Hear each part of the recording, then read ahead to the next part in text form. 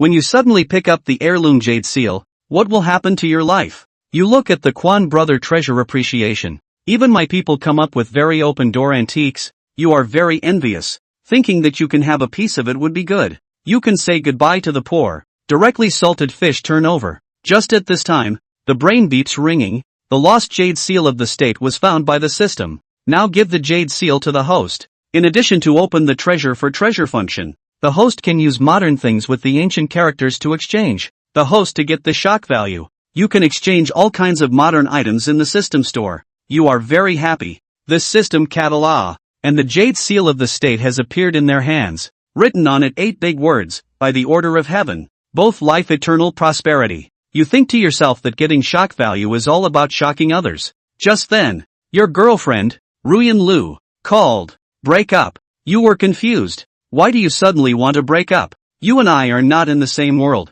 Follow you to be poor for the rest of your life. That's it. No more. The phone hangs up. You face ugly. Soon the company colleague sent a photo. I saw my girlfriend on the company boss's BMW. You instantly understand. Before the words will be angry and powerless. But now it is different. You sent a message to Lu Ruyan. You and I really are not a world of people. You will regret it. Oh, I will regret. Don't tease. Leaving you was the best choice I made. Pull the plug. Don't look for me again.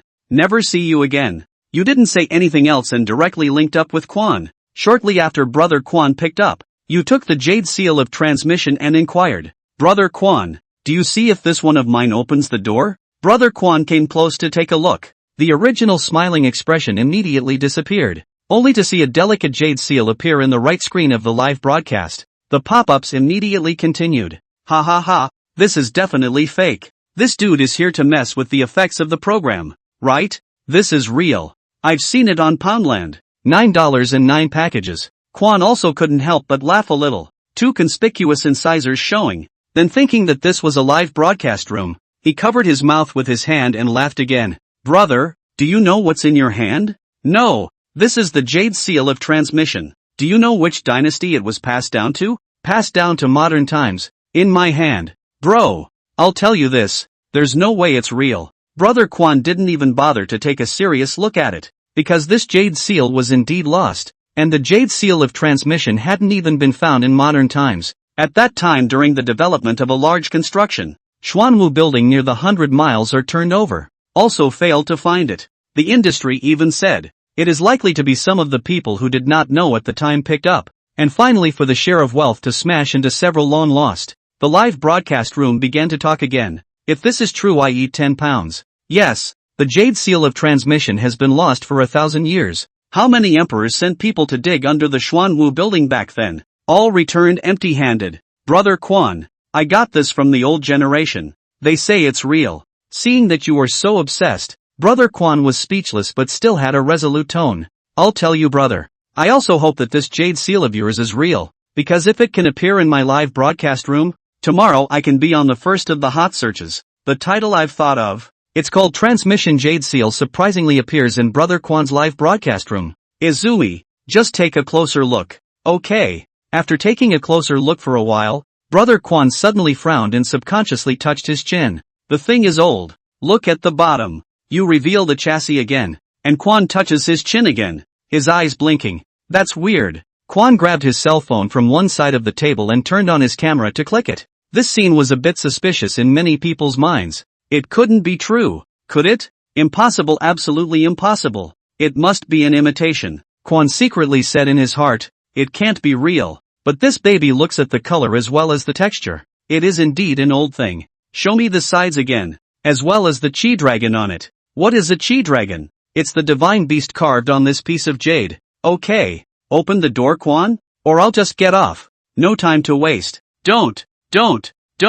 You've got me a bit stumped with this stuff. The ringtone of Brother Kwan's cell phone in the live broadcast room suddenly rang, and many people's attention was on this jade seal and didn't notice. Brother Kwan glanced at the message on his cell phone. His face suddenly changed before turning normal. Brother, the thing is fake. It's not much use. I know it's fake when I hit my eyes. If it's really the jade seal of the passing state, how could it appear in this live broadcast? It must have gone to the museum. A message popped up on the screen of the cell phone. Brother Kwan treasure appraisal has followed you. You inquire in the live stream. Quan, why are you following me? This question. All the people in the live broadcasting room are playing the question mark. You see your background number of visitors at once reached 999 plus. Attention to the number of people at once came to 3,000. Listen to the spring really concerned about him. This kid has always been no real not back off. And this time it is a sneaky attention. It's hard to believe that the seal of transmission is really going to reappear on Earth. Brother Quan smiled awkwardly. Slip of the hand. Slip of the hand. We'll go back to deal with it later when I get off the air. You sighed. Since it's fake, I'll throw it into the sea for him later. Don't ever, brother. Although the treasure is fake, but after all, it's something left behind by our ancestors. It should be properly collected, shouldn't it? But it is fake. If it is circulated to the market, it may be able to harm people. Good. Brother, you throw it, you will wait for the brocade guards to your home to arrest you. This life or living with the housemates to go. Listen to Quan's face visibly see red warmth on the air. What does Izumi mean by this? I'm going. It's true. It's hard to believe that it's a real jade seal, so it's not a slip of the hand concern to listen to the spring just now. If it's true, why don't you just pass it on? What kind of live room is this? The front page came in. Due to the effect of the live broadcast just now, Listening Spring's live room directly came to 700,000 online viewers. Listening to the spring, I felt like laughing when I saw the pass it on pop up. Give him 10 guts and he wouldn't dare to say that he wants to pass on this jade seal. Even now he dared not utter a direct judgment of truth or falsehood. It's the fear of a well-intentioned bandwagon that kills. So this, Rensu asked deliberately. I can only say one thing for sure right now. The stuff is old. Indeed it is a jade from the Warring States period. As to whether it is real or not, naturally tomorrow there will be an expert teacher to go and appraise it. So you just stay at home honestly. That's when someone else noticed something was wrong. Why can't this person be followed? Me too. The interface shows, this user is locked. I remember being able to follow just now, and then there was someone to cop. Once a jitterbug account is locked, it cannot receive private messages from anyone. This now forced more people to believe that what Thicket was holding in his hand was most likely real. Rensu's jitterbug number had come to 10,000 followers by now, and he paid attention to the explanation on the pop-up screen. Sure enough, all the private messages in the background were cleaned up. Just now, someone sent him a private message willing to offer $500,000 for the jade seal in his hand. That message is gone too. Brother, since things have turned out like this, tell me honestly if what's in your hand is groped. It wasn't just him, but even the entire broadcast room thought so. How could it be? Rensu's tone was calm. It was traded for a legitimate deal and that sweet, charming old granddaddy, childhood and old age. If it was touched, how could the jade seal be so well preserved? It doesn't even have an earthy color on it. Something that has been sitting in a tomb for nearly 1,000 years will have metal stained on it at one time or another. This is part of the physical diffusion of molecules. This piece in Rensu's hand is crystal clear. You can only see traces of age on it, but you can't find any other traces. It's as if millennia have been given a beating and a platter. Even with expert appraisal, this piece of jade was passed down from my family. Well, I hope so. I also hope it comes from the right place. Hearing Springs exclaimed, but I think you should understand the meaning of the idiom of harboring a secret, and you know in your heart what to do. Rensu was about to say something else when the doorbell rang behind him. Immediately below the house came the sound of sirens. Open the door, police, and then instantly kicked off the connecting live stream. The number of people online in the live broadcast room directly rushed to 1 million, and all of them came in to see the jade seal of passage through their friends forwarding. This dramatic scene made the live broadcast room directly explode. Awesome. This is really witnessing history? This dude is so powerful? If it's true, this is the meanest I've ever seen. When the transmission jade seal comes out, the archaeological world is probably going to turn upside down. If this goes to auction, it'll probably make a small fortune, right? At Virtuous, 100 would be bought. This is something that cannot be measured in terms of money, and whoever dares to put it up for auction is breaking the law of the land. Upstairs is right. Unless it goes to a foreign auction. The auction in Hong Kong City wouldn't dare to take it. 30 seconds after Rensu was kicked off the air. Listen to the interface of the Quan live stream. This user is off the air. The live feed was blocked. Chapter 3. This is the real jade seal of transmission. Name. Thick as a bone. It's your name, not a jitterbug ID. Rensu. Origin. Wongbutton. Yangzhou County. Handong Province. Where did the jade seal come from during the live streaming connection just now? The police uncle stared at Rensu with a stern look in his eyes. Saying no to lying, he could naturally see it on the 18-year-old's face, passed down from the ancestors. It's not for you to define whether it's inherited or not. Where's the stuff? Bring it out and I'll take a look. The cop reached for it. Rensu simply ignored the police officer's request as if he hadn't heard it. Click. The interrogation room spotlight hit Rensu's face, shining so brightly that he couldn't even open his eyes. You left it at home. You wouldn't find it even if you dug up my house. Rensu didn't have to worry about the jade seal being found at all, as it was lying quietly in the system's item bar. The Inquisitor shook his head at the overhead monitor. Can you let me go now? Rensu asked. 24 hours from now. The Inquisitor looked at his watch. 23 hours to go.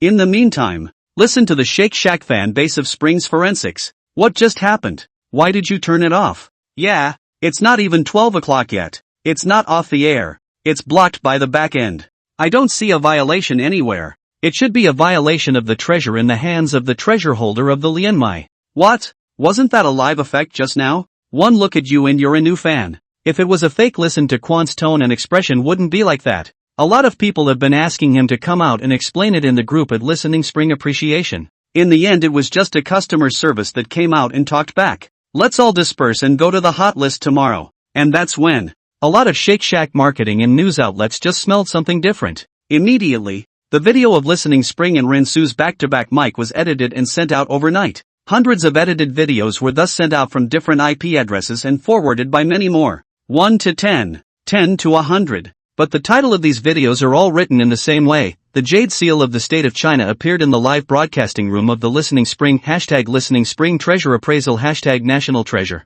It shot up the Hot 100 list an hour later. In another place, a quadrangle in the second ring road of the capital. Grandpa, Grandma's calling you to bed. A little girl with a pacifier in her mouth yelled. Don't be in a hurry, little boy. When Grandpa finishes his business he'll go to bed, okay? The old man responded lovingly. Yes. The little girl bumbled back inside. At this time, the old man was holding a magnifying glass and scrutinizing the photos on his cell phone. The photo was a photo of the heirloom jade seal sent to him by Hearing Spring. The color of this one is right too. The old man whispered to himself. The color of the bottom is also right. The divine beasts are carved with great precision as well. It was a pity that the jade seal was not with him. Otherwise he would have been able to recognize the authenticity by more details. Even if it is fake, the person who made this jade seal is at the very least a craftsman employed by the royal family. The old man pondered in his heart. Although the fake jade seal has no more political significance, but the collection value is still not low.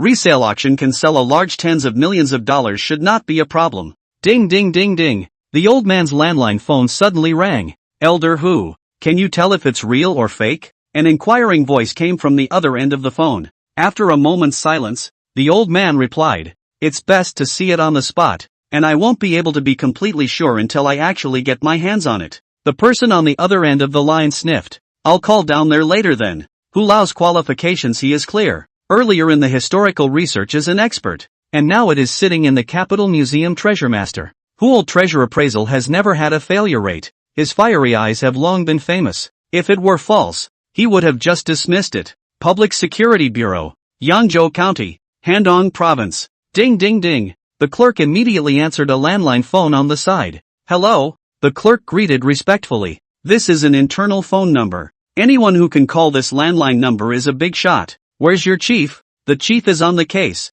This is Director Chi of the Handong Provincial Public Security Department. Tell him to put me on the phone. Okay, it's being transferred. The clerk was horrified to hear it was the director's call. Rush to make a transfer call. Director Chi, may I ask what's the matter? The director's side immediately responded. Have the suspects in the heirloom jade seal theft been apprehended? The director's face changed when he heard Director Chi's words. You said the suspect is unknown, but we found the bearer of the jade seal, the director said without moving. As soon as Director Chi heard this, his wording became a bit harsher. What inheritors? The feudal empire was overthrown long ago. All things belong to the people. And now that a heirloom national treasure has appeared in someone's hands, what is this but theft? Wang Xiang, you have not progressed over the years. Have you not reflected on yourself? In the end, there is no party in people's words in the heart. This matter is not only the secretary of the provincial party committee, and even the central government has noticed. Do a good job is a political achievement.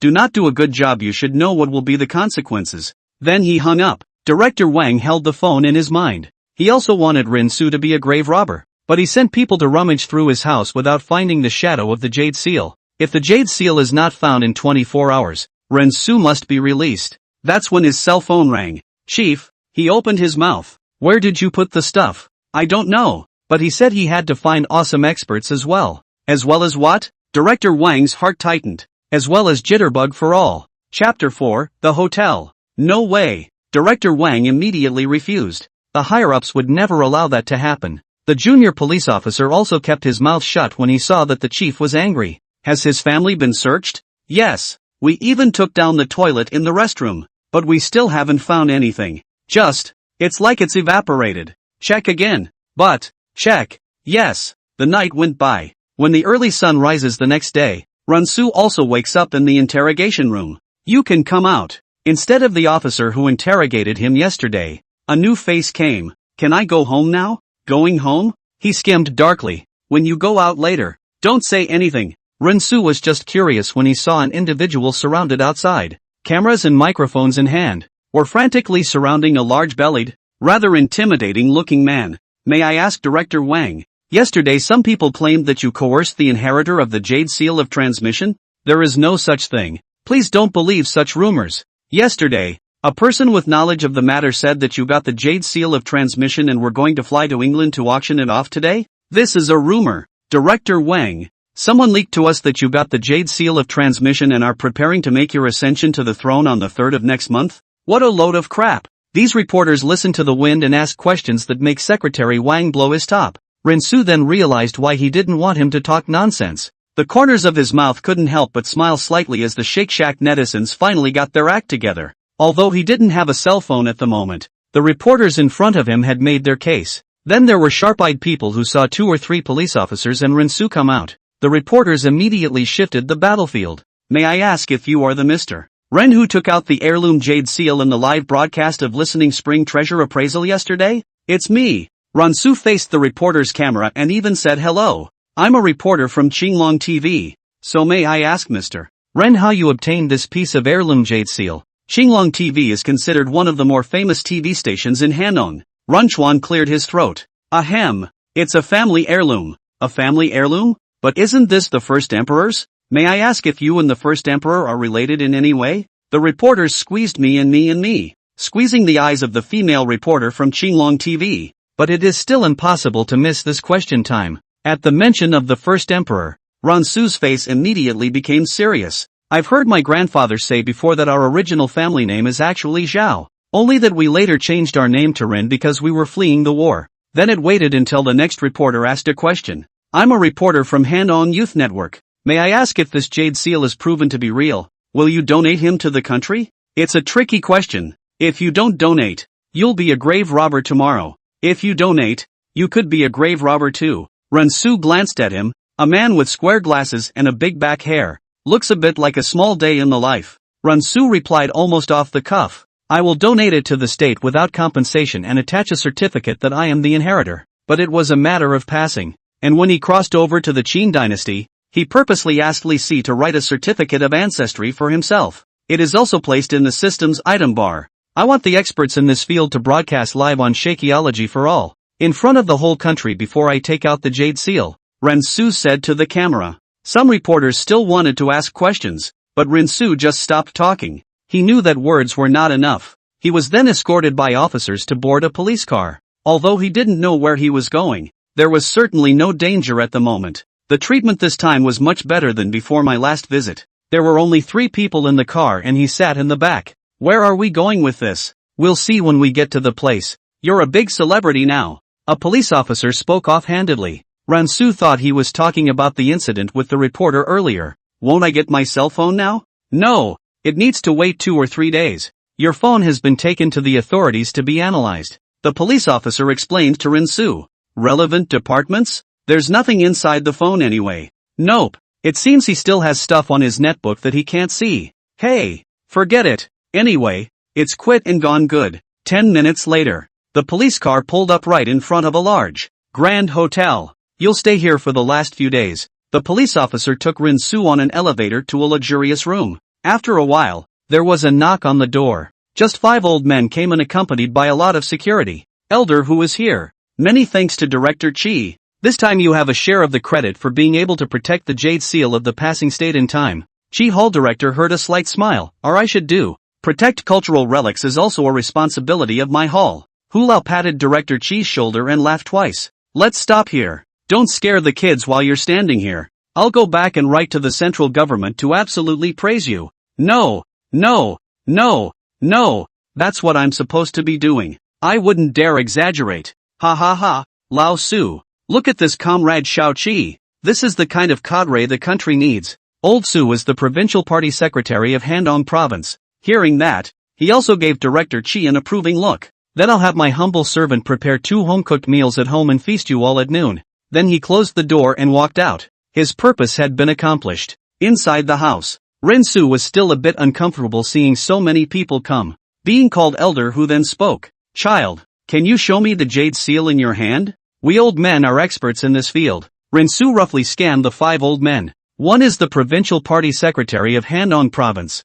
which Ren Su had previously swiped on Jitterbug. The others were all different in temperament, but mostly they were pedants. Only the old man who spoke had some of the air of a superior person in him, even more so than Secretary Su. Should have been a high official of some kind. Thinking of this, he still didn't take out the jade seal. I have to wait until the live program comes on before I take the seal out, Ren Su said emboldened. Once you hand over the jade seal now won't you be in a passive position? When the time comes to buckle yourself with a grave robber jumping into the Yellow River cannot be washed away. Secretary Su's English eyebrows were raised and his eyes were solemn. Young man, these are experts from the center. Don't get me wrong. Besides, if you come up with a fake one, then won't the whole world see my Handong province making a joke? Fidelity, Ren Su said indifferently. It wasn't intimidated by Secretary Su's official authority. You're just as official as you are. Can you do it with 1,000,000 dead bodies and a lot of blood? You're just as official as you are. Beat the royal ways? The royal authority of that old ancestor was killed, and Ren Su was able to drink wine with him for a long time without changing his face. This grind has been enough for him to face the current situation. Secretary Su was choked by Ren Su's words, feeling a little embarrassed about losing face. So he added, then take out your inheritor's proof first. In fact, Secretary Su does not believe that there is proof of inheritance. History books have been written clearly. The descendants of the first emperor have been killed cleanly. Ren Su's interview in the morning he has also seen. He didn't believe it anyway. Worthy of being an old man who can get into this position. Ren Su lamented inwardly. Let's just say that none of them are saving grace. Once he couldn't produce proof that he was an inheritor, then he would be admitting to being a burglar. It's a phallic scheme, but Ren Su also really has a ladder over the wall. He then took out a string of bamboo slips from his system and placed them on top of the table. Hu Lao had been keeping his mouth shut, but at this time, he couldn't help but look toward the bamboo slips. He ran his hand gently over it and knew that he feared it was really 2,000 years old. I don't know how it was preserved so intact. After giving Ren Su a slightly deep look, he nodded towards an old white-bearded man. The white-bearded old man stepped forward and put on gloves of special material. He didn't dare to get too close, so he used a video camera to capture the lettering on the bamboo slips. About 20 minutes later, where are you domiciled? He asked, looking to Ren Su. Handong Province, Yangzhou County, Wangbaton West 17. The white-bearded old man nodded to indicate that it was all correct. Elder who turned his head and said to Secretary Su at this time, Xiao Su, invite the program team in. Chapter 5, live streaming treasure appraisal begins. The time had come to 10 o'clock the next day. After yesterday night's fermentation time, listen to the spring treasure appraisal live room shocked the state seal of jade came to the first hot search. What a shame I didn't watch the live stream yesterday. In the end, that person was taken away by the police, right? Public security is involved in this matter. Who's that guy? Just now I saw a report on Xinglong TV saying that his family name is Zhou. It's likely that he's a descendant of Emperor Qin Shi Huang. What's wrong with Zhao? Isn't the first emperor of Qin called Ing Zhen? Immediately afterward many people were at NCA in the comment section. At 11 o'clock, outside opinion was too boisterous. The Department of Cultural Heritage has issued a notice that the Bureau will conduct a treasure appraisal by means of a live broadcast at 8 p.m. This one went straight to number 2 on the list. It was only at this point that Hearing Springs came out of his daze, and he too was taken away by the police. It took until 10:30 to be proven that the incident had nothing to do with him and was not a deliberate hype. Quan, are you okay? The secretary asked. It's fine. What is it now? Hearing Springs took a sip of cool white water. See for yourself. The secretary held out the hot search on the tablet to him. Asterisk asterisk asterisk asterisk. This is pushing me into the limelight. This brat is purposely bringing up the tempo, isn't he? Listening Spring was instantly furious. His heart went cold. Once in the wind and waves in the use of people with the intention of their own treasure appreciation career will mean the end. Because until now, he didn't believe that the heirloom jade seal would appear in his live broadcast. The secretary hastened to signal him to be at ease. You click on the second hot search and see. Hearing Springs didn't understand what the secretary meant, but did as he was told anyway. This, then rubbed his eyes uncertainly. An official statement has been issued? That means that yesterday's stinking treasure in the good brother's hand was real? The secretary was also a bit excited at this point. Congratulating, he said. Congratulations, Brother Quan. You're definitely going to be rewarded by your boss this time. Hearing Springs couldn't help but dryly laugh at his words. What a great brother. 7:30 p.m. Is the photographer in position? Okay. Where's the lighting guy? Yes. Where's the backstage crew? No problem. The chief director rubbed his hands together a little nervously. There's no rehearsal this time, so everyone has to do their jobs and switch immediately if anything unexpected happens. Roger that. The entire staff replied.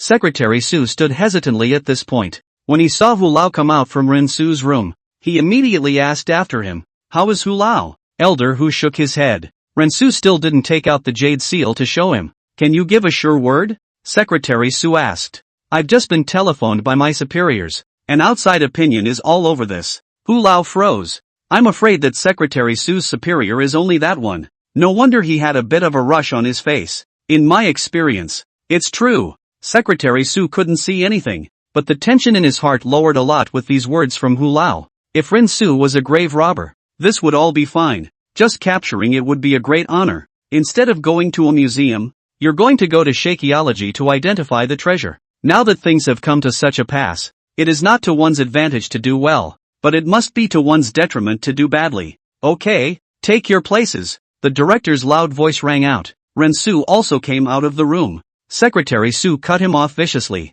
He smiled and went into the room where the broadcast was taking place with Hu Lao. Remember that you must learn to be a mute inside the live room. The director instructed Rin Su, saying. The latter nodded. Ding ding ding. The live feed began a 3-second countdown. Immediately afterward the lights were all turned on. A famous hostess appeared in front of the camera. Hello everyone. This is Jitterbug National Treasure Live. I'm the host, Dong Xiaomoth. 13 million poured in as soon as the live broadcast started, and the back-end servers were lagging a bit. Has it finally started? I'm so excited. I'll be able to see the Jade Seal. It's really anticipated that the treasure of the highest value left behind by the old ancestors will finally be revealed. I didn't believe it yesterday, and then today I saw that the Bureau of Cultural Heritage had issued a circular. I'm sure many of the viewers on the air right now are looking forward to witnessing this live broadcast as much as I am. Then let's get started. After the host finished, an old man appeared. He sat on the edge and the camera moved to point at him.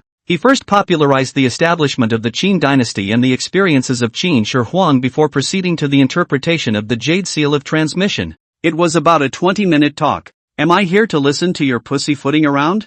Get the hell out of here. I don't want to hear. I don't want to hear. I don't want to hear any of this. Where's the baby? Hurry up and present it. Yeah. How come every time we see a great show we have to have these bull asterisk programs that can't be put on at the end? I thought the opening was a big one, but I didn't realize it was a big one. The pop-up viewer's mind is starting to get bored. The backstage pressure is starting to mount as well, because there is no rehearsal. Everything needs to be left enough time. The host keeps an eye on his little headset and the director gives the command at this point. Game 2 begins. Dong Xiaomoth received it and immediately said, now we have our national-level treasure appraisal masters on stage. Then the camera pans to the side. The first to appear is the master of literary writings appraisal, Mr. Zhang Baoyu. A 60-ish man with thinning hair and a Mediterranean haircut appears on camera. He has a smile on his face and nods gently to the camera. A belly full of poems is a gift. What a handsome master. I'm going.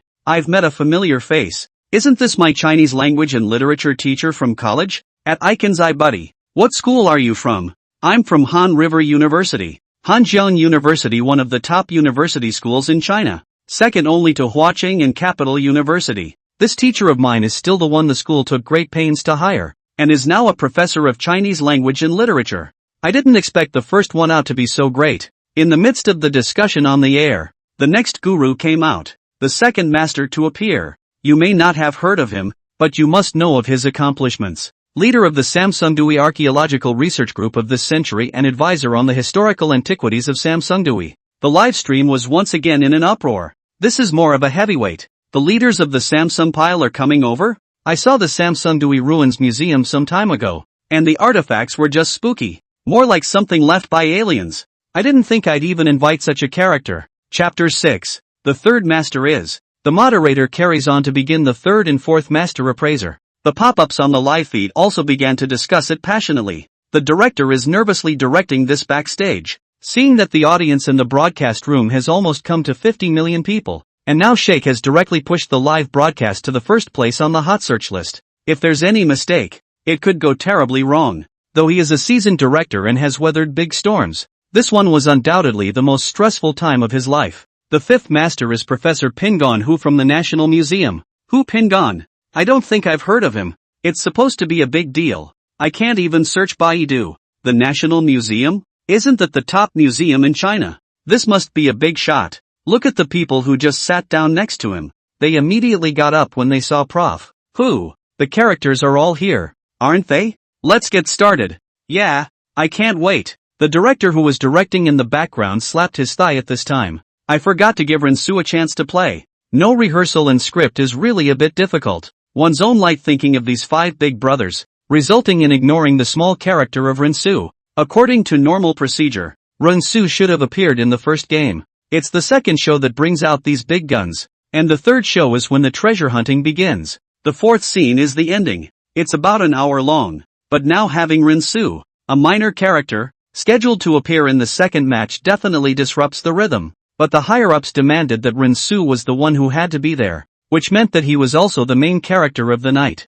Whatever, one can only pray that these five bigots have big hearts. Then he gave the host the order, temporarily add a scene and arrange for the inheritor, Rinsu, to enter the stage. The host nodded without moving. And now we have our heir to the Jade Seal of Passage, Rinsu. Rinsu was curious as to why he was the last one to call himself up though. Still, he straightened his suit and stepped forward calmly. So he's called Rinsu. I've got a tart just. Isn't this my classmate? At Zaisa. What school are you from? Yangzhou 3rd High School. Before inexplicably disappearing for a year during his sophomore year and dropping out when he came back for his senior year. And he's an orphan. The live broadcast even have Rinsu's home address sent out, directly to the online account. But this information instead made Rinsu even more mysterious. Missing for a year plus dropping out of school plus orphaned. This buff is stacked. This dude isn't some kind of traveler, is he? It's really quite similar when analyzed like this. Does the inheritor mean he's the descendant of Emperor Qin Shi Huang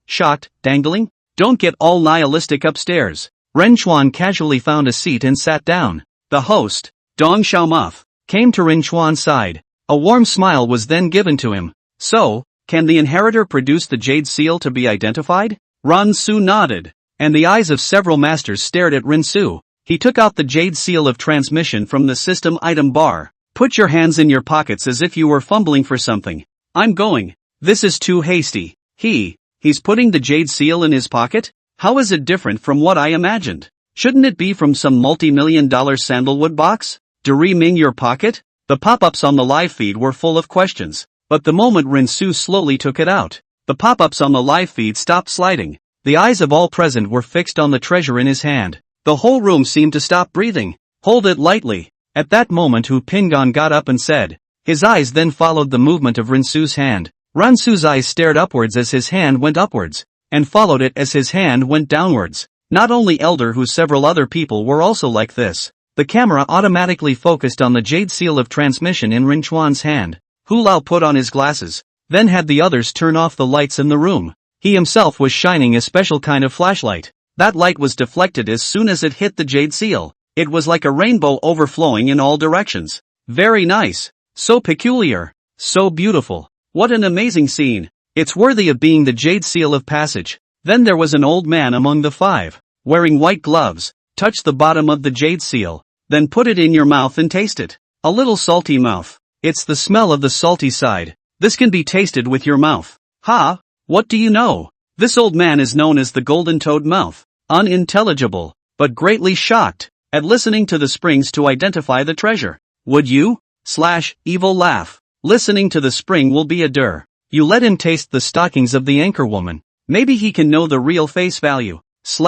Grinning. This person is known in the industry as the golden toad mouth, and can tell where a treasure is by tasting the flavor on the unearthed treasure. Once the appraisal is right, the treasure is real, the value can skyrocket 100-fold, which is why it's called the golden toad mouth. It's actually scientifically called pH, except he can do it more accurately than a machine. It's even straightforward to tell which place it is, specific to that county, after the identification of the golden toad mouth. One of them, a master with white hair, then came to the Jade Seal. He likewise wore a glove, and then the light shone on top of the chi-dragon of the Jade Seal, his eyes staring at the divine beast with extreme seriousness. From the eyes, the body, the legs of the beast all the way to the tail. Suddenly he seemed to realize something. Immediately, he pulled out a magnifying glass and then moved another pocket machine. After about half an hour, he sighed. The crowd's hearts tightened. One possibility occurred to them at the same time. The one who could create such a fake Jade Seal might be one of the top craftsmen of the later dynasty. The later the craftsman's workmanship is perfected, maybe a minister of the emperor's side, wanting to usurp power in order to fake pass the imperial decree to create such a fake Jade Seal may also be possible. Rensu couldn't help but start to get nervous in his heart when he saw this. He knew that the few old men in front of him were probably the top treasure appreciation experts of this era. If they all say it's fake, then what can they do even if what they have in their hands is real? The heirloom Jade Seal is not like other treasures that come to one person. Quite the contrary. Because of the divine authority of the imperial power that comes with the Jade Seal, it represents orthodoxy, enough to drive all future generations of emperors crazy. That's why it has to be identified with care in every detail. The eyes of several people in the room were fixed on the old man in the Mediterranean Sea, and the atmosphere was surprisingly eerie for a moment. Only a few words came out slowly from him. Grand, grand, grand, grand, grand, grand, grand. The meaning of this sentence is talking about the judgment of the shape of this jade.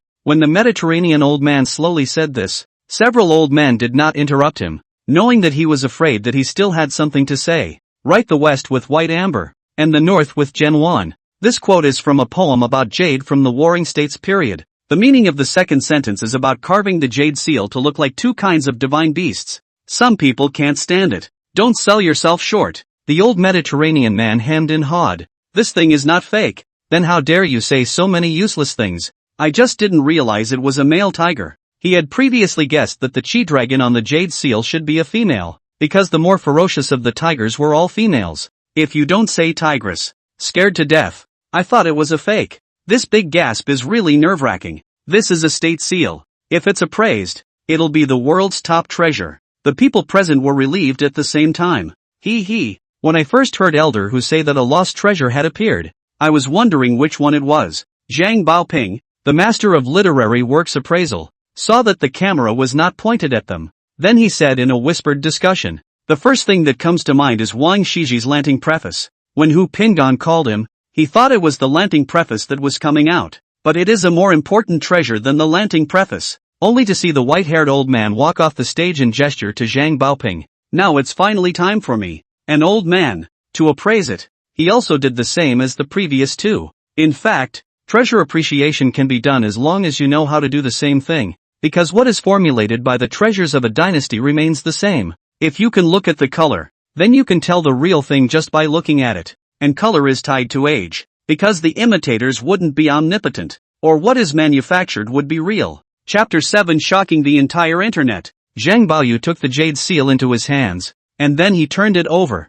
revealing the words underneath. The camera on the live feed panned over at once as well. By the mandate of heaven, both live forever. The 8 big characters are stained with red vermilion. Due to the time, the vermilion can no longer be in the stamp. He secretly nodded. The style of the text was in the seal script that was common during the Warring States period, indicating that there was nothing wrong with it. Though these 8 words are cumbersome, I can read them. Just from these few words, I can feel the majesty of the Son of Heaven coming from my old ancestor. What a bossy word. Inside an office somewhere in the center of Hangzhou. Quan, do you think this is going to be an ultimate reversal? The secretary joked, listening to Quan's eyes staring at the Shake Shack livestream, not moving like a dummy. The secretary grunted when she saw Hearing Spring ignoring her. Hearing Springs responded, "What's wrong? What did you just say?" The secretary's mouth dropped and she snapped, "Just stare at the baby." Then Hearing Springs kept staring at the secretary. The pretty secretary flinched slightly, which renewed her smile.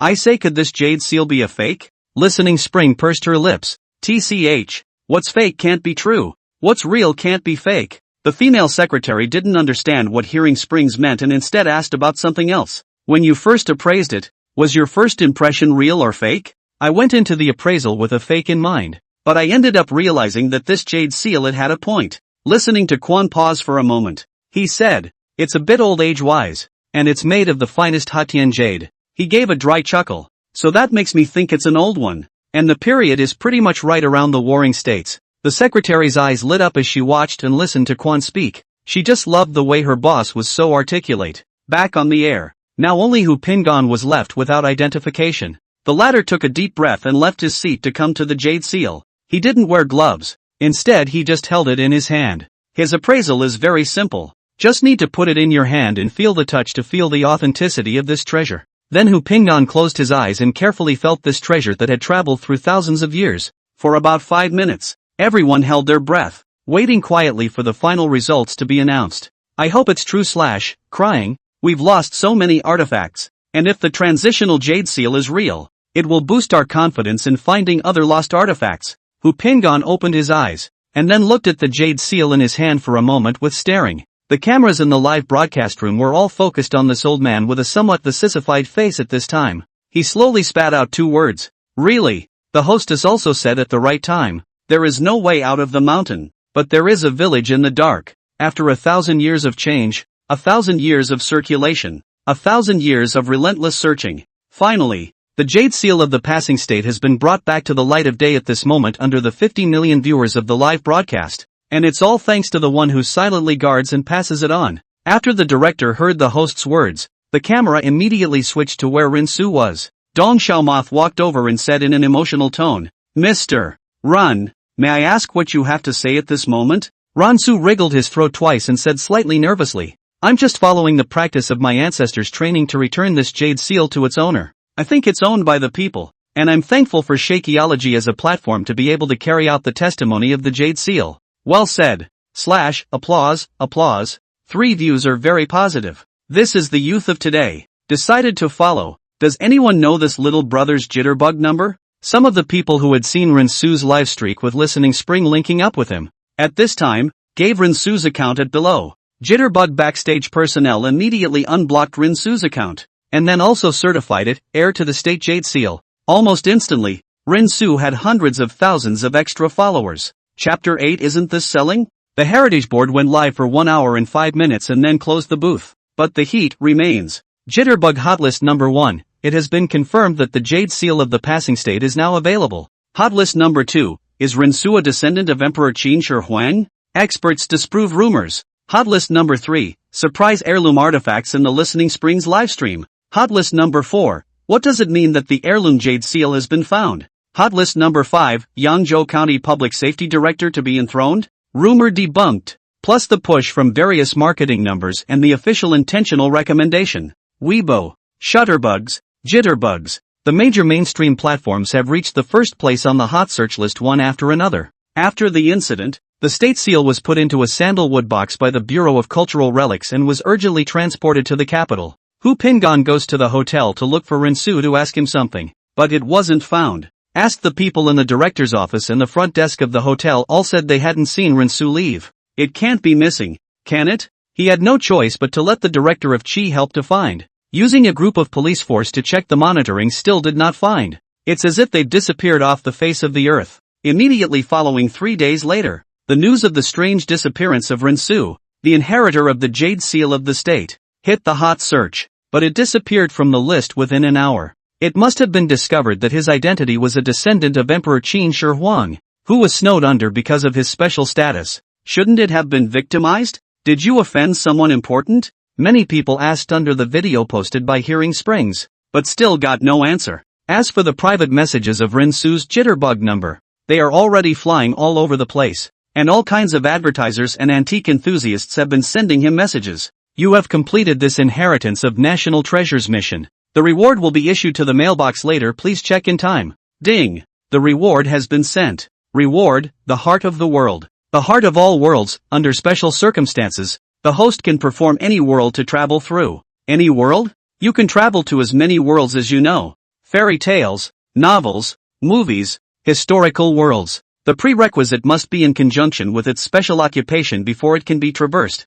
So can I go back to my past? Rensu's mother became seriously ill when he was 9 years old and died because she had no money for treatment. It had always been on his mind. Yes, you need to travel through the above-mentioned worlds and complete the corresponding quests before you can go back. Rensu couldn't help but get happy after hearing the accuracy of the system. This Rensu comment, your satisfaction with the completion of this mission is 83%. You and the ancients exchanged a large amount of goods, and the act of gratuitous donation of the Jade Seal has accumulated 250 million appreciation values for you. Hiss! He sucked in a mouthful of cold air. 250 million people are appreciating this donation of mine?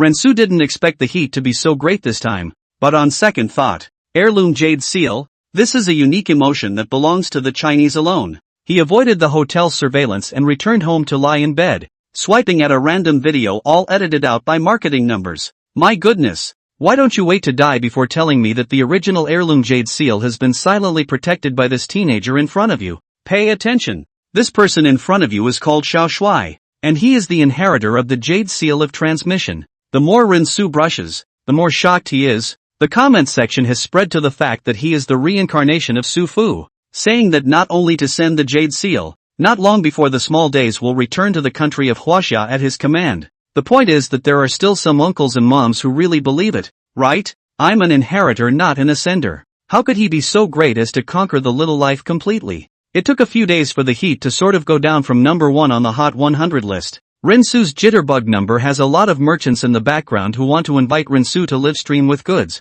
or take ads to make money. To put it bluntly, even if it's a pig, he'll be able to take advantage of this wave of heat and soar. However, there is no desire to spend money in the name of the heirloom. While he was thinking alone, his system backend suddenly received a message, sent to him by the first emperor. Ying Zhang, is this the oil you're talking about? He then received a photo of none other than a couple of soldiers in Qin dynasty uniforms carrying a couple of bars of black gasoline. Rensu also teaches them the skills to use the tractor and harvester when they trade them for the Jade Seal of transmission. At that time, he gave Ying Zheng another cell phone produced by the system and spent a few days to teach him all the functions, prevent them from being able to ask themselves if they have any difficulties with their machines. Found it so quickly. Rensu was a bit surprised. Himself at that time just said that there was a lot of oil on the Blackwater side of the northeast, and in his impression the Daqing oil field was there. He then replied on the system panel. Rensu, yes, pour it into the gas tank of the tractor and it will start. Ying Zhang, this is really good. Renwook, if your majesty likes it. A few weeks passed, and Rensu received a new quest from the system today. Quest, you can make a barter trade to the ancient emperor, and the things you choose for this trade are of your own choosing. At the same time, the limit of the items you choose to trade is 2W Chinese coins. Note, you will need to pay back your capital at a ratio of 1 to 5,000 for this trade. 1:5,000? 20,000 times 5,000. Rensu counted on his fingers. His eyes suddenly widened, filled with shock. That means what I exchange with the emperor has to be worth $100 million to be allowed. Ren out if you convert this 100 million to weight. Crush. If Rensu was allowed to work day and night, it would take at least 500 years to earn $100 million.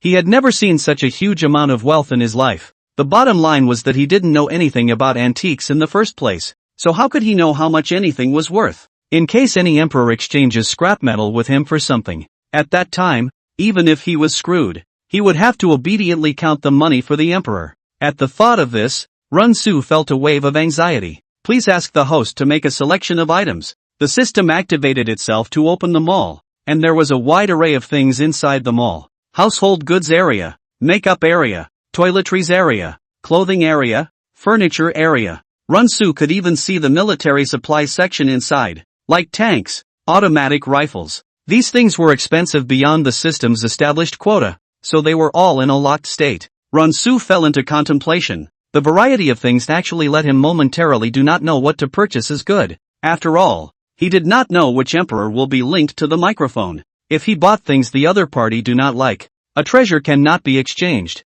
It would be tricky. If you know in advance who is the emperor of the transaction, you can through the baidu to cast their favor. He had no choice but to pick up his cell phone and do some baidu. Looking at the various posts on the internet discussing a certain emperor, he scrutinized them one by one. Suddenly, in the comments section of a post, "Why is the emperor mediocre?" he saw a divine comment: "The emperor is also a human being." Besides, the entertainment facilities in the ancient times were very few. He did not indulge in lust for his own enjoyment. Why? These words made Rinsu's heart flutter. Yes, the emperor is a human being. Since we are human beings, then surely we must have our own lives. Air conditioning is always needed, right? Rinsu thought with his cheeks resting on his head. Buy two. Buy one for the TV. The refrigerator for sure too. Toothbrushes, toothpaste, soap for the bath, shampoo, iced tea, Coke and Sprite. Take it all with you. Rinsu made a large number of purchases in the living goods area, the food and drink area as well as the furniture area,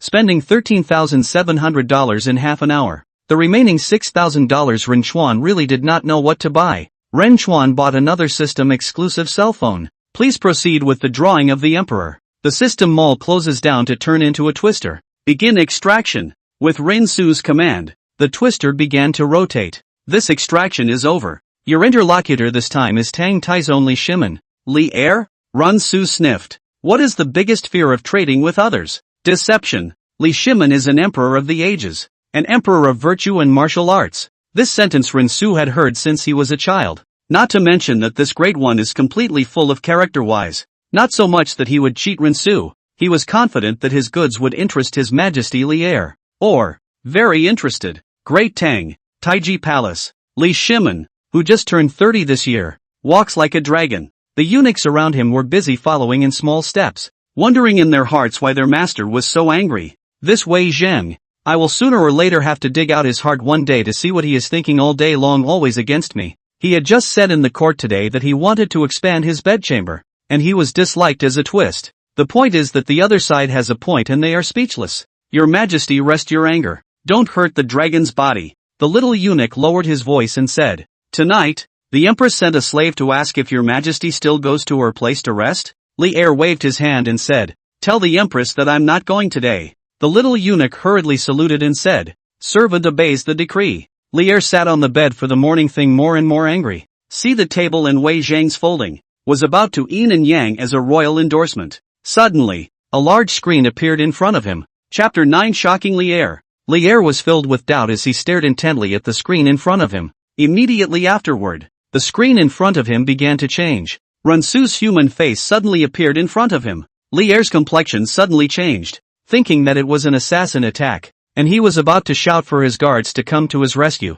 Honorable, wise and majestic Emperor of the Great Tang, and His Majesty, the King of Kings, Tian Qihan. Li Er froze at his words and stopped his move to call out to the guards. In his mind, he thought that this person was probably not an assassin, so he looked at Rinsu with interest. There was no hair tied back and no beard, and he was slightly handsome. Who are you and why are you hiding in my chambers? Then Rinsu explains to Li Er why he's here. Isn't this the legendary immortal technique? Li Er secretly pondered, but looking at Rinsu's appearance, it was a bit different from the legendary immortals. Didn't get what the communication technology meant though. HD calls. If a minister had said such a thing in the past, he would have had to punish the other party for the crime of deceiving the king by banishing him for 3,000 miles. Now that it does appear in front of you, it's impossible not to believe it. And what is it that you have come to see me about? Your Majesty, I have come today to exchange a few things with you. I am rich in all things. Where do I need to exchange with you?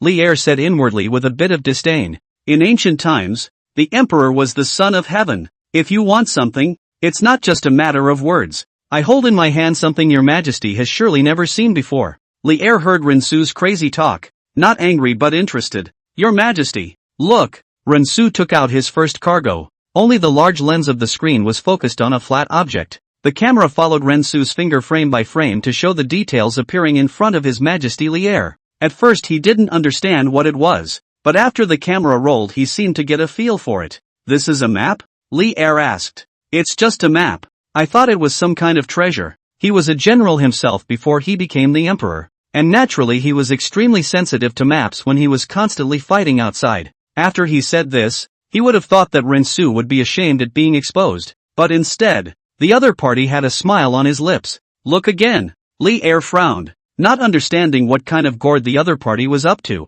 but still patiently looked over. At this point, the camera angle on Rensu's side changed again, came to the god's view and modeled the mountains, terrain and cities down to size. Li'er suddenly felt like a giant looking down on all the landforms in all of Chang'an City. This is truly divine. The camera gently skimmed over Chang'an just now. The streets, the walls, the terrain at a glance all correct. And it even switches places. Here, this is Taiyuan City and this is Jianmen Pass. The map again the Jianmen terrain lofty Tsuiwei appeared. Although Li'er has not been to the Jianmen, but had a courtier painted a picture of the topography of the Jianmen. And the map in the hands of Rensu is not comparable at all. How many places can this view? Li'er asked excitedly. The entire Asian plate can be switched. Where is Asia? With Datang as the center, all the small countries around it are considered Asia. Goguryeo and Siam count? Goguryeo is Korea and Siam is Thailand. Yes, show me the topography of Goguryeo. Rensu switched the map to Goguryeo, the mountain and river terrain, and the buildings in the city were all visible. It even says that even the nearest route into their royal city is marked for you. Look, Your Majesty, this is the royal capital of Goguryeo. What does this red and green line mean? The red line is the far route, and the green line is the fastest route to the destination, Rensu patiently explained. He then randomly clicked on another location in Goguryeo, and the red and green routes changed again. Li'er's pupils shrunk, his heart shocked beyond words. He pinched his palm and realized that it hurt a little, and that this wasn't a dream. What does Your Majesty think of this object? Rensu asked. Good.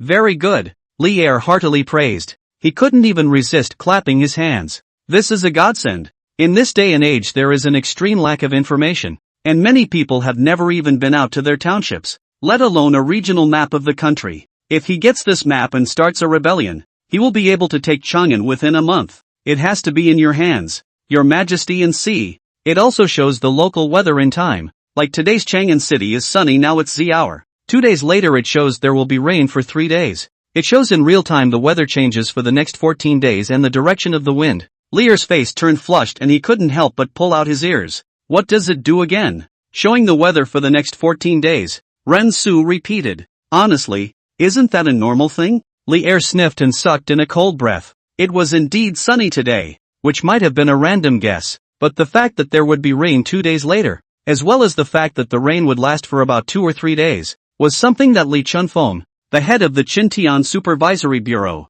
had reported on in a letter only a short while before. Li Chunfeng's ability does not need to be doubted, and would not have written a report if he was not sure. That means this thing can not only observe the terrain but also measure the sky. Keeping track of the weather and wind direction, isn't that just like being a god in the sky? Li'erxia could no longer hide the excitement on his face and asked with ragged breathing. What is the value of this object? I am willing to buy it with 10,000 taels of gold. Why did the former Sui dynasty go to failure? When Emperor Yang conquered Goguryeo, he hastened to go deeper and deeper without fully investigating the local climate and terrain. If he had been able to possess such a precious weapon in the first place, it would not have been his turn to be the emperor surnamed Li. And now, he had a problem. It just so happened that he needed the map in Rensu's hands. That is, he got his becoming emperor by a coup d'etat, and there's no denying that. Although he has more whites on the surface, there must be little black crickets behind his back that he's not getting the right position. Ever concerned about his reputation,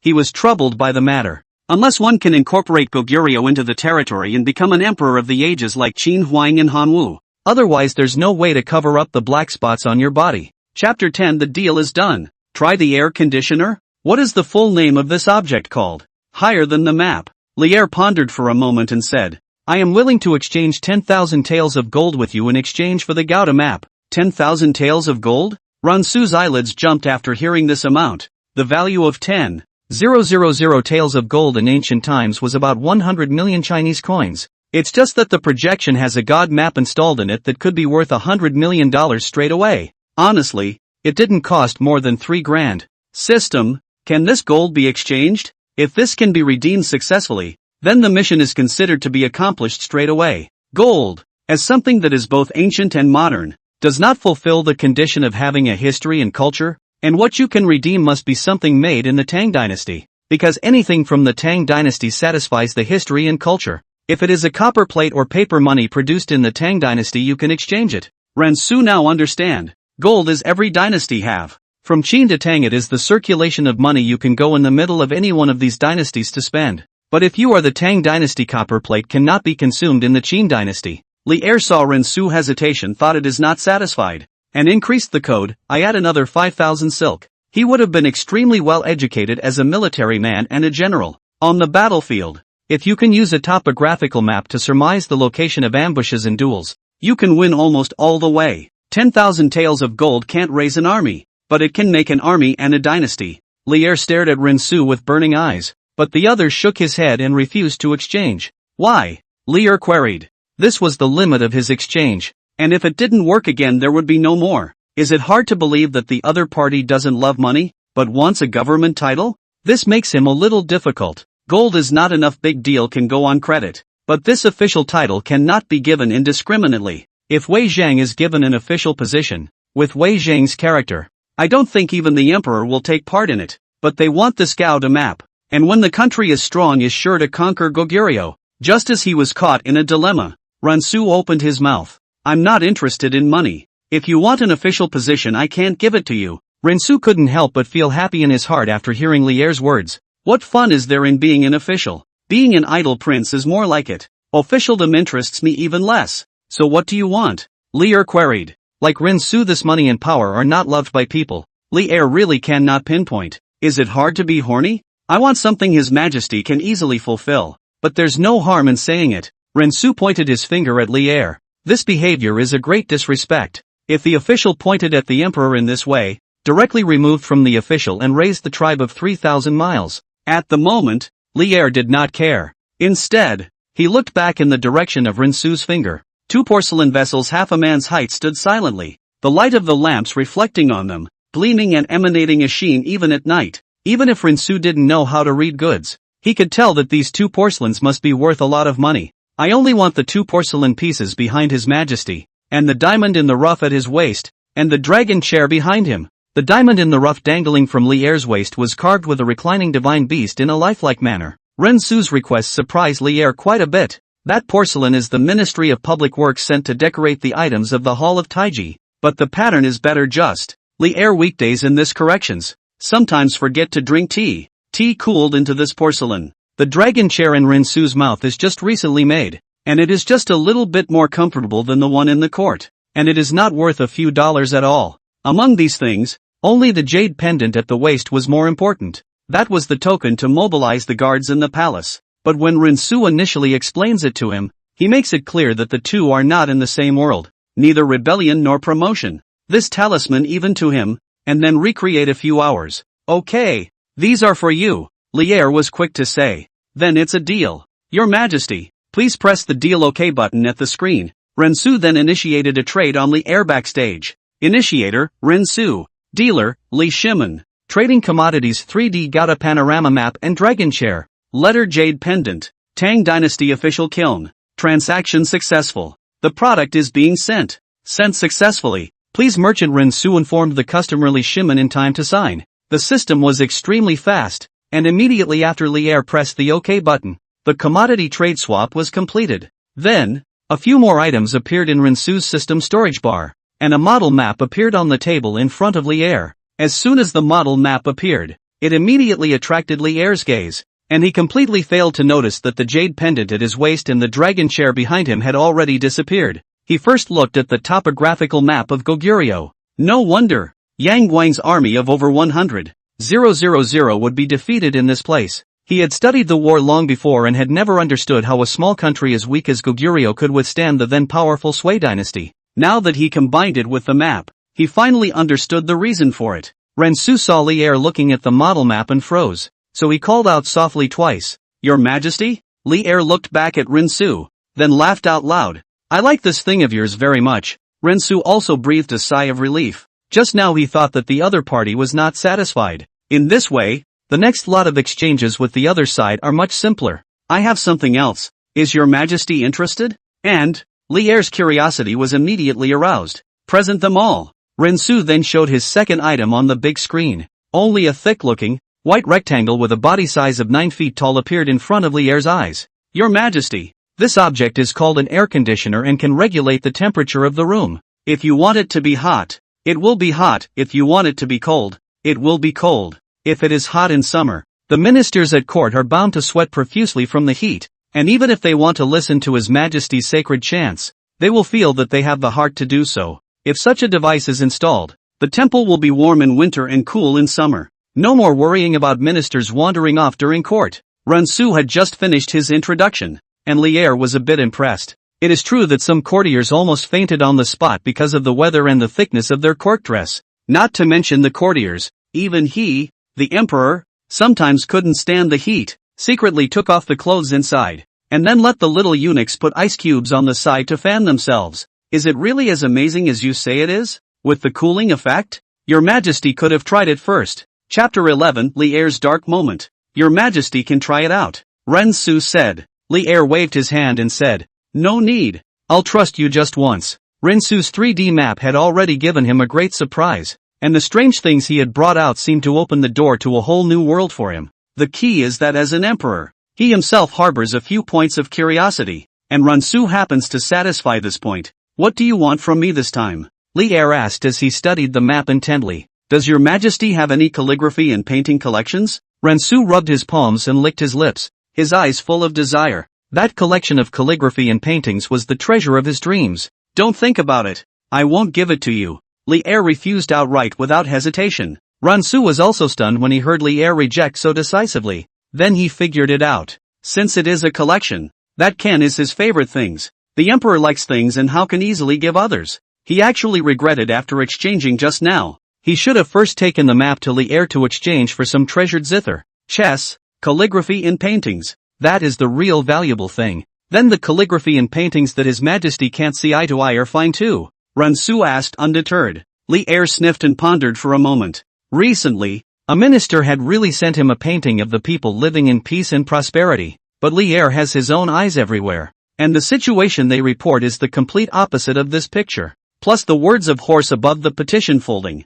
let him become more and more angry. The reason why the painting was not thrown away was to wait for the next court meeting to take it out and make a good example of it. But since it could be of some value now, I'll give it a redemption and save myself the heartache of looking at it for the last few days. Only this one painting is unreadable. Lier took out a scroll painting from a drawer. Although Lier didn't like this exchange, but how could something that could reach the emperor's hands be a mundane item? Even if it's Lier's urinal, Rensu will have to change it. Your Majesty, just press the button on the screen as you did just now. Rensu then sent out an exchange reminder from the system panel. Initiator, Rensu. Dealer, Li Shimen. Trading commodities, Tang Dynasty scrolls. Transaction successful. The product is being sent. Sent successfully. Please tell customer Li Shimen to receive it in time. With the first experience, Lier clicked the OK button above. The text displayed on the system screen is directly translated into the Chinese characters used during the Tang Dynasty. The items redeemed are also, so don't worry about Lier not being able to read them.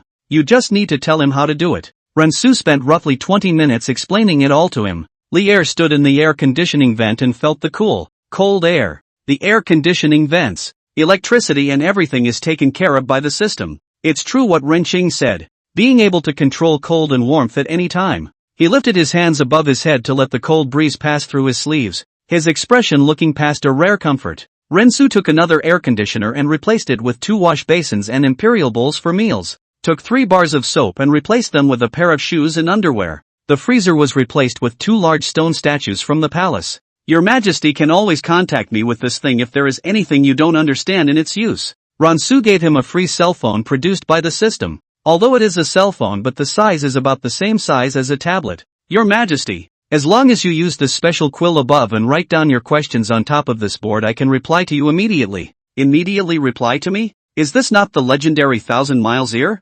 Lier exclaimed in his heart. He just wanted to ask Rensu, but it turned out that the other party had already disconnected from him offline. Seeing that Rensu had already left, it was a bit of a shame that he didn't get to ask the question. Suddenly, he saw a line of text on the board Rensu gave him, and unconsciously read it out of the side of his mouth. Rensu Home Appliance Repair Background Service Group. The next day at the court, numerous officials were waiting in front of the palace gates of the Daming Palace, waiting to be introduced by the Chamberlain. There were 2 middle-aged men standing at the front who were talking. Ha ha ha, Brother Fuji looks in good spirits today, Fong Xianling said with a big smile. Chansun Wuji saw as Fong Xianling stroked his beard. back. I see also this moment of kung fu was good. To be on the court and His Majesty to play right. Estimated to steal sweat again. Feng Xianling smiled gently at his words. He naturally understood this feeling. The summer heat in Chang'an is flaccid. If it was a small pilgrimage it would be fine. There would be very few people and it wouldn't be so hot. But this was a big pilgrimage with hundreds of people standing in one place. So you can imagine the feeling. 100 officials enter. With the old eunuch's roll call at the end of the sun is already high. The crowd hot and sweaty. And then according to the size of the official position in order to enter the field. Just walked into the temple to feel an unprecedented sense of coolness. As if a sudden change of season to the fall. Why is it so cool in the temple today? A mellow voice marveled. The crowd almost didn't even need to think about it to know who the owner of this voice was. And it was only that mongrel rogue Malacheng Baijin.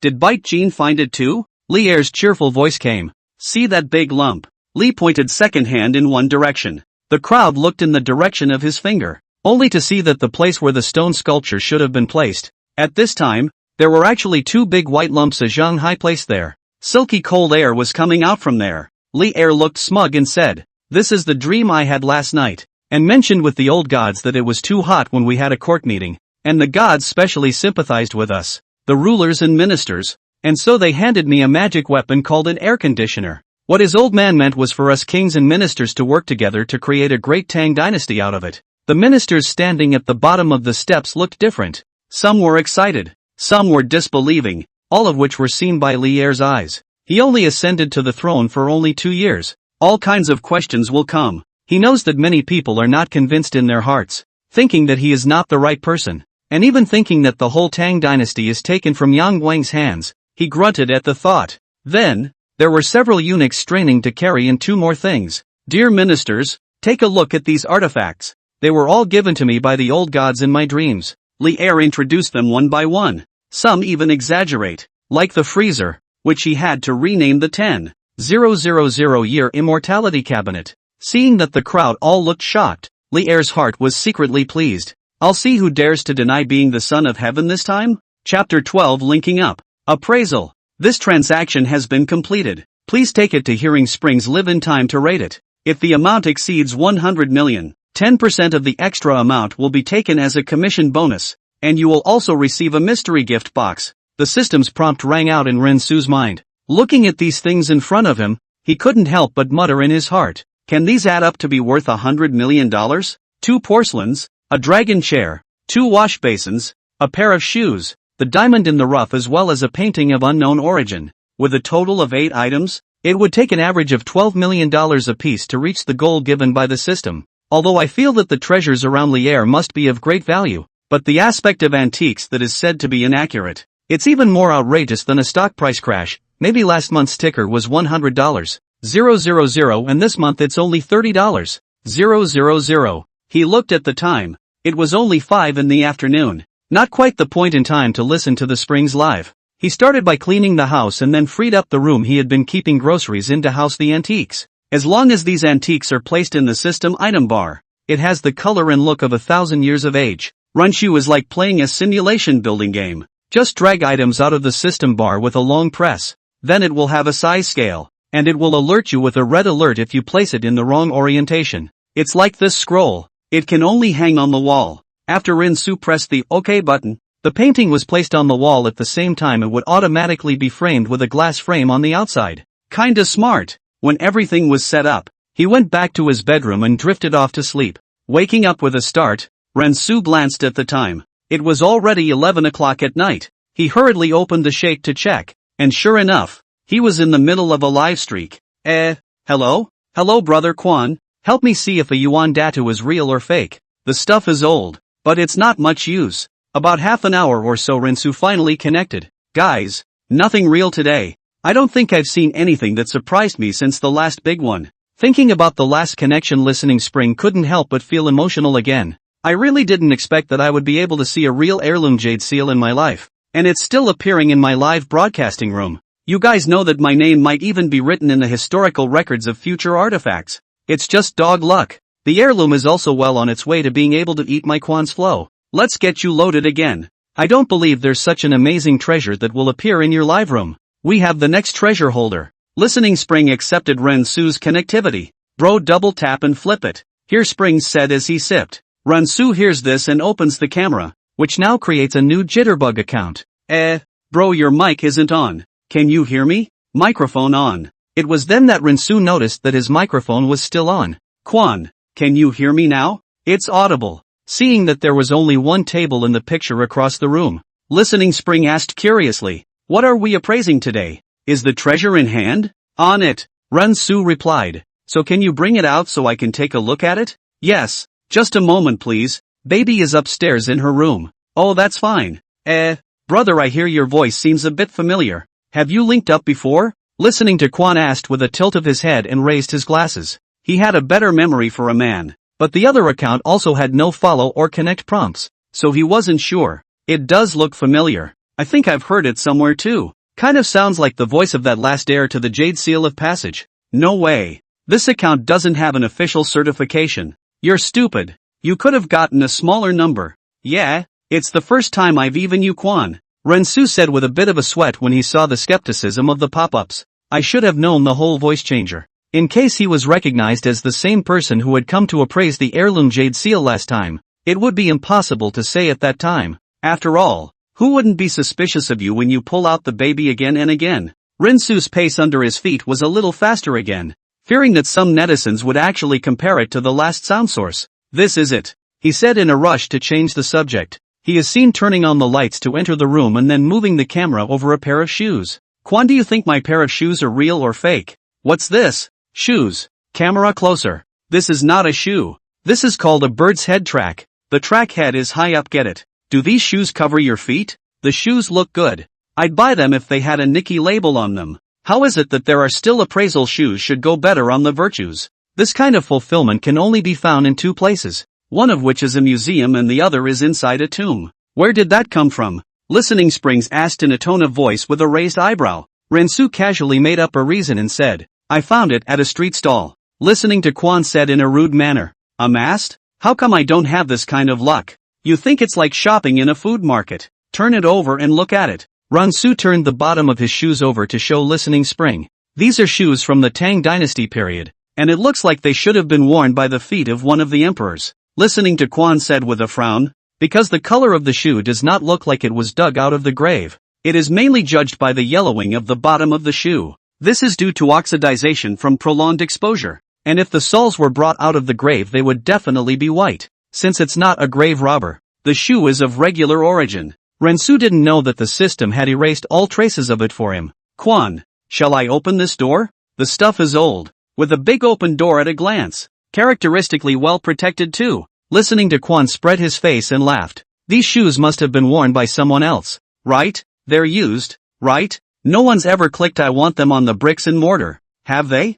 I'll trade you my new Converse for them. I'll pay for the shipping. Converse also deserve to be on the table? I'll give you Air Force One for it. I'll trade you a limited edition Nikki. A couple of good calculations upstairs popped in my face. Rensu didn't notice that there were so many people on the pop-up screen who wanted to exchange shoes with him. He cared about how much the shoes could be worth. Brother Quan, then how many buns can it be worth? At market rate. Listening to Quan take out a calculator and press it. A mechanical sound came out, 100000. Chapter 13, Brother Quan, will you open the door? Listening to Quan take out a calculator and press it. A mechanical sound came out, 100000. A million. Really? This pair of broken shoes is so valuable. Price is only low and not high. I was in college over in Hong Kong City, and I've seen a pair of shoes worn by the emperor in the Qing dynasty sold for $1,200,000 at an auction there. It's something that you could imitate exactly with today's materials and even say it's stronger than the original shoe.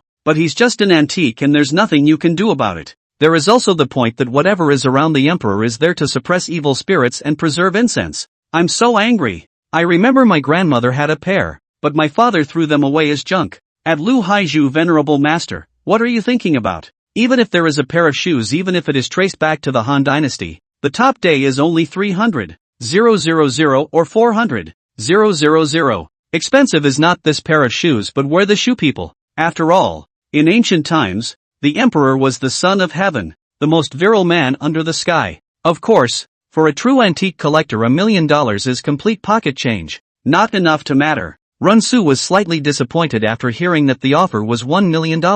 A little short of the 5 or 6 million expected in the mind. The beginning of everything is difficult. Ransu, this beginning is not good. The mood is inevitably unhappy. Ransu mood happy or not, the audience of the live broadcast does not know. But listen to the spring of the happy has been written on the face. It's over. Listen to the spring pick up the treasure again. Izumi, watch your face. You're dripping. The dude on the link. Congratulations on being congratulated by me. Like I said, you listen to me and then you look at this thing. This thing is up to you. Dude, what are you taking it out for? Hearing Springs hinted with a passing back and forth gesture in his hand.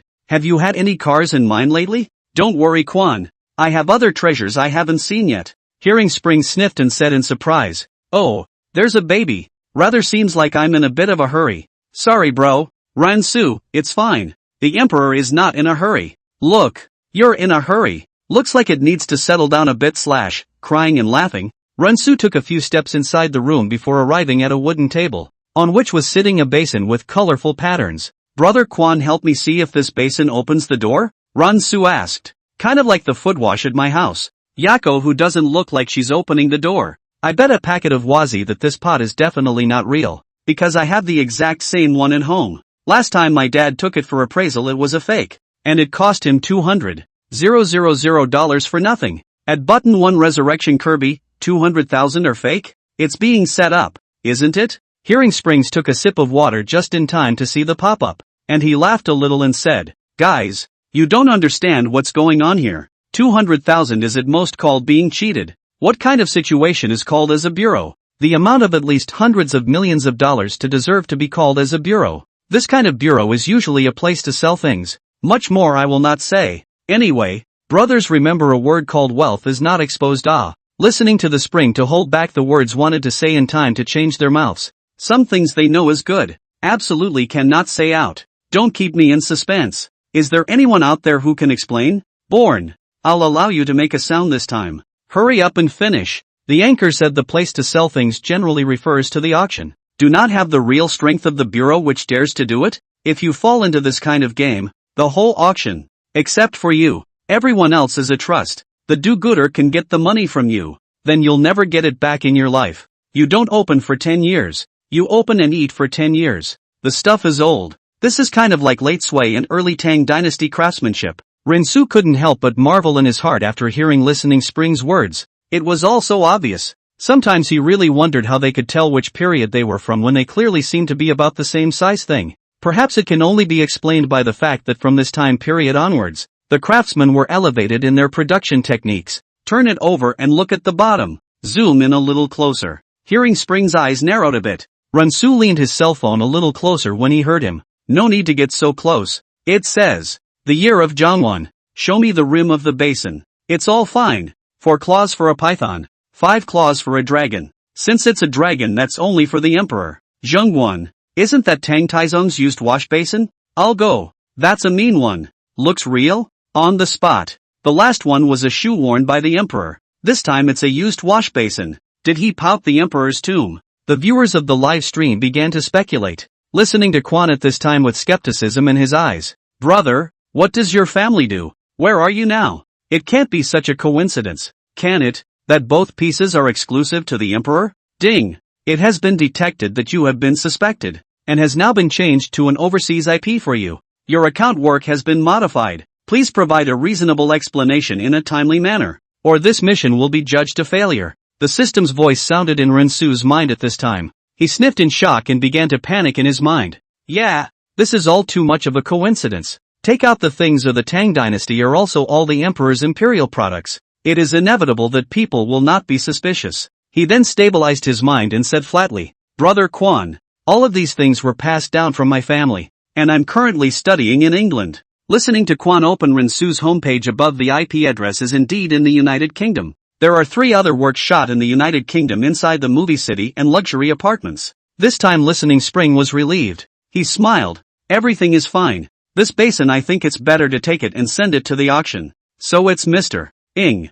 I'm probably so sick that I've learned to start doubting someone without looking at the IP. Take in the flavor. Look at the artwork on his homepage. He lives in a house that looks like an estate. Brother Quan. Then how much can this basin be worth? Ransu asked. Hearing this, Listening Spring immediately made a face and exclaimed, Brother, positive energy. Positive energy. If you keep talking like that, I'm going to kick you off. Sorry I forgot about it. Rensu hurriedly apologized. And how many buns would it be worth? I'll just name a price. Hearing Springs brought the calculator to his ear. 5,000,000 equals 5 million. It won't be less than that. Oh, I see. Rensu said in disappointment. A pot of 5 million. To only 10 million. Plus just now the shoes have been appraised half of the 90 million not enough. The remaining 2 porcelains, a diamond in the rough and a painting could be worth $90 million? Rensu fell into doubt. Chapter 14 It's over. It doesn't add up. Rensu was a little disappointed to hear Hearing Springs' offer. Oh, I know. Dude, what do you mean? Why do I get the feeling you're a little disappointed? Hearing Springs raised an eyebrow in surprise. Not bad. Then why are you so calm with this? I know. Just what I think is a normal price. Aren't you a little excited about $5 million? Listening to the spring was a bit unbelievable. If someone swiped $5 million on his live stream, he'd hate to greet his boss every day good morning and good night. It's okay, it's a very bland feeling. Rensu answered truthfully. If the price of the 2 porcelains could reach the target set, he would be very happy. But there's really no excitement at the moment. Brother, to be honest, I initially thought you were a backslider, but I didn't realize you were really powerful. Listening Spring gave a thumbs up to the camera. $5 million and you're not even impressed? This calm man is really handsome. Wants to talk. / shy. Vulgar. I just think he's my Lord Su. At small man Nan, which Su Gong? Changbei Su Gong. Brother Quan. I have another thing that my grandpa gave me, saying that it can suppress some dirty things. Rensu said. And? Then let me help you see what kind of treasure it is. Listening Spring said excitedly. Guys, it looks like God wants me to work late tonight. Rensu untied the jade pendant tied around his waist before he went to bed, only to see an exquisite jade hanging from a red rope. Rensu held it in his hand and brought the lens of his cell phone a little closer. It's the old thing that opens the door at a glance. Listening Spring said with a frown. Dude, your grandpa was nice to you. This stuff is real. This should be a jade talisman used by ancient emperors to mobilize forbidden troops and guards or something like that. Look at the scaly dragon engraved on it. You know the meaning of the word Jialong out of the sea. Once it is used it means that the emperor is in danger and needs to leave the palace. Jialong out of the sea to become a real dragon. It's indeed real. It's from Tang Chu. No problem. Your grandpa is good to you. As for which emperor it belonged to, it is not known, because this kind of jade pendant that mobilizes the guards belongs to the Imperial property, which means that the emperor can make him look like whatever he wants.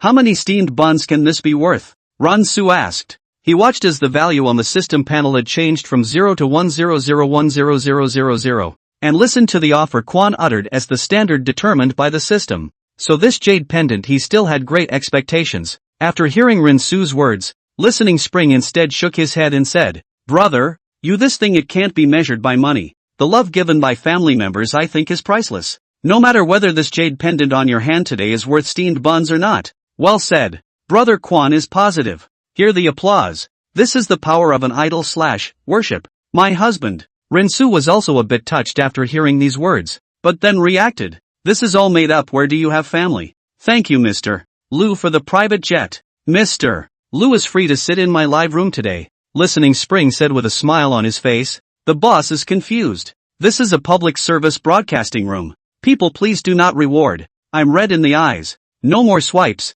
Liu is really Listening Spring's own righteous father, and he's swiped 10 Ws in the past few days. And can you reveal this appropriate price point? This thing? Listen to it. Then Hearing Springs picked up the calculator in his hand. 1,000 times 10. The Listening Spring's eyes dripped as she continued to press. Equals 10. 000 times equals 120. 000. Just this big bit of jade is so valuable? Living hell. $120 million? Whoever said gold is more expensive? Please stand up. Sorry, I typed in an extra 0. Equals $12 million. Birth. I knew it was a dead end again. Naughty. Makes my heart stutter. I thought there was a treasure to surpass what was in the hands of that Ferrari driving Master Kyung. Overthinking. That one is holding a bronze. It must be worth hundreds of millions. Ransu's heart sank when he heard it. The value on the system panel was really just plus 12 million. When he heard the offer, he was skeptical. Brother Quan, this price is a bit low, isn't it? Hearing Spring, that's still low? Rensu, Aren't there jade pendants from the Qing dynasty that can be auctioned for hundreds of millions? Brothers, each dynasty is represented differently. You like the Tang dynasty is most famous for Tang San Kai. This thing, if you take out a set of words, its price is incalculable. You just said that the Qing dynasty jade pendant that is called Emperor Green, usually only the Emperor and Iron Hat Prince will have. Like the father of the Guangxu Emperor Prince Alcohol and the foreign affairs movement of Prince Gong, this level, the Emperor Green one can be sold to hundreds of millions belong to the line price. This jade pendant of yours is an Emperor of the Tang dynasty, though I don't know which one, but I'll just say it's low price, not the sale price. Listening Spring gave Rensu a look and said, you know what I mean, right? Saying out the range of the transaction price will offend people too much. Remember not to sell below this price. Hearing Springs pressed the calculator again. Equals $12 million. Being a Riddler again. How does that offend anyone? Hurry up and say the sale price. I want to hear who has the better stuff, Emperor Tang or Emperor Chang. It's actually a very simple logic. Like if you're selling something worth $100 and the customer wants to cut it down to $80, and then all of a sudden some guy says this can actually be worth $200. Do you think you can be happy as a customer? In fact, the auction will be able to take a portion of the profit if the delivery is sold at a very high price. If Hearing Spring names the maximum price, in case the final auction is lower than this price, the outside media will call the buyer and the auction black-hearted, which will anger both families at once. Who do you think the auction and the buyers will blame? Besides, I won't tell you how much energy is behind the people who can afford the auction and the people who go to buy things. The answer to this pop-up unsettled everyone. Hearing Springs took a tactical gulp. This housekeeping has been made very clear, so I won't explain. Rensu accepted this reality despite a bit of disappointment in his heart. After all, Hearing Springs was so popular that once he said something wrong, he could offend a whole bunch of people. In fact, he still had a doubt. Anyway, the price of the jade pendant was set, so he simply asked, Quan, if I say this is a jade pendant worn by Li Shimen, then it, listening to the spring, was drinking water, and when he heard this, his water bottle stopped in mid-air. Pust. Hearing Spring choked on a mouthful of water in his throat and couldn't hold back the spray. The water damage hit the camera on the live feed. Instead of even bothering to wipe it off first, he asked in shock, dude, are you serious? Chapter 15. You'd be a treasure in a museum. Bro, are you serious? Listening Spring was filled with shock. Why are some antiques worth so much? It's not just because of age and craftsmanship. There's a more important reason, and that's in the people. Yu Wang Gojin Sword, Qin Wang Du Tiger Talisman, and the Jade Seal of Transmission. Why it can be the treasure of the town? Because the owners of these treasures were emperors. What is an emperor? 1. Anger. 1,000,000 corpses. Bleeding scum. Dare to ask. Who can do that now? The emperor's sword and the tiger talisman may not have been stained with blood, but every swing of them can determine the situation of the world. What about the living? It's all in their minds. In other words, suppressing the world's qi. Rensu was startled by Listening Spring's expression and said, I'm just asking. Listening to the spring, how shrewd, from the tone of voice to listen to Rueishu lying or not. There's something wrong with you. How can that be? I was really just asking. I was watching the pop-ups on the live stream asking. So I was just curious. Listening to Quan sniff, he suddenly gave a big gasp. Brothers, my good brother, how can you just ask? I thought another miracle was going to happen in my live room. Rensu, haha, maybe it has something to do with my tutelage. I like to make little jokes. Listening to the Springs. If this is really worn by Li Shimen, you'll have it for the rest of your life. Money really is just a heartless, cold statistic in your eyes. Brother Quan, if it is, this could be worth less buns? Hearing Izumi give a petulant smile and then pick up the calculator, the mechanical voice came again. Equals 12 million times 10. Equals $120 million. Rensu immediately sucked in a mouthful of cold air. So worth it. Drunk. I should have known that I would have enrolled in college as a gold-touching major. My dad calls me brother. Civil engineering is just a final fantasy. No wonder there are so many sects of tune rating. It's a complete windfall. It's true what they say. The bigger the storm, the more expensive the fish. Trench looks. Loves it. Listening to Quan looked at the pop-ups in the live broadcast and smiled gently, only to see him pick up the calculator in his hand again. Multiply it by 10. Equals, error. Equals, error. Equals, error. Hearing Spring, billions is only the limit of the calculator, not the limit of this jade pendant. Rensu's eyes rolled back in his head and he almost fainted. 211 million. System, how can I say this? Quan has said it's 21 billion. You can't price it at 12 million for me, can you? The system was silent for a few moments. You have completed this mission. Sold for a total of $111 million. Unidentified treasure. Scroll. You can decide whether to choose to continue the identification. It was down to the last painting, and the artist's name seemed to be unheard of on its own. Jian. Of course. A fight to turn a bike into a motorcycle. Anyway, one's mission objectives have been accomplished. Brothers? Is Brothers still there? Listen to the springs whistling softly twice. Yes. Got anything else to read? If not, I'll turn you back off. Are you? Send a shot? Listening Springs asked cautiously. If it's a giveaway shot, Listening Springs can even go out on a limb and pull strings for free. After all, this is a once-in-a-lifetime opportunity to get better. Rensu pondered for a moment and said, there's nothing else, just a worthless painting left. Well then later No, there's another painting? Listening to the spring was instantly interested. Appraisal of famous paintings and calligraphy has always been his best work. Renwook's stuff is pretty much open door today, which makes Listening Spring interested in the paintings that he says are worthless in his words. The last time he had the Jade Seal of Transmission, he was praised by his leaders. If he really found another lost painting, his status in the treasure hunting world would be upgraded again. Rensu, it's really a useless painting. One of my grandpa's least favorite pieces. Take a look at the painting first. I'll let you know if it's useful. After all, we've been miking in a row for so long it's not too bad for a while. Don't you think so? Listen to the spring said. Rensu thought about it for a moment as well and moved his cell phone camera to the painting on the wall, and framed it in a glass frame. Right. Conservation awareness done in full. Our grandpa must also be a top antique collector. Listening to Quan quipped. Rensu pointed with his finger. Look, it's a very common painting. Rensu has seen this type of painting on Shakeology before, and even AI can draw you a painting that looks even better than this one. Just for example, Wusung Beach Shishir, Chin soldiers flying airplanes, Shellfish Whitehead painting Kun.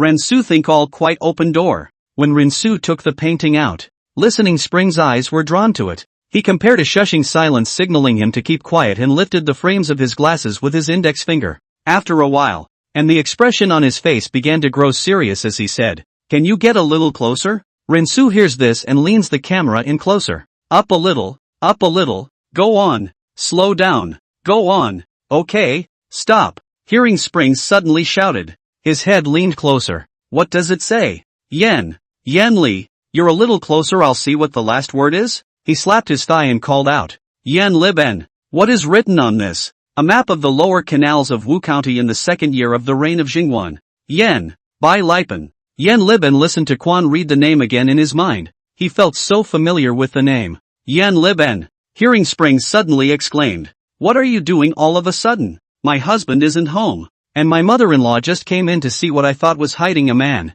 What's Lippen? Does it mean several universities?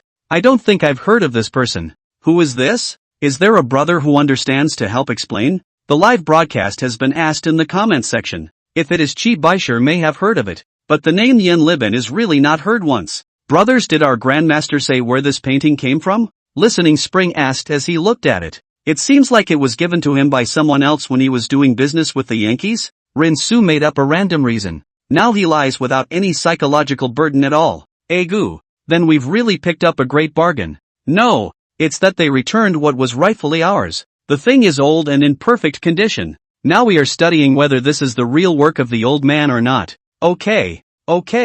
Rensu was shocked to see Listening Spring's expression, and hope was rekindled in his heart. Listening to Quan taking pictures with his cell phone. He's not good at grasping things of this level anymore. Like the last time he was in the Transmission Jade Seal, he had to ask the big man to help him look at it. Brother Quan, this painter is famous? Rensu looked at the pop-ups in the live broadcast room, all inquiring about this. Not only is he famous, but he's a painter of an era. You've heard of the 24 meritorious ministers of the Lingyan Pavilion, the true face of Emperor Taizong, and 18 bachelor's drawings of the Qin mansion from the Tang dynasty period, haven't you? All three works are from his hands. His Steps of the Emperor's Bicycle is still in the collection inside the Capitol Museum. Listening to Quan's words exploded like thunder in the broadcast room. His Dozong powerhouses are as terrifying as they are. I know about the 24 ministers of the Lingyan Pavilion, and I've read about Emperor Taizong's face in history books, but I didn't realize they were all in his hands. When you said the true face of Emperor Taizong,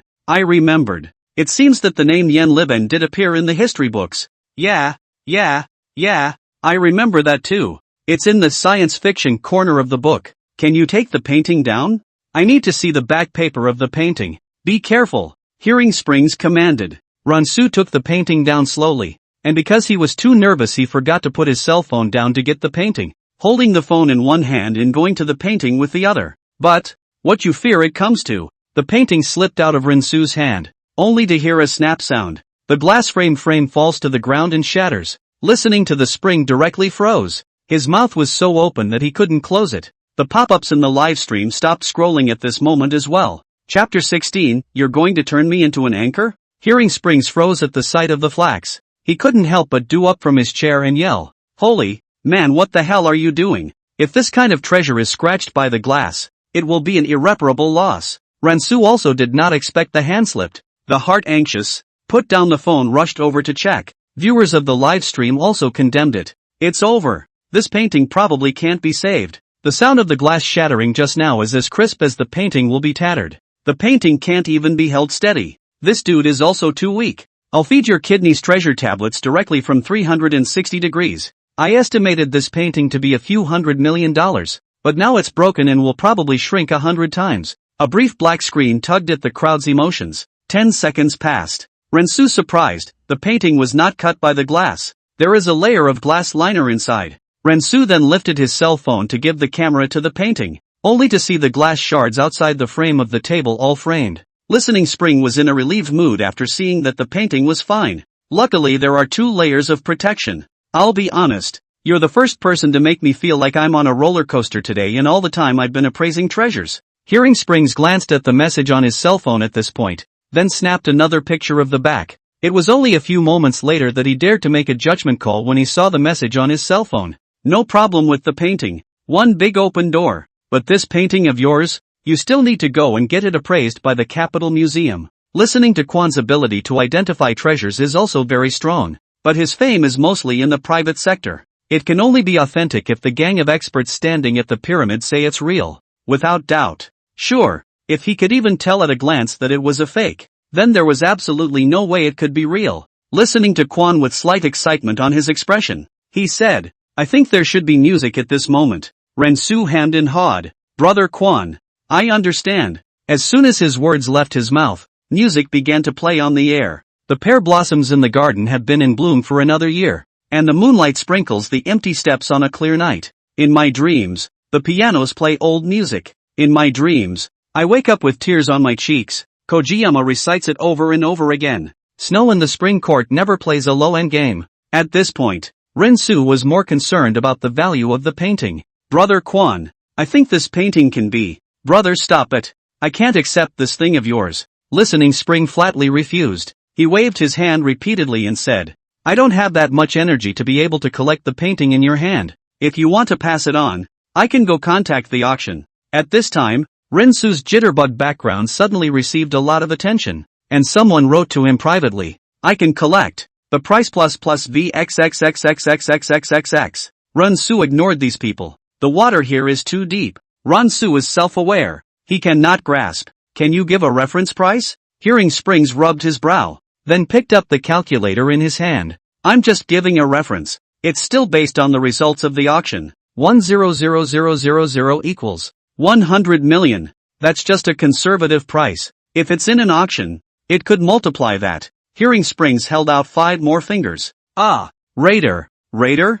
I didn't hear you right. A small goal. It's worth more than that jade pendant just now." Fu's hanging heart finally dropped, because he knew that with this 100 million, he could get a new Rolls Royce to drive again. After listening to Kwan quoting the price, Ransu's jitterbug number had 999 plus private messages all of a sudden. "Dad. Brother, can you let me go to your house to see the paintings? The whole country can fly. Brother, add my V. I can send this painting to you to be auctioned in the harbor city." These private messages dazzled Ransu. Suddenly, Hearing Springs glanced at a message on his cell phone. "Brothers, so I'll go back to off a little bit of you, okay? There are some things that I'm not convenient to say in the live room, and later on I have to appraise other people. I'm spending too much time in your place." Ransu knew that the other party should be up to something. "Thanks, Izumi, bye." Okay, bye. Don't forget to shut me back down." The two then disconnected from the connection. Live in the booth. I really didn't expect it today, that a brother would take out a painting of old man Yen Liban,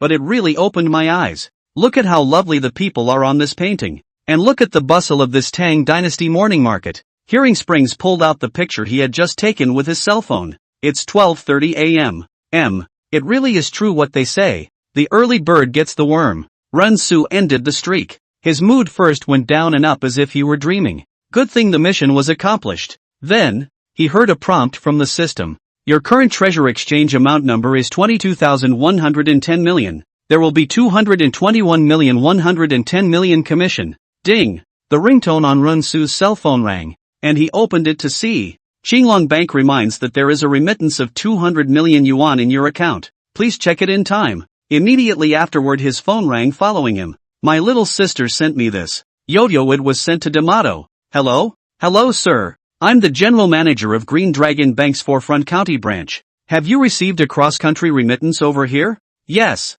Thank you for your support to our bank. Now our bank decides that you become a valued member. Now ask for your will. Do you see? Green Dragon Bank. A top bank in the country of China. Yes. Good. Thank you for your support. Can I help you with any questions? Is it okay if I want to check the most recent flow? Yes. We will send it to you by mail. Sending it on a cell phone is susceptible to stolen information, so the top banks usually opt for the most primitive postal delivery. No. Just e-file it. Ren Su then hung up. His heart kept pounding. 200 million. This life has it. He opened. The manager sent him a running account. Above speculation. Buy land. Develop. The breakdown is presented. All the money obtained by legal means. Suddenly receiving such a large sum of money, Ren Su surprisingly did not know what to do. For a moment, it was as if the purpose of life had been lost. Chapter 17, The King is on the air. It seems like there's still a mystery gift box that hasn't been opened. Ren Su looked at the system item bar.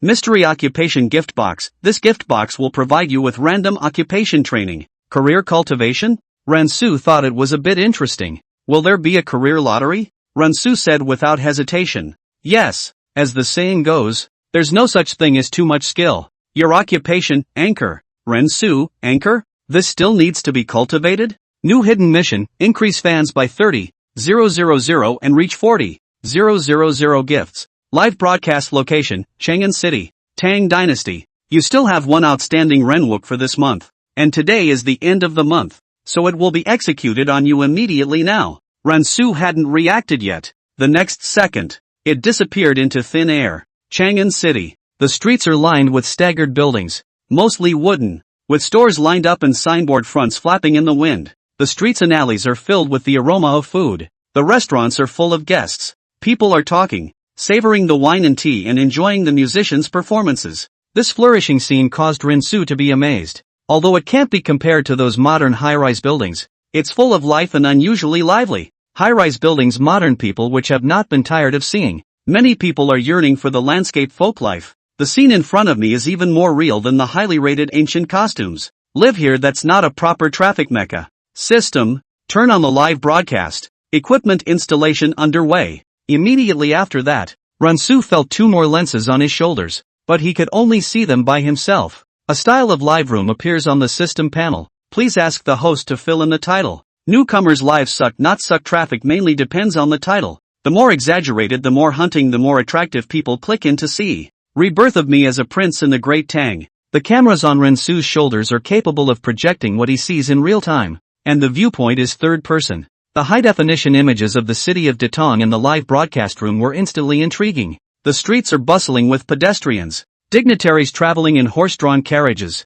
literati strolling and talking, and ordinary people shopping and playing. Street performers put on a great show and jugglers draw applause for their thrilling skills. I'm just going to squint for a while. Where did the cell phone father me? It seems like ancient times here. Is it a costume drama being filmed in Hangdian? But I haven't heard of any new dramas being released recently either. The king has come to Jitterbug to open a live broadcast? You don't have to tell me. The last time I saw a fake Hanwu emperor open a live broadcast on Jitterbug. This is supposed to be some kind of variety show, right? It's like a group audition scene, and I've heard that some shows in China like to do this, and if someone doesn't act realistically they'll be fired from the show. Ren Su, brothers, this is Jubilee Street. If you have any questions you can ask me. There were already very few people in the live room. And naturally there were very few pop-ups. Can you get the locals to sharpen their opinion on how An Lushan is as a person? The corner of Rinsu's mouth couldn't help but twitch after seeing that it was such a request. Is this playing with abstraction? Good. Rinsu agreed. The camera in the live broadcast room slowly moved, and Rinsu's eyes locked on the grandpa selling sugar gourds. Rinsu faithfully came to the big Munkler outlet store. Seeing this, he thought he had a customer. Here's little Langjun. The grandpa greeted warmly. Well, hello there, grandpa. Rinsu responded with a smile. The little old man wouldn't dare to call himself a master in front of Langjun. When the grandfather heard Rinsu's words, he revealed a flattered look and hurriedly waved his hand at him non-stop. Master, your sugar gourd looks really good. Business must be good, right? Hey, it's just getting by. It's all the old patrons taking care of it. Do you want to buy a candy cane? The Munkler outlet store owner raised an eyebrow at Rinsu, signaling him to buy a candy cane to eat. I'll buy it, but you have to answer a question first. The first thing you need to do is to ask for help. The Munkler Jackets Outlet online store is a great place for people to learn about the city of Chang'an, and it's only natural that many people who don't know what they're talking about will come and ask the locals. He patted his chest confidently. Ask all you want. There's nothing I don't know about for miles and miles. When Rinsu saw the Munkler Jackets for sale confident look, he said, okay, then I'll ask. May I ask if you know An Lushan? Munkler outlet store. He began to think at once. His brow furrowed and then stretched. Isn't that Mount Lushan? Mount Lushan is on the western side of Jiangnan, where the grandson of my in-law's third aunt's son took the countryside examination some time ago. Rinsu saw the Munkler outlet store very serious look and breathlessly held his forehead. Ha ha ha ha. So much like when I send my son a message that's been read and messed with. The great-nephew of the third aunt. I'm confused. My mom always says the same thing every time she talks to me about chores. I'm numbering my relatives or I can't tell the difference. Munkler outlet. These two lines are good. Much better than some of the actors in the country. No, I mean An Lushan. He's a man, not a mountain. You're talking about in Russian. That's pretty hard for him to say. He hasn't heard of such a person either. Then his eyes couldn't help but cast a sidelong glance at Rinsu. Or make one up haphazardly? Rinsu didn't notice, but the audience in the live broadcast room did. Master is going to make a move. It looks like for the anchor of this sugar plum money is earned. This kid in Lushan. Filial piety. He's a good baby. The last time I heard his old lady was sick. He swam in the river for 3 days and 3 nights and caught a big carp and had his old lady stew it for him. The corner of Rinsu's mouth couldn't help but twitch when he heard it. So he bullied the outsiders for not knowing anything. Right? Your grandpa is still your grandpa. I knew it. I'm satisfied. Munkler outlet online. The answer is very insightful. This is the voice of the people / kudos. Personally, I think this spaghetti should just be accompanied by number 42 concrete, as the length of this screw could easily have a direct impact on the torque of the excavator. Munkler outlet store. Although he is talking nonsense, his face is not red. Moreover, An Lushan likes to buy and eat my sugar gourds every time he enters the capital, and he eats them clean every time. Munkler outlet store said with a self-satisfied face. It's all a clear indication that Rinsu should buy candy canes. I'll go. This grandpa is a prophet. Didn't respond for a moment to what the upstairs meant. I suspect this grandpa is a reverse. What does that mean? Why don't I understand? Have you heard of the saying? An Lushan came to the capital to eat candy. Tang is finished. Is giving you 2 coins enough? Rinsu handed 2 copper coins into his hand. Had. Thanks for the reward money, little Langjun. The grandpa thanked with a joyful smile. Sugar gourd, a penny is enough. Now Rinsu gave him 2 pennies, naturally happy. Rinsu saw that the live broadcast room was discussing in 7 words. Yelling. Those who like the anchor can click on the upper left corner of the attention. Add a fan group if you can. And those outside the live stream can come in and experience the life of the ancients. It's only now that the live stream has broken through to 200 people. Anything else the brothers want to see can be typed on the public screen. Can the anchor go check out the greenhouse? /shy. I think it's okay. Anchor, I'll paint you a hot air balloon if you'll show me what a greenhouse looks like. Goo. What are you doing? All positive points. Where in this 10 miles of countryside is a greenhouse? Rinsu bought a fan on the street and tried to dress up as much as possible like a fluttering gentleman. The Court of Flowers. That's a good name. As far as the eye could see, the roof of that attic was covered with green-colored tiles, like a quiet green ocean. The tiles were layered and staggered. This attic was divided into 3 floors in total, and each floor was equipped with 3 balconies. On the balconies, beautiful people with graceful postures lightly opened their vermilion lips and sang songs on the hooks. That song like a yellow warbler out of the valley. Wonderful and moving. Let a person intoxicated. Breeze, like veil fluttering, adding a few points of the beauty of elegance. Outside the flower room pavilion was a spacious avenue. The ground was paved by green stone slabs, flat and neat. On the avenue, there were special people here to watch over the carriages.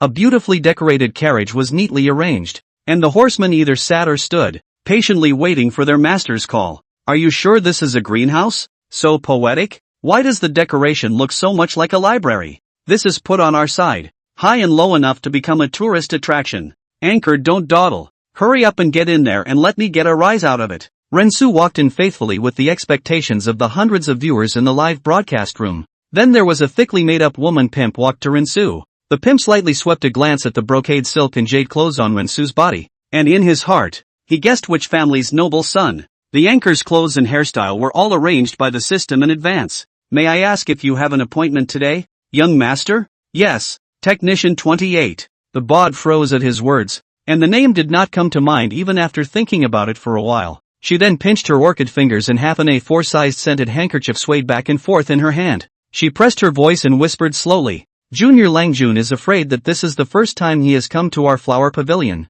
There is no woman called Technician No. 28 here. That's a real pity. Rinsu's expression wore a few tones of regret. The old bod is so refined. The skill of observing words and colors is the first class. Our girls here are among the best in Chang'an in terms of looks and figure. Why should Lang hang on to a tree? The old biddy's finger pointed at Rinsu's chest. Her eyes contained waves and a glance of a million years. This ant is something else. I finally understand what it means to be a one-trick pony. Don't go too far upstairs. You're the only one who understands the word asterisk asterisk asterisk asterisk. Aren't you? Bad. Want to talk. Auntie looks so cute / shy. Rensu was shocked in his heart when he saw the pop-ups in the live broadcast. Chow thief. At Mang Village Li Hongwei at love stinky tofu at I want to drink Nico. Chapter 18, going to a greenhouse and doing extreme challenges. Send a gift hot air balloon *1.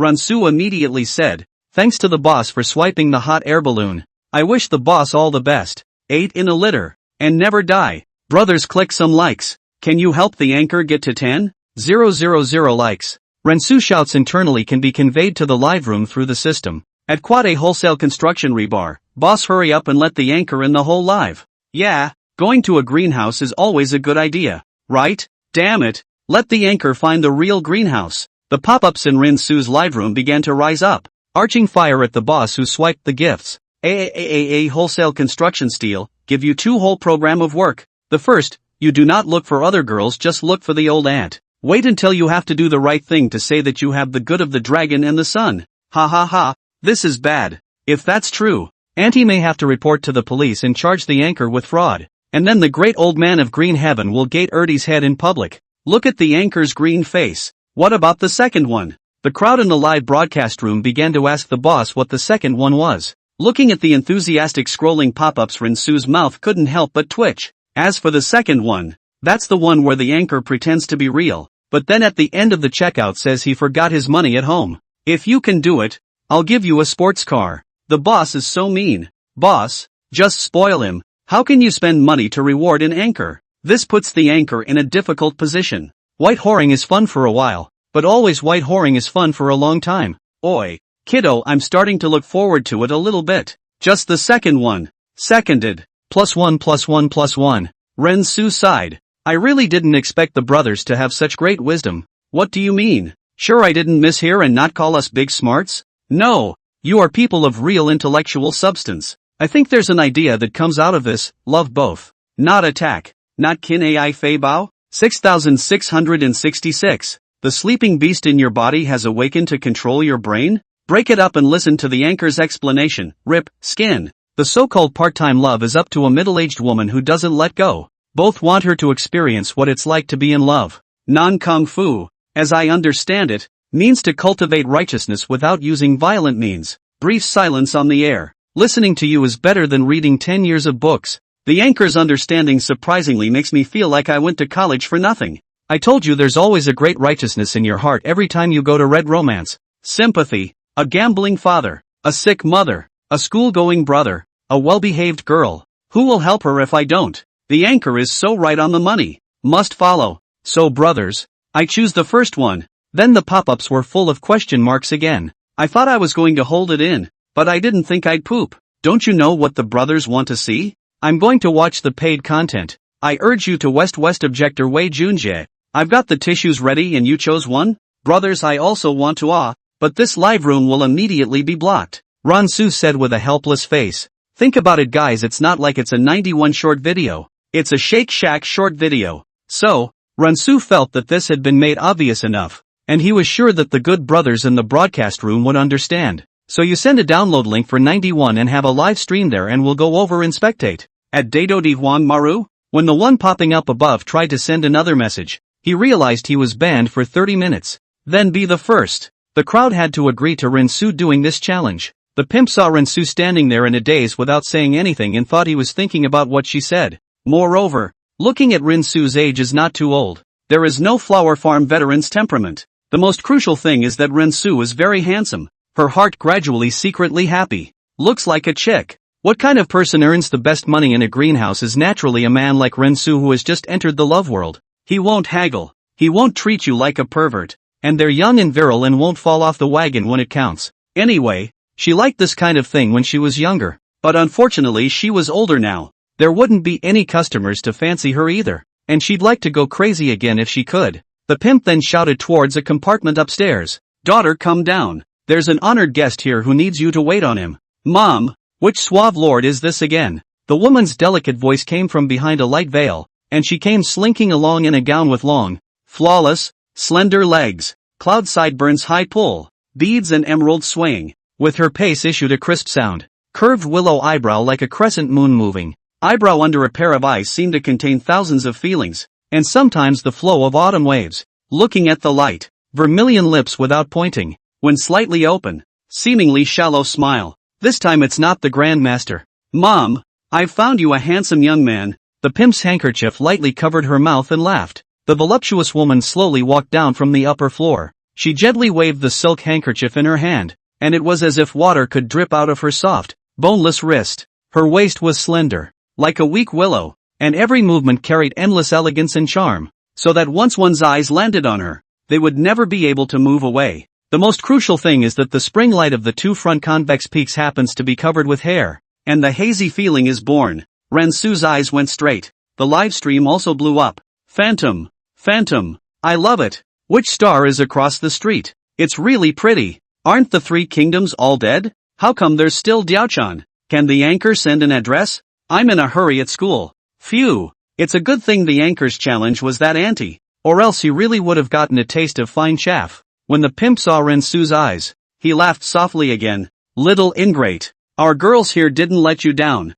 right? Ransu nodded slightly, secretly giving a thumbs up in his heart. No wonder he had heard in the past that the son of a rich family would marry his family even despite his parents scolding for the sake of a greenhouse girl. Ransu thought to himself, this if his own father beat him, he will redeem one for his old man to go home as a concubine as well. Surely he won't be beaten. Ransu slowly raised the fan in his hand and gently shook it a few times. How big? The colorful woman gave Ransu a slight salute and said softly, Nu Jia just turned 18. In ancient times, a woman could start a family at the age of 14. And by the age of 18 if she hadn't married, she would be considered an older woman. Ransu looked at the woman in front of him. Her knitted brows and smile were full of charm, coupled with that just the right amount of tenderness, so that people could not help but surge up in their hearts a feeling of wanting to love and pity. The old bot eagerly urged on the side, my daughter is multi-talented. Piano, chess, calligraphy and painting, and also know a little bit about words and phrases. It was only because some customers favored educated women, so she had forced her girls to read and recite poetry from a young age. What's your name? Just call me Smokey. Sir. Ruyan Lu? 3 quotes. For you. Chapter 19. Not the Ruyan Emperor, I don't like it. Ruyan Lu? If your excellency prefers to call me Willow Ruyan, Smoke can be called by that name as well. What's the name anyway? Smokey replied when she saw Rinsu's brows frown slightly. My slave's name is Huyan Air. I'm a bit special. I only like women called Ruyan Lu. Since you're not, then go back to your room and rest. This was the first time she had ever encountered such a request. Rinsu's customer who cared about his name but not his figure and face was also the first time she had seen in her life. Hu Yener did not know how to deal with it for a moment, and only after seeing the pimp's hint did she slowly retreat. Then it seems that Smokey is not destined to be with your son, so I'll leave you here. The little girl is a bit young. Though it's not Ruyan Lu. It has the Ruyan sacred body. Broken smoky, good gambler dad. If you don't help her, who will? Junior Lang Jun, don't be in a hurry. We still have girls here. The old bod was holding Rinsu's hand and leading him upstairs. There's always something you like. Each room on the third floor was separate, and the girls waited in their rooms for their best men. They are either languidly wearing only a blasphemous garment, the contents of which can be dimly seen, or they sang softly the poems written by their lovers with the copybook in their hands, or, don't worry, Mr. Lang, the daughters of the third floor only sell their art, not their bodies, and they have been alone since they were young and were sold here by their parents. The bod explains as she walks, weaving a bleak story of her life even if she wasn't sent here as a child. Rinsu listened mindlessly. The pimp opened a girl in the door, and Rinsu casually found a reason to refuse. Imperial, cool, slow, cute and smaller, more or less more than 10, but Rinsu gave a refusal every time. The old bod was just as stupid as he was, but he also thought that unless Rinsu liked men, he was teasing himself. The pimp said in a somewhat unkind tone, if you come to tease us, beware of the wrath of God when you go back. Rinsu smiled after hearing her impatient curse, gently shaking his fan. He said with a graceful posture, Mr. Li, I actually prefer older, more mature young ladies. The pimp tilted his head and rubbed his temples with his hands, falling into deep thought. This particular hobby of Rinsu's could be really hard to serve. She muttered in her heart, wanting to find an older one. What are you doing in my flower pavilion? However, the other party's temperament and speech made it difficult for her to grasp his identity. Rinsu also revealed that he was surnamed Li, and the only biggest Li clan in this capital was the royal family. Seeing that the other party did not understand, Rinsu reminded, this person is far away, but close at hand. The pimp couldn't help but sniff. The pimp saw that Rinsu was staring at himself and instantly realized that the person he was talking about was himself, older and in good shape, but afraid of making a mess. He said with a few skepticism in his tone, my slave has the audacity to ask, is it my slave that you are referring to, Mr. Lang? Rinsu nodded and said, I didn't dare to say it just now when there were so many people, but now that I have the leisure to be alone with you, I naturally want to make it clear with you. After hearing Rinsu's confirmation, the old pimp was merely stunned for a moment before laughing lightly. Egu, little ingrate, don't torture me. How can I withstand your body? Her mouth said no, but her body leaned in honestly, but she was measured, and a layer of clothing slid unconsciously off her shoulders. Fingers like an unfed kitten, keep sliding up and down in Rinsu's chest. The two leaned very close to the old busted chest at the screen block, completely ineffective. Rinsu's eyes slightly swept will be able to see clearly inside the whole content. Rinsu secretly estimated that the old pimp's age was about 35 years old, but due to extremely good maintenance, the wrinkles on her face were few and far between, looking more like a young woman in her early 20s. It's the right age to break in. Why can't you bear it? Rinsu catered. Just her smile, as well as the movement of her fingers gently pointing at Rinsu's chest, was like a pot of aged cellar. The longer it was put in instead, the more fragrant it was. Although she is getting older, yet her experience in attracting men can leave those girls who just came off the sea far behind, and she is afraid that she is 10 blocks away. Rinsu was not a fish on a sticky board. He also stood forward. I think my little ingrate, why are you hungrier than your slave looks?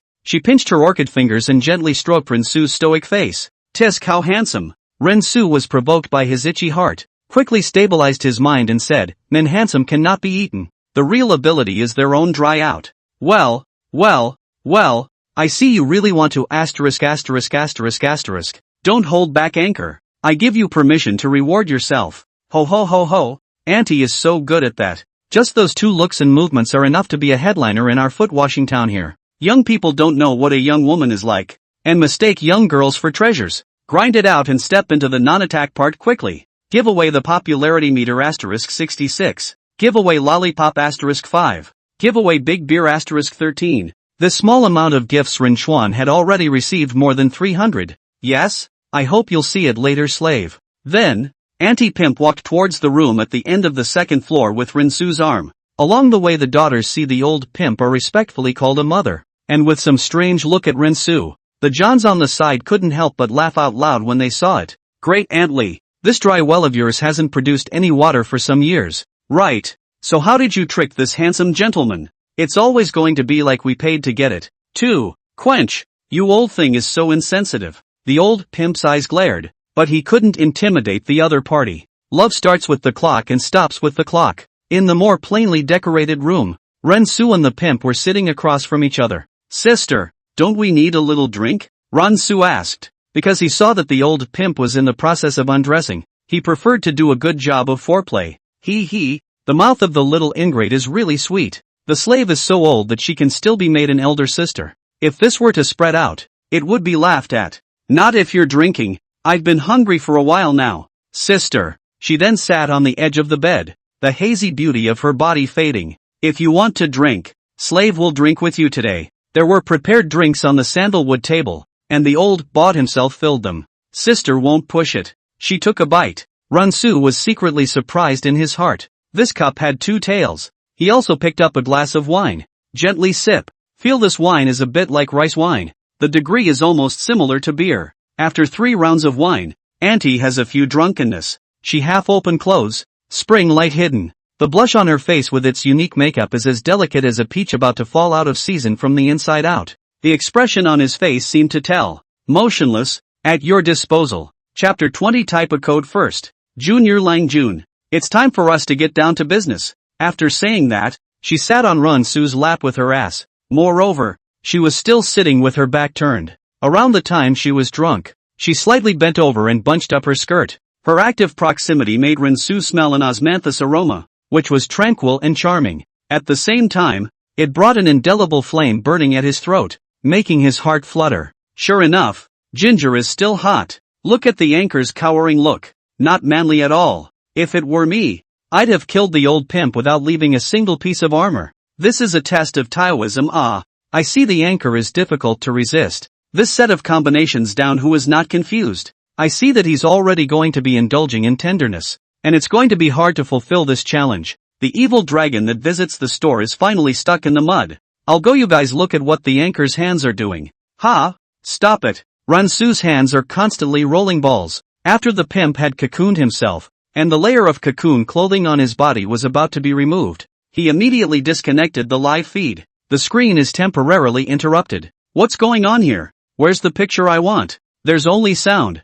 Even the family is on guard. Right? Brothers, brush up on your popularity votes. Livestream automatically unlocks the screen. Rensu transmitted his voice through the system. Giveaway popularity ticket *15. Giveaway popularity tickets *12. Giveaway popularity ticket *10. Send popularity ticket *1. There are a lot more people rewarding this moment than just a moment ago, only to hear a voice on the live feed gradually begin to soar. Officer, you have power in your palms. The pain and suffering are so severe that I have never not cried out. Yeah, I haven't pushed it hard enough. Rensu laughed lightly. This was followed by a hard squeeze. Officer, let's start quickly. Her voice trembled slightly. I don't know if it's because of the ups and downs of the mood, or if Rensu's hand is more powerful. Rensu sighed heavily when he saw that she couldn't wait any longer. Hey, what's wrong, Lang? Her mind tightened. Actually, I have a dragon yang. My slave doesn't understand what Lang means by that. She revealed her snow-white legs,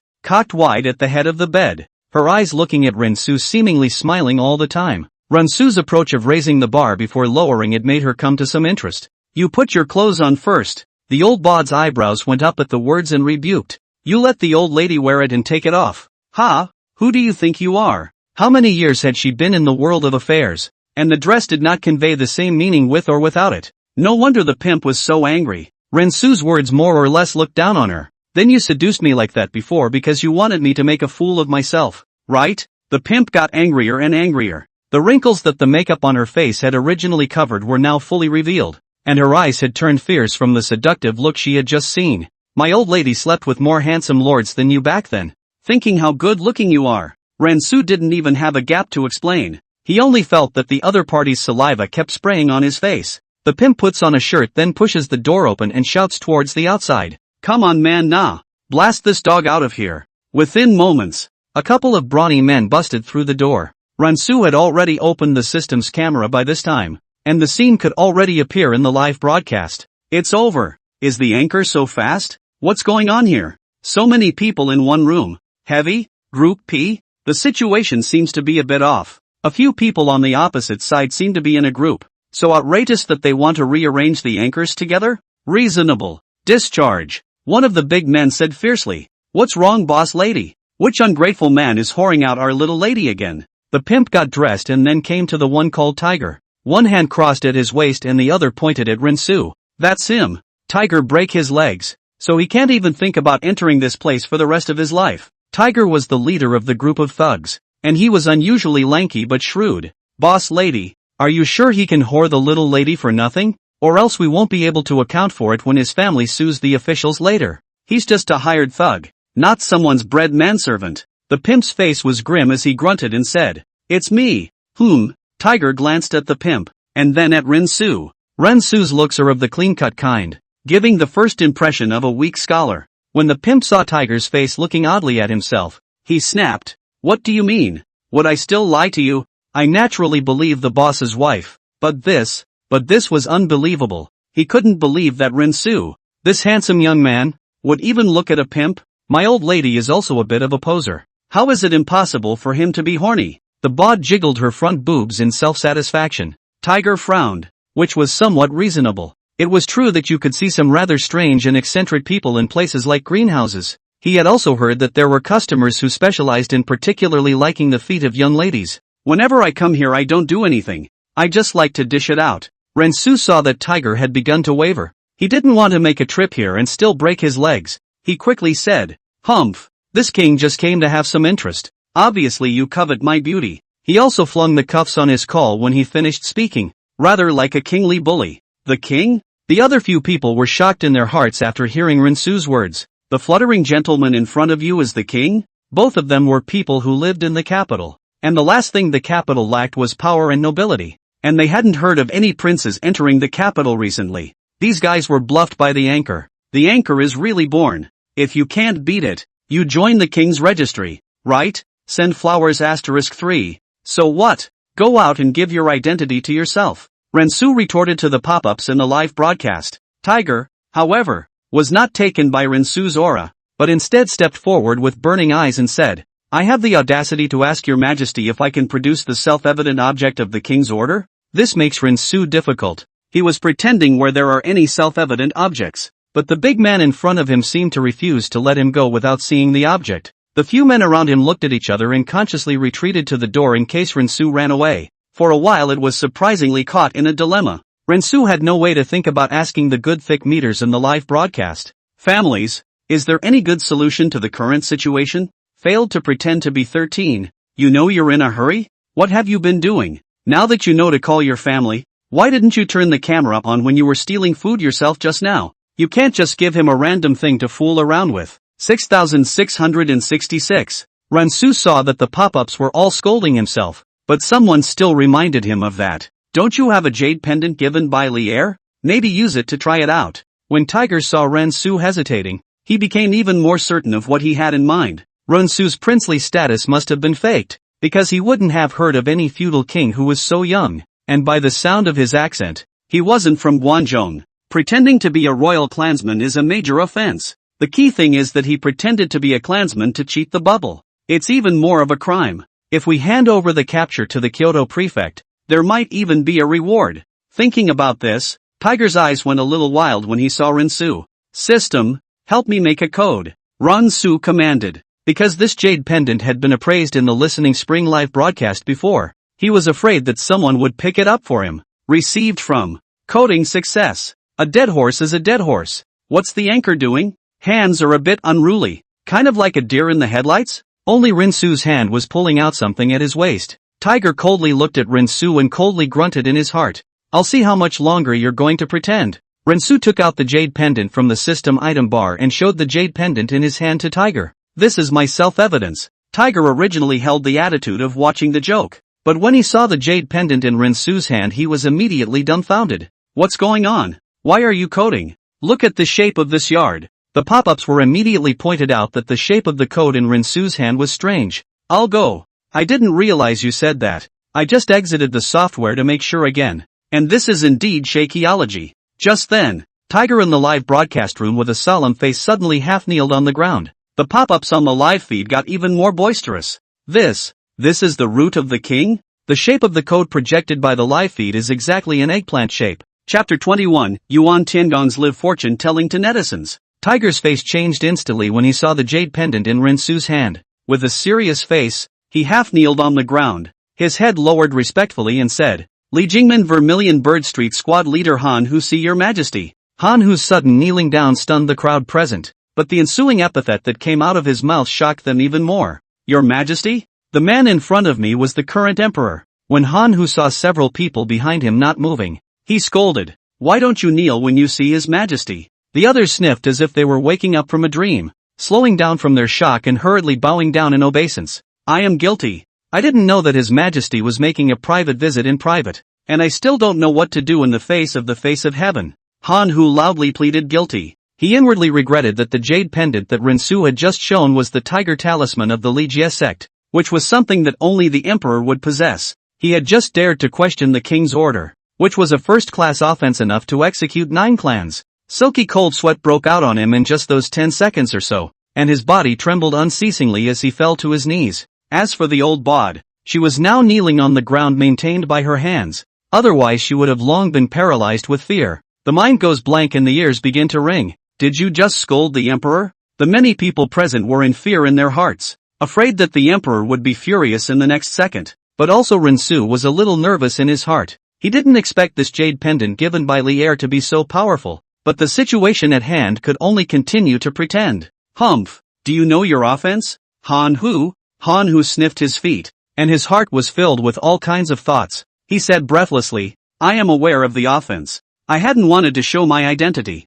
Han Hu's head buried even lower when he heard Your Majesty mention this matter. But since it has been recognized, I do not want this news to reach the ears of a fourth person today. If there is, you bring your head to me. Han Hu originally thought that Rinsu was going to put him to death, but after hearing Rinsu's words, his eyes immediately brightened from the deathly gray they were a moment ago. He was delighted in his heart and then kept kowtowing on the ground. Obey the decree. If a third person learns of this, I shall bring my head to your majesty. Don't get too happy. You're not done slandering me. Han Hu after the robbery mood ups and downs. Right now as long as he can live let him do anything. I am guilty. Just fine you half a year's salary. Salary. And you, Rinsu said, pointing at the pimp. The pimp didn't dare to look at Rinsu. His head nodded like a chicken pecking at rice, and his mouth shouted, Thank you, your majesty, for your majesty's heavenly grace. Is this all right? This group of actors is very good. What the hell was that anchor holding just now? Takes Barrett Megatron. Can anyone know what the Li Jing gate is that Han Hu was talking about just now? At tail lights outside the phone, a spy organization similar to the Jinui, following only the orders of the emperor. Send flowers *521. Rinsu felt a little tired and glanced at the opening hour nearly 3 hours ago. It's daytime here for him, but in reality it's 3 o'clock in the morning. Brothers, if you didn't pay attention, click to pay attention. Today's live broadcast is here. We'll be live tomorrow night at 10 o'clock sharp. Then Rinsu closed the live broadcast. 8,303. Rinsu calculated in his mind. According to this trend, going down a week's time would be enough to earn enough money for breach of contract. Rinsu took the fine that Han Hu and the pimp had just paid, estimated at 200 taels of silver. He bought a portion of noodles to eat on the side of the road and couldn't eat half of it. Having tasted modern meals, he found the noodles really tasteless. After eating, he hired an ox cart. The owner of the ox cart was an old man who looked honest and generous.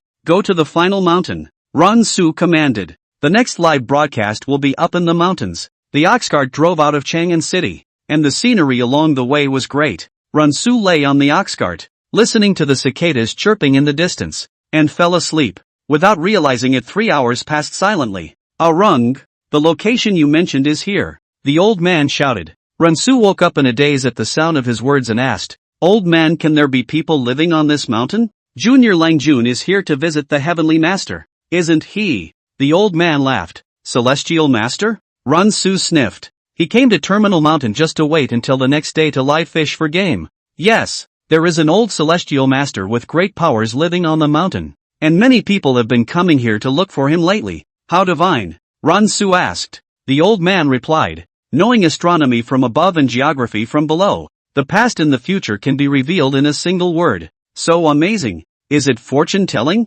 You could say that. Rinsu was instantly interested as he asked, what is that person called? The old man's memory wasn't very good, and he thought for a while before slowly saying, I've heard others call him Tiancher Yuan. Yuan Tiancher? Could it be? A name suddenly came to his mind. weighing the bones and fortune-telling Yuan Tiangang. He changed his mind and decided not to. The cost of the Rinsu fight gave the old man 3 taels of silver, and scared the other party did not dare to accept it. It's not unusual to give someone a penny for showing you the way, but if you're a hoity-toity person they won't give you a penny. The purchasing power of 3 taels of silver is equivalent to about $10,000 in modern times, which could be half a year's income for an ordinary person. Rinsu says he's not short of money and will come back to him if and when he goes down. After the old man thanked him repeatedly, he said that every day at the ungodly hour, he would wait for Shang Rinsu here for an hour. However, that Yuan Tianzhi's whereabouts are uncertain, so you can only depend on your own chance to find him. The old man reminded Rinsu before he left. Chance? Rinsu was overly confident in his luck. After sleeping enough in the afternoon, Rinsu was very energetic at this moment. He picked up a wooden stick from the ground and started his own hiking journey. Master Yuan Tiangang, Comrade Yuan Tiangang, where are you? Rinsu walking and shouting to find this chance. Midway also met a few men dressed in expensive, behind a few servants with heavy gifts. Seems to be looking for the whereabouts of Master Yuan. Until the moment of dusk, Rinsu did not find Yuan Tiangang. Thirsty and tired. If only someone could help me, shout, Rinsu thought in his mind. Suddenly, he remembered that the last time he exchanged things, it seemed that there was still a batch of things that hadn't been exchanged out that had been left inside the system. He opened it up, and sure enough there was a big motorized horn sitting there silently. Rinsu took it out and recorded his voice, turning up the loudspeaker to maximum decibels. Master Yuan Tiangang, where are you? Master Yuan Tiangang, where are you? Master Yuan Tiangang, where are you? The high decibel sound startled the birds returning to their nests in the deep woods and once again moved away from their nests. Yuan Tiangang, who was avoiding perfectly with Rinsu's route, could not help but stop and listen carefully when he heard someone calling his name. In the southwest? About a quarter of an incense stick later, Yuan Tiangang saw a young man with what looked like a bucket around his waist. It was from there that the voice calling his name was released. Who are you and why are you here? Yuan Tiangang asked. However, the sound of the horn on Rinsu's waist was too loud for the other party to hear. Helpless, he picked up a small stone to build up his strength to catapult it out. Ouch! Rinsu felt a cold pain in the back of his head, so he turned to look, only to see a man standing there silently. He was dressed in a navy blue cloth coat with wide flowing sleeves, which was still neat and straight despite some signs of age. His face is thin. His skin color is slightly bronze. That is the witness of the wind and sun for many years. 2 sword eyebrows fly into the temples. A pair of eyes under the eyebrows deep and serene, like 2 pools of clear lake water. Occasionally flashed a trace of imperceptible wisdom light. Nubizi? Looking at the other person's clothes, he kind of looks like the Nubizi Taoist priest in the park. Yuan Tiangong's face darkened when he heard Rinsu address him. Why do you disparage me when we may have a grudge? Rinsu snorted and explained. Master, you heard wrong. Yuan Tiangang snorted coldly. His own eyes were watching the 6 roads and ears were listening to the 4 directions. How could he hear wrong? You haven't answered my question yet? Chapter 22, Linking Up. To be counted as an emotional problem? I've come by order of His Majesty to enlist you to do something. Rinsu turned off the loudspeaker at his waist. Then he took out a fine jade pendant and said, This is the token of His Majesty's side. Yuan Tiangang saw that the jade pendant was indeed like an imperial object. First made a bow and said with some slight apologies. The poor Taoist did not know that the angel was in front of him, so he recklessly bumped into the angel. The emperor's emissary is the face of the emperor. If you make things difficult for the angel each other back to the palace to say 2 bad words about you, your career is also basically over.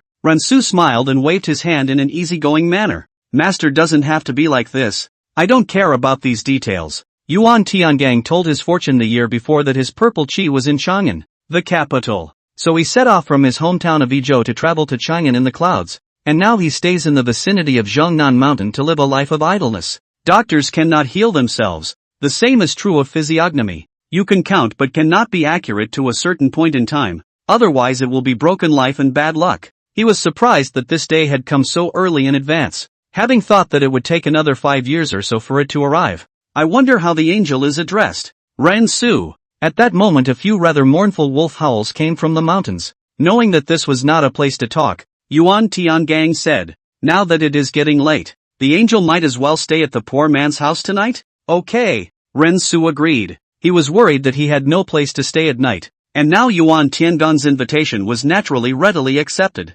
Arriving after about 20 minutes, Rinsu raised his eyes and, As expected, 3 small thatched huts stood there quietly. The thatched hut looks simple, but has its own kind of rustic flavor. The thatched grass outside the house was neatly organized, and on top of it was a layer of green tiles. Outside the house, a layer of fence made of bamboo surrounded in a staggered manner. On the fence, there were occasionally some unknown vines entwined, and on those vines there were small and exquisite flowers. Colorful. There are also small bamboo forests on both sides, ringing, seemingly whispering and singing. There was also a stone table on the side of the bamboo forest, and the two of them were a little tired from climbing all the way up the mountain, so they sat down on the chair together. Stone table is painted on the surface of the gossip map. Gossip map inside there are similar to the compass arrangement of things. Every other place there are different shapes of pebbles placed on it like in the column formation. Yuan Tiangang pulled up his long and pushed all these things underneath, organizing a clean and tidy table. I'm sorry to hear that. Then he made a pot of tea and poured a cup for Rinsu and himself respectively. The wind kept blowing in the mountains, and the two just sat there quietly drinking tea. After a moment, Yuan Tiangang couldn't help but speak. Dare I ask the angel, what does His Majesty seek out the straw man for? His tone was not lowly. He did not lower his voice and flatter Rinsu just because he was a messenger of the Son of Heaven.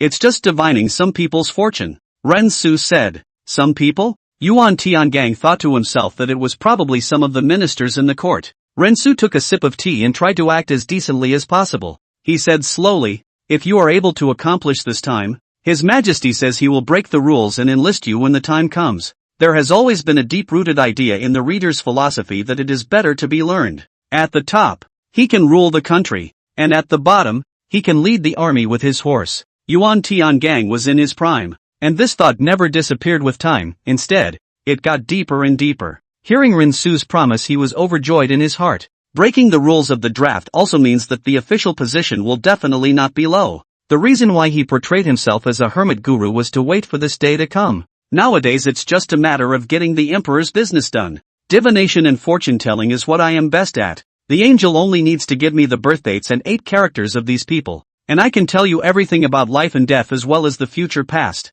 Yuan Tiangong's face was filled with confidence. He has been immersed in this academic discipline for too many years, astronomy and geography. He is confident that the world can exceed his not out of a handful of numbers. For Yuan Tiangong's learning, Rinsu is very curious. This kind of esoteric prediction seems like getting your life script. I'll only give you the birth date at 10 o'clock tomorrow morning. Yuan Tiangang froze at his words and asked, what hour is 10 o'clock? It's the 6th hour. Day 2. It's that amazing? Yuan Tiangang wore an unbelievable expression on his face. Rinsu had just given him instructions on the do's and don'ts of connecting to the microphone, and explained a lot more terms, just like what was meant by live streaming and what was a pop-up screen. This made Yuan Tiangang, who had lived half a lifetime, feel like he was listening to a novel. Can I still lie to you? Rinsu said. Just need to change the viewing privileges of the live stream. Yuan Tiangang can also appear in the camera. The reason for explaining it to him was to give the other person a head start. 10 o'clock in the morning. System, turn on the live broadcast. Live streaming is on. Please wait. Open successfully. Rinsu had gained tens of thousands of fans in a live broadcast yesterday, and now 300 people had entered just after the broadcast had started. It's finally on. I missed the live broadcast yesterday. Are we still going to visit the store today? Anchor, where are you? The background is so fake. Is the uncle next to him the anchor's father? I'm going to take a wild guess. It's not going to be a father-son double row today, is it?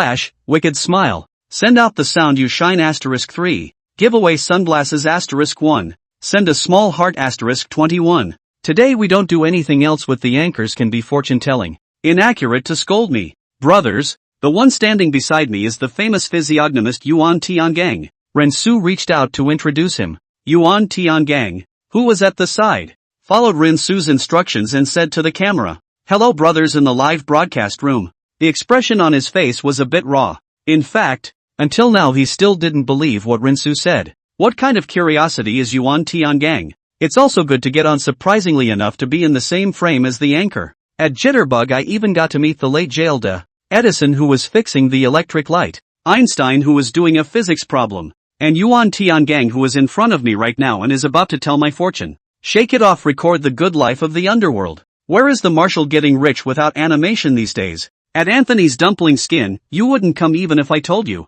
This cosplay doesn't look like it either. Around 5 minutes into the broadcast, More than 3,000 people had arrived in the live room. Rinsu looked like there were already about 100 people waiting to connect. Okay, we have our first audience member. The ID on the right side of the link is called, Yao Yao Does It Like Coke. Hello anchor, I'm a fan of yours. A male voice came from the right side of the live feed. Turn on the camera. How does this open? Double tap the screen to flip it. Isn't it fortune telling? What's with the need to turn on the camera? We need to look at it in conjunction with the face as well as the 8 characters. Only a good-looking boy appeared when the right camera opened. Men's University? Rinsu asked. I'm a sophomore now. The other guy looks sad. Something on your mind lately? Hearing Rinsu's question, the male university said after an alas. I broke up with my object, but I still like her very much. Want to ask if there is still a possibility between us? Emotional problems, huh? Give or take? The male university sniffed and replied. She hasn't given it yet. Rinsu also froze when he heard his answer, then held his forehead and said breathlessly. I'm asking if you've given me your 8 characters? I didn't get it in a private message backstage. Oh, give it right away. I'll hold off for the last few days and change the following. Chapter 23, Brother.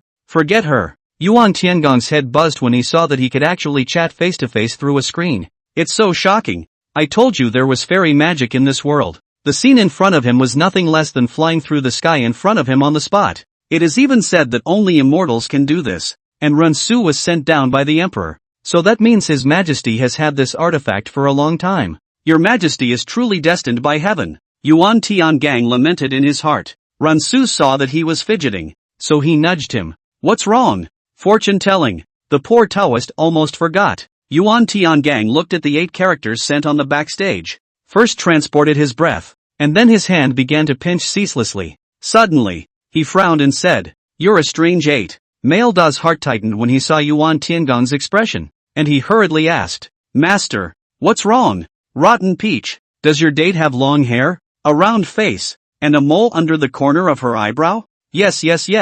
You fell in the water when you were 4? I'll go. Master, you're too godly. You can even calculate this. A shocked look appeared on the male Da's face. When he was a child, he was curling up by the river, but he was pushed into the river by a young friend who sneaked up from behind, and if he hadn't fished it out in time, he might be 15 years old now. Your object's nature is fiery pride, and your 8 character nature is watery softness. Water and fire are hardly compatible. Yuan Tiangang just said this one sentence, point blank. Does Master have any solutions? I just can't let go of this in my heart. I even got down on my knees and begged her not to break up. Yuan Tiangang sniffed instead of answering, because the answer had already been told to him. But when he heard that the latter had all knelt down and begged for mercy, he was quite surprised in his heart. This is a prince consort? But there's no honor in his life. How else can a man get down on his knees with his subject? This dude is weirdly affectionate. Why bother? Having to hang on to a tree? Don't understand.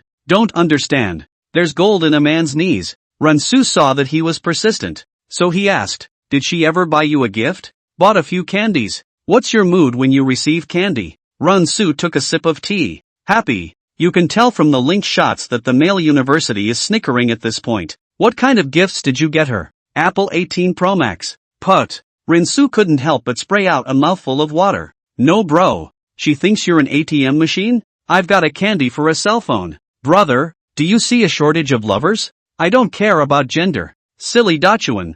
Wake up. Isn't this being treated like a big injustice by Pure? I just like her so much. The big male color darkened. It's reasonable to say that you can buy a cell phone at your fingertips, and you are in a good financial situation. So how can she break up with you? Rinsu had such a doubt. I took out a loan to buy it for her. Manda replied. Rinsu's eyes widened at once and asked, Wait, what did you say? A loan to buy it? She said she liked loan. Boiling Goat didn't buy a grass cake when he was chasing after Beauty Goat either. Hard clam. I can't understand it. Go back to Gotham. Batman said not to arrest him. Rinsu really couldn't help but laugh and asked, Brother, were you still bitten by a dog when you were 4 years old? Mailder recalled. Then was surprised. How do you know that? My mom said I was bitten by a dog before I was 4. Is there a reason with this dog that my love is so choppy? Rinsu then nodded. Kind of a reason why the dog that bit you might be a licking dog. But I got vaccinated? Mailder queried. Ha. Is this anchor's backswing this big? Hey. So the disease flares up after a decade or so. Good scolding. This kind of person. You won't wake up until you scold him. Is the anchor the legendary web doctor? This is the kind of thing that's just drooling when it's cured. It was only then that Mailder reacted, his face blushing with shame and indignation. How can you curse, dude? To put it mildly, it's the ones who make you last the relationship that are really hurting you. You're just a fan of mine to persuade you that way. Have you ever thought? She took the cell phone you bought and turned around and made a video with another man? She took the cell phone you bought and sent babies to other men. She even gave you a note as a spare tire. She's even in someone else's arms right now. The man heard Rinsu's question word for word storm. The latter was speechless for a long time. He sighed sadly. Yeah, can he not know? Only all the time he was deceiving himself. And when the other man gave the slightest favor, he went over like a dog to lick it. Harm. It's time to end this relationship. It's long overdue, bro. Forget her. She doesn't deserve what you deserve.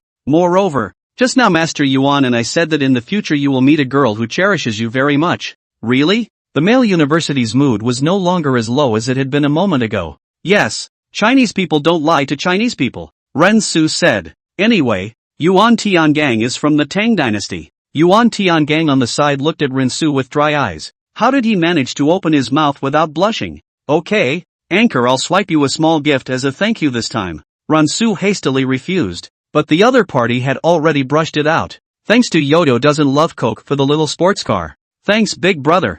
Thank you, Anchor. Mailda thanked. You're welcome. Go back and remember to delete all of that girl's chats. I will. And this time I'm really putting it down. Letting the Anchor flat A while he deals out real damage. But it seems to work pretty well. It's good to know the way back. The Anchor is simply a medical sage. The object of this male big is definitely going to become a black fan of the Anchor when he finds out. Anchor, I have a friend too. I don't know. At White Small Cute. I deserve to be bullied by you guys, pay to be scolded. Right? Why don't you come to me? I can curse dirty. Send flowers *13. Actually being able to help the other party. Rinsu was happy in his heart. Especially this kind of deep love is difficult to extricate themselves. Rinsu never begrudgingly gold mouth. Well, we have the next heavenly ordained. A person with the ID Quad A blossoms requests to be linked. After Rinsu accepts, only a haggard-looking boy with heavy dark circles under his eyes appears in the right camera. I'm going. Why does this dude feel like he's going to die suddenly?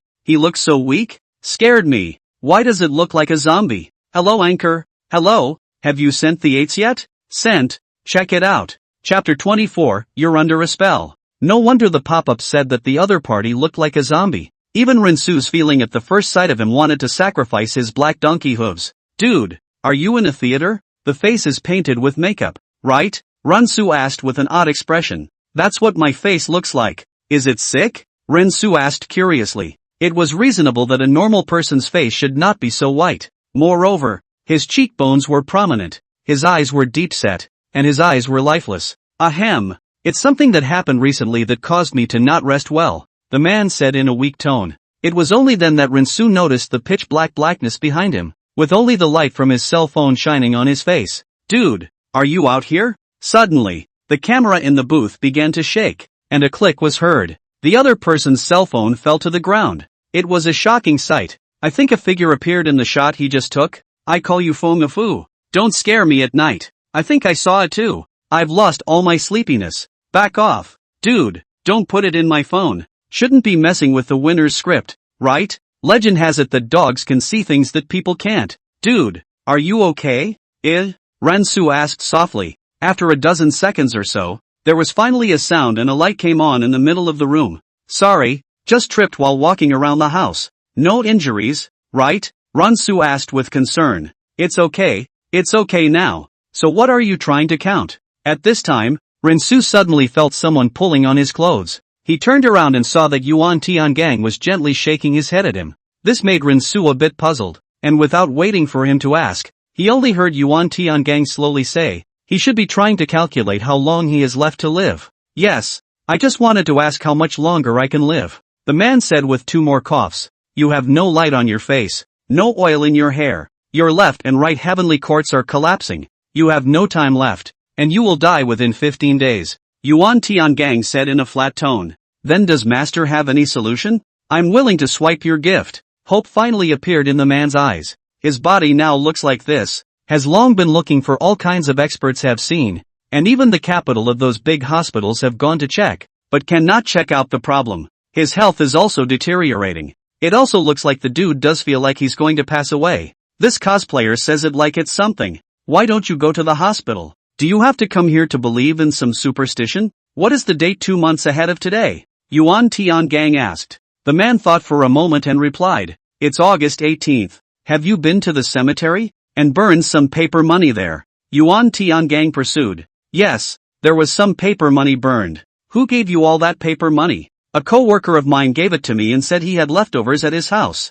So he brought it to me. You're on bad terms? No, it's been fine. Only recently I was going to be promoted to the authority and he was drinking with me then to celebrate the event. Yuan Tiangang nodded slightly at his words. Master, what is wrong with me? The man asked anxiously. Due to physical reasons, the man was often overwhelmed at work. He also messed up a major project entrusted to him by his boss, and he was eventually fired from the company. Not only that, but his girlfriend left him. All he can think about now is changing all that. If only he could go back to his normal life. You've been under a spell, Yuan Tiangang said indifferently. The paper money he gave you would have been taken from someone else's charcoal pot and recreated into paper money for you. It's called a yin ticket. The person who was supposed to enjoy this paper money was cut off in the middle by you. Nature will come to earth to trouble you. Ha! The man was filled with surprise. He wasn't the only one who was surprised. And the broadcast room was quickly taken over by the topic. Is there really such a thing as a spell? Why not? You know the expression, the grave is smoking hot? When I was a child, I used to see my mom visiting my grandfather's grave at regular intervals. I wasn't sure why at the time. Until one time when I had a serious illness that lasted for 3 years. My mom asked the fortune teller in my area to tell me that someone had ripped open my grandfather's grave and sprinkled chicken's blood and talismanic symbols on it. Someone put a spell on our family. After my mom cleaned them all up, I only saw a wisp of green smoke coming out of my ancestral grave. And after that I got completely well. At Poet Grip, there are, but the spells are very refuted. They are usually used to harm people, and the only people who can know about them now are some old people. Just now I heard August 18th. Isn't that the Chinese New Year's Day? What's wrong with this holiday? It also has the name of Ghost Festival. Don't discuss it. It's too human. Is there really a ghost in the world? The man immediately reacted after hearing Yuan Tiangang's words. You mean I'm under the spell of that friend? That's right. I remembered. He took over that program of mine after I got sick and then now made it to the head of the corporate department.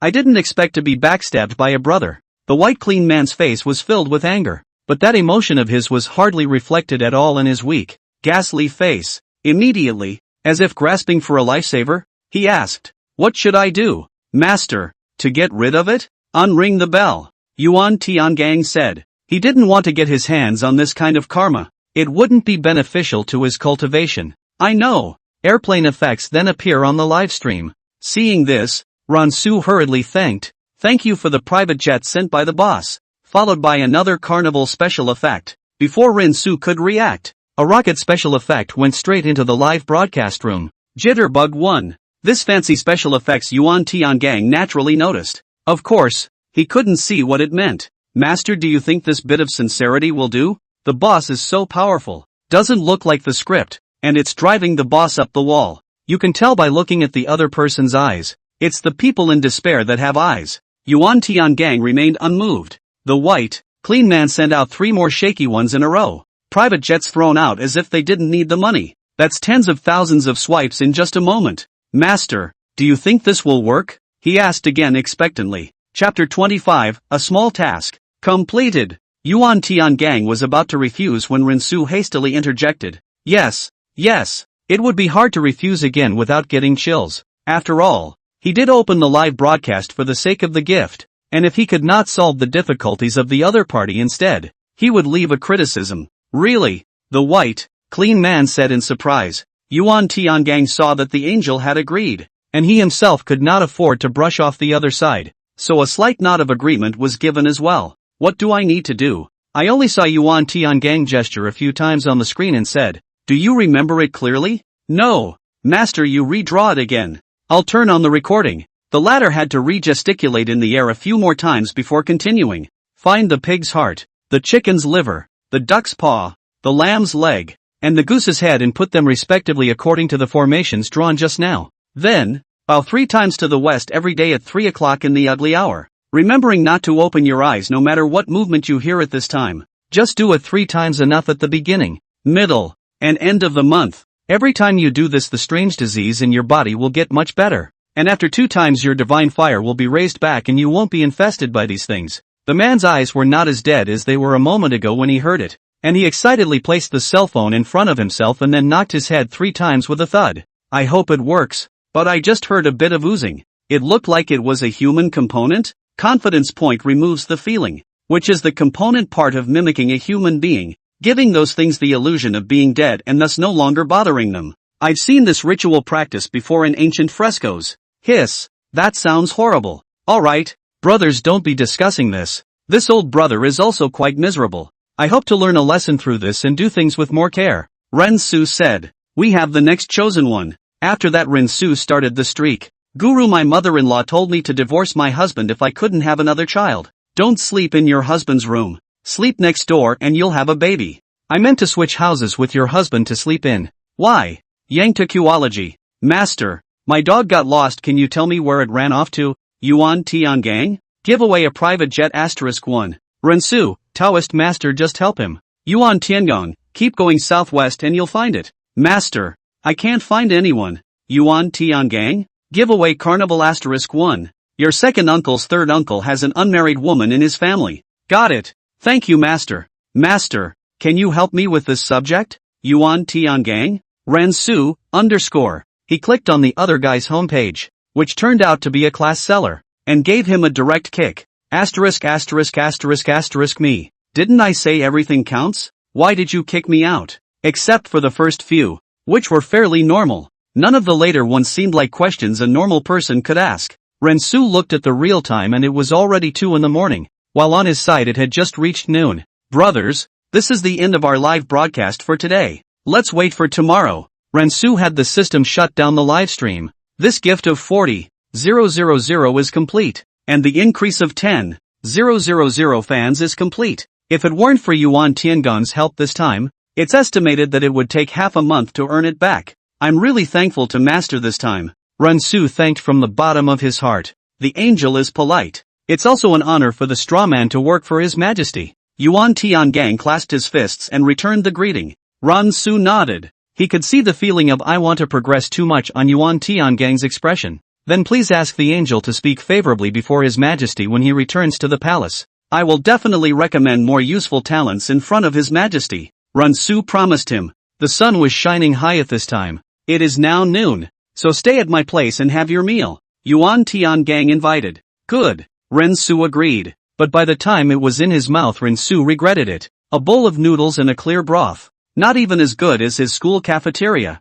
Garnished only with a few grains of salt and vegetables dug from the wild. For Ren-su, who was used to eating modern ruthless living food, it was really hard to accept. He took 2 simple bites and set the bowl aside. It was too hard to swallow. The cuisine of the early Tang dynasty is actually rare in the capital. Pepper cumin, a common seasoning, was already available at this time, but it was all exclusive to the food of the powerful, and ordinary people and officials could not even taste anything. Better get an instant noodle for dinner. It wasn't worth a few dollars anyway, so Ren-su bought a bucket of spicy flavor in the system mall. Yuan Tiangang saw Ren-su come up with a new trick, and his curiosity drew his gaze over. Only Ren-su was seen unwrapping a barrel-shaped object. Next, some firewood was added to bring the water to a boil. Finally, he put the seasoning packet in and poured 2 tablespoons of boiling hot water over it. Yuan Tiangang also knew in his heart that the other party, as a person beside the emperor, was naturally not accustomed to eating this mountain wild vegetable stock.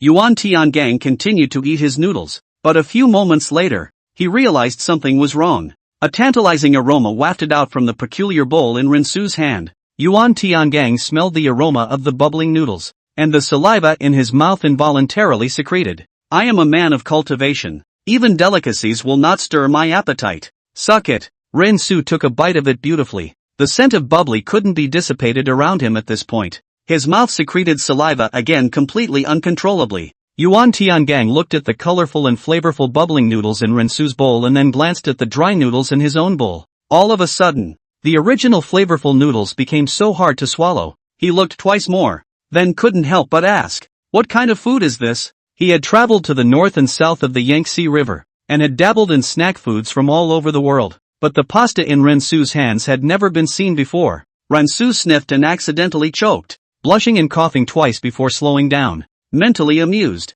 he said, "When did instant noodles become a delicacy? It's called bubble noodles. Would the master like a bucket?" "No. A cultivator of the cultivation will be satisfied with grains and cereals." Yuan Tiangang refused. Though his mouth refused, his eyes were honest. Rensu bought another bucket from the system and other things along the way.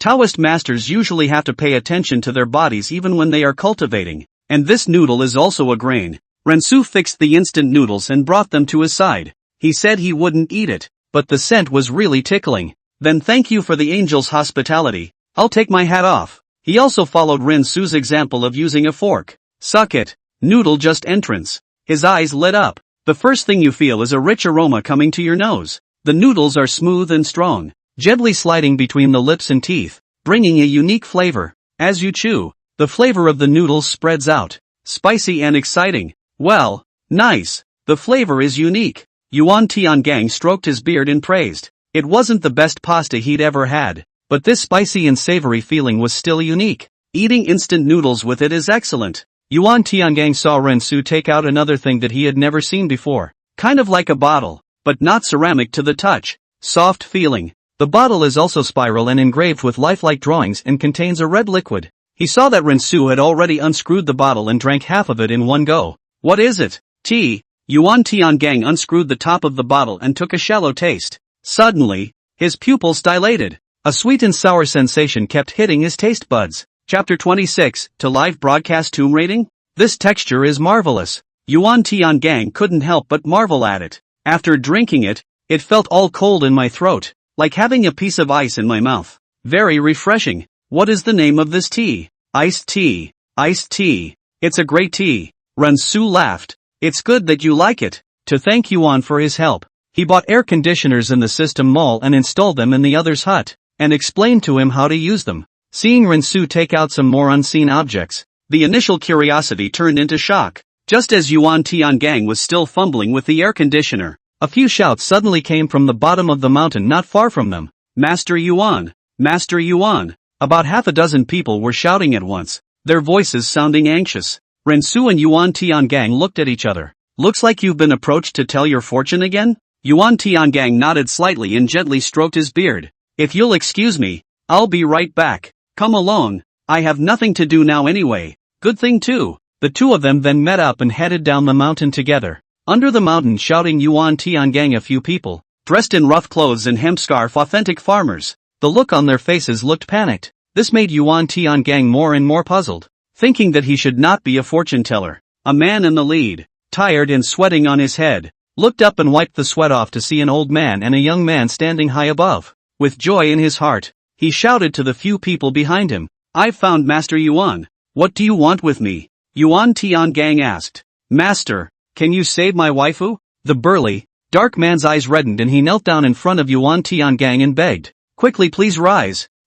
Yuan, will definitely help you if I can." Yuan Tiangang helped the man kneeling in front of him with both hands. Thank you, Master." The Hanyu stiffly kowtowed 3 times before he would get up. "My waifu has been missing for 2 days. Can you help me figure out where he is?" "Disappeared?" Rensu frowned. There were very few traffickers in this era, and people were even less expensive than livestock. As long as they didn't run into a war, the average child who disappeared could really be in for a rough ride. Good. Yuan Tiangang knew that this kind of thing could not be delayed. "When did you get lost?" "The 6th hour. Age? 12 imaginary years old." Yuan Tiangang counted with his fingers, and his mind was already clear. "And you close your eyes and walk up dozens of steps at random." The Hanyu hesitated for a moment before doing what he said, though he didn't know what use this would be in finding the child. He opened his eyes after walking a dozen meters with anxiety in his heart. "Master, then what? What did you see when you opened your eyes?"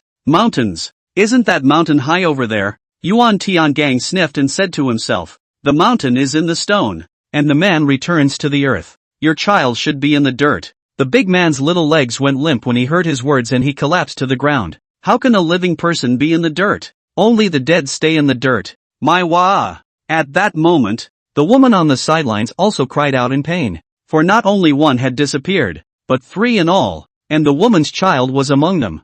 "I mean trapped in the dirt, not dead at the moment," Yuan Tiangang said reassuringly. When Rinsu saw Yuan Tiangong's method of finding people, it felt a bit like the Plum Blossom E number. This strange art is actually just a variant of Zhou divination, although Plum Blossom E Zhou only appeared in the Song dynasty. Have you gone looking west of the village? Looked all over and found nothing. Are there any potholes or anything in that direction? The Hanyu was asked this by Yuan Tiangang and began to ponder with his brows locked. Suddenly, someone said something. I remember a few months ago when a few outsiders came to the village, saying that they were going to the mountains to look for herbs, but that was the only way down the mountain, and after not coming out for a long time, then some villagers found a few holes in the mountain. It was rumored at the time that those outsiders were grave robbers and were left inside the tomb by the owner. The location is just 10 miles from your village, Yuan Tiangang said. The woman who had started to wail at the beginning also remembered something at that moment and stopped sobbing. I warned my wee man before.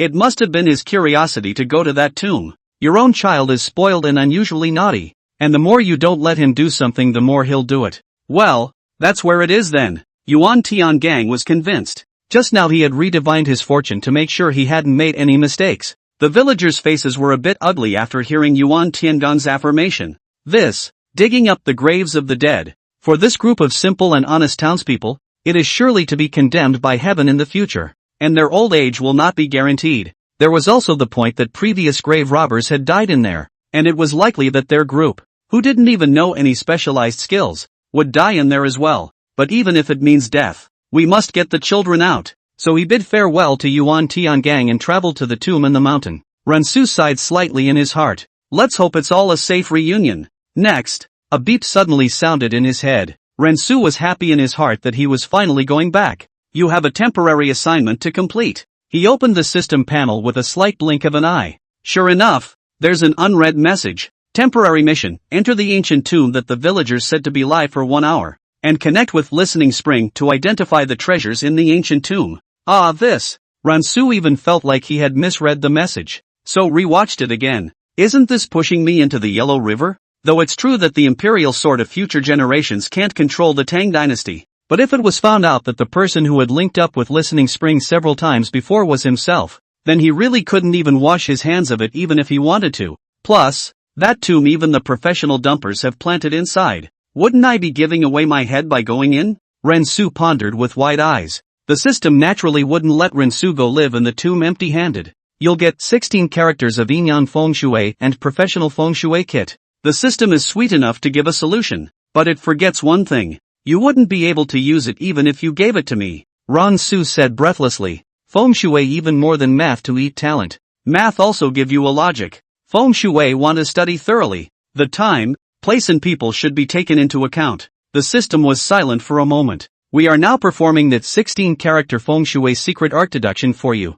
In the first year, you memorized this book, and the book was read 100 times or not understood. In the second year, you look for the first 3 paragraphs of the Young and understand what Feng Shui is. In the 50th year, you understood the contents of the first volume. When Rinsu heard this, he was incredulous in his heart. It can't be. My talent is this bad? The 16-character Feng Shui secret art had a total of 16 volumes of content, and it took the system 50 years of deduction for him to learn the contents of the first volume. The system continued to push on for several hours. In the 250th year, you learned the contents of Book 8. Deduction complete.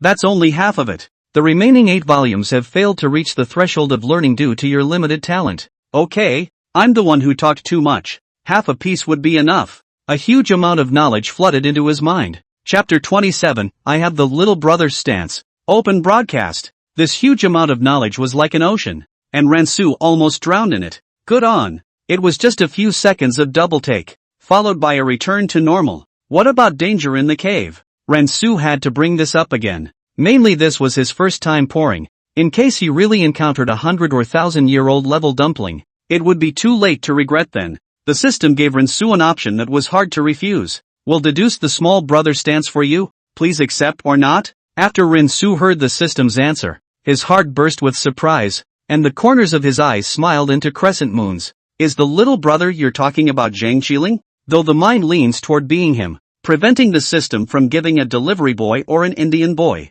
Yes, accepted. If there is a segment for grave robbing, then small brother is the king segment. With his stance, plus the 16-character Feng Shui secret technique, entering the tomb is like being in your own home. Projections in progress. For the first year, you underwent perceptual training, listening blindfolded to the sounds of everything around you. In the second year, you further learn about perceptual training, walking, eating, and doing things blindfolded. In the 50th year, you perceive the perfection of the training exercise. In the first 100 years, your hairy finger was practiced to perfection. Successful deduction. It was only a matter of minutes before Rinsu felt a huge change in his body. Yuan Tiangang was standing on the side, and he suddenly looked at Rinsu. What's wrong? Rinsu noticed the look in his eyes. Yuan Tiangang, it's okay. Debt-free. Rinsu prepares to say goodbye to Yuan Tiangang. Master, I'll be going back first. Yuan Tiangang, it's midday and it's hot. Why don't you wait until it's cooler and I'll send the angel away?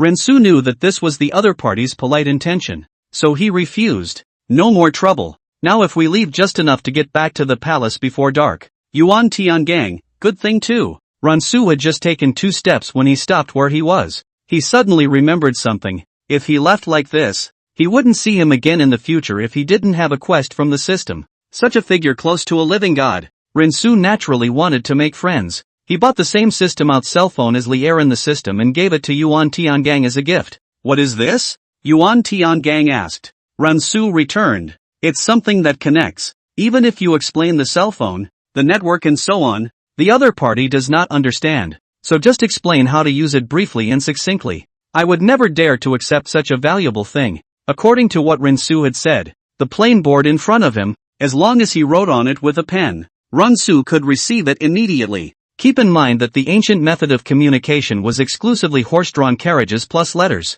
If you want to contact your best friend who is thousands of miles away, you won't receive a reply at all without 2 or 3 months. That's a good indication of how valuable this thing is. Rinsu doesn't feel expensive. Yuan Tiangang can buy 10 of them with the money Yuan Tiangang earned from helping him with the continuous wheat. His Majesty is also contacted with this item, which is worthless compared to your abilities. Yuan Tiangang immediately hesitated, then cupped his fists and said, "Many thanks," but he turned and walked into the house, pulling a slightly tattered book out of it. This is a book I have written in recent years, and I am too penniless to take a gift to the angels. Rinsu knew that this was a humane thing to do, so he took it. His eyes shifted to the cover of the book, where a small line was written, Humanity Kamikin Fu. This is when it appears on the system panel. Human Lunar Turtle Annals Fugue, the world's most accomplished physiognomy. Yuan Tiangong's favorite work. Lost in modern times. Lost? Rinsu was surprised in his heart. He knew that the book Yuan Tiangang could take out was definitely not a mortal product,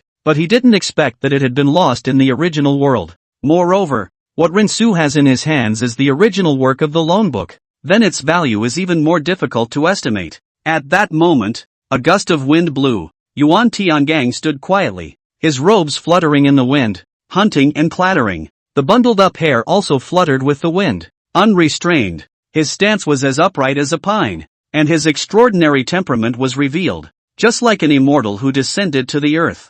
Rinsu felt a little out of place in the scene. Then I'll leave first. Take care. Yuan Tiangang watched Rinsu leave. After a few moments, he went inside and began to study the board that Rinsu had given him. He saw a line at the top of the screen. Runshu Appliance Repair Backstage Service Group. Curious, he clicked in to see that there were only 2 avatar-like figurines. Group Leader, Rinsu. Administrator, Li Shimen. Rinsu he certainly knows, but this Li Shimen? Suddenly, a tremor ran through him. Li Shimen? This is not His Majesty today. Li Shimen was concentrating on approving the folders, and the sound of melodious piano playing kept coming out from the flat panel on the side. He was recently surprised to find that by gently tapping on the note-like pattern on the screen, a lot of pleasant music can be played. Pipa, flute. The music was nothing less than that of the musicians in the palace, and there were even some marvelous melodies he had never heard before, such as the sound of the piano, which he was now listening to. What kind of marvelous thing is this piano?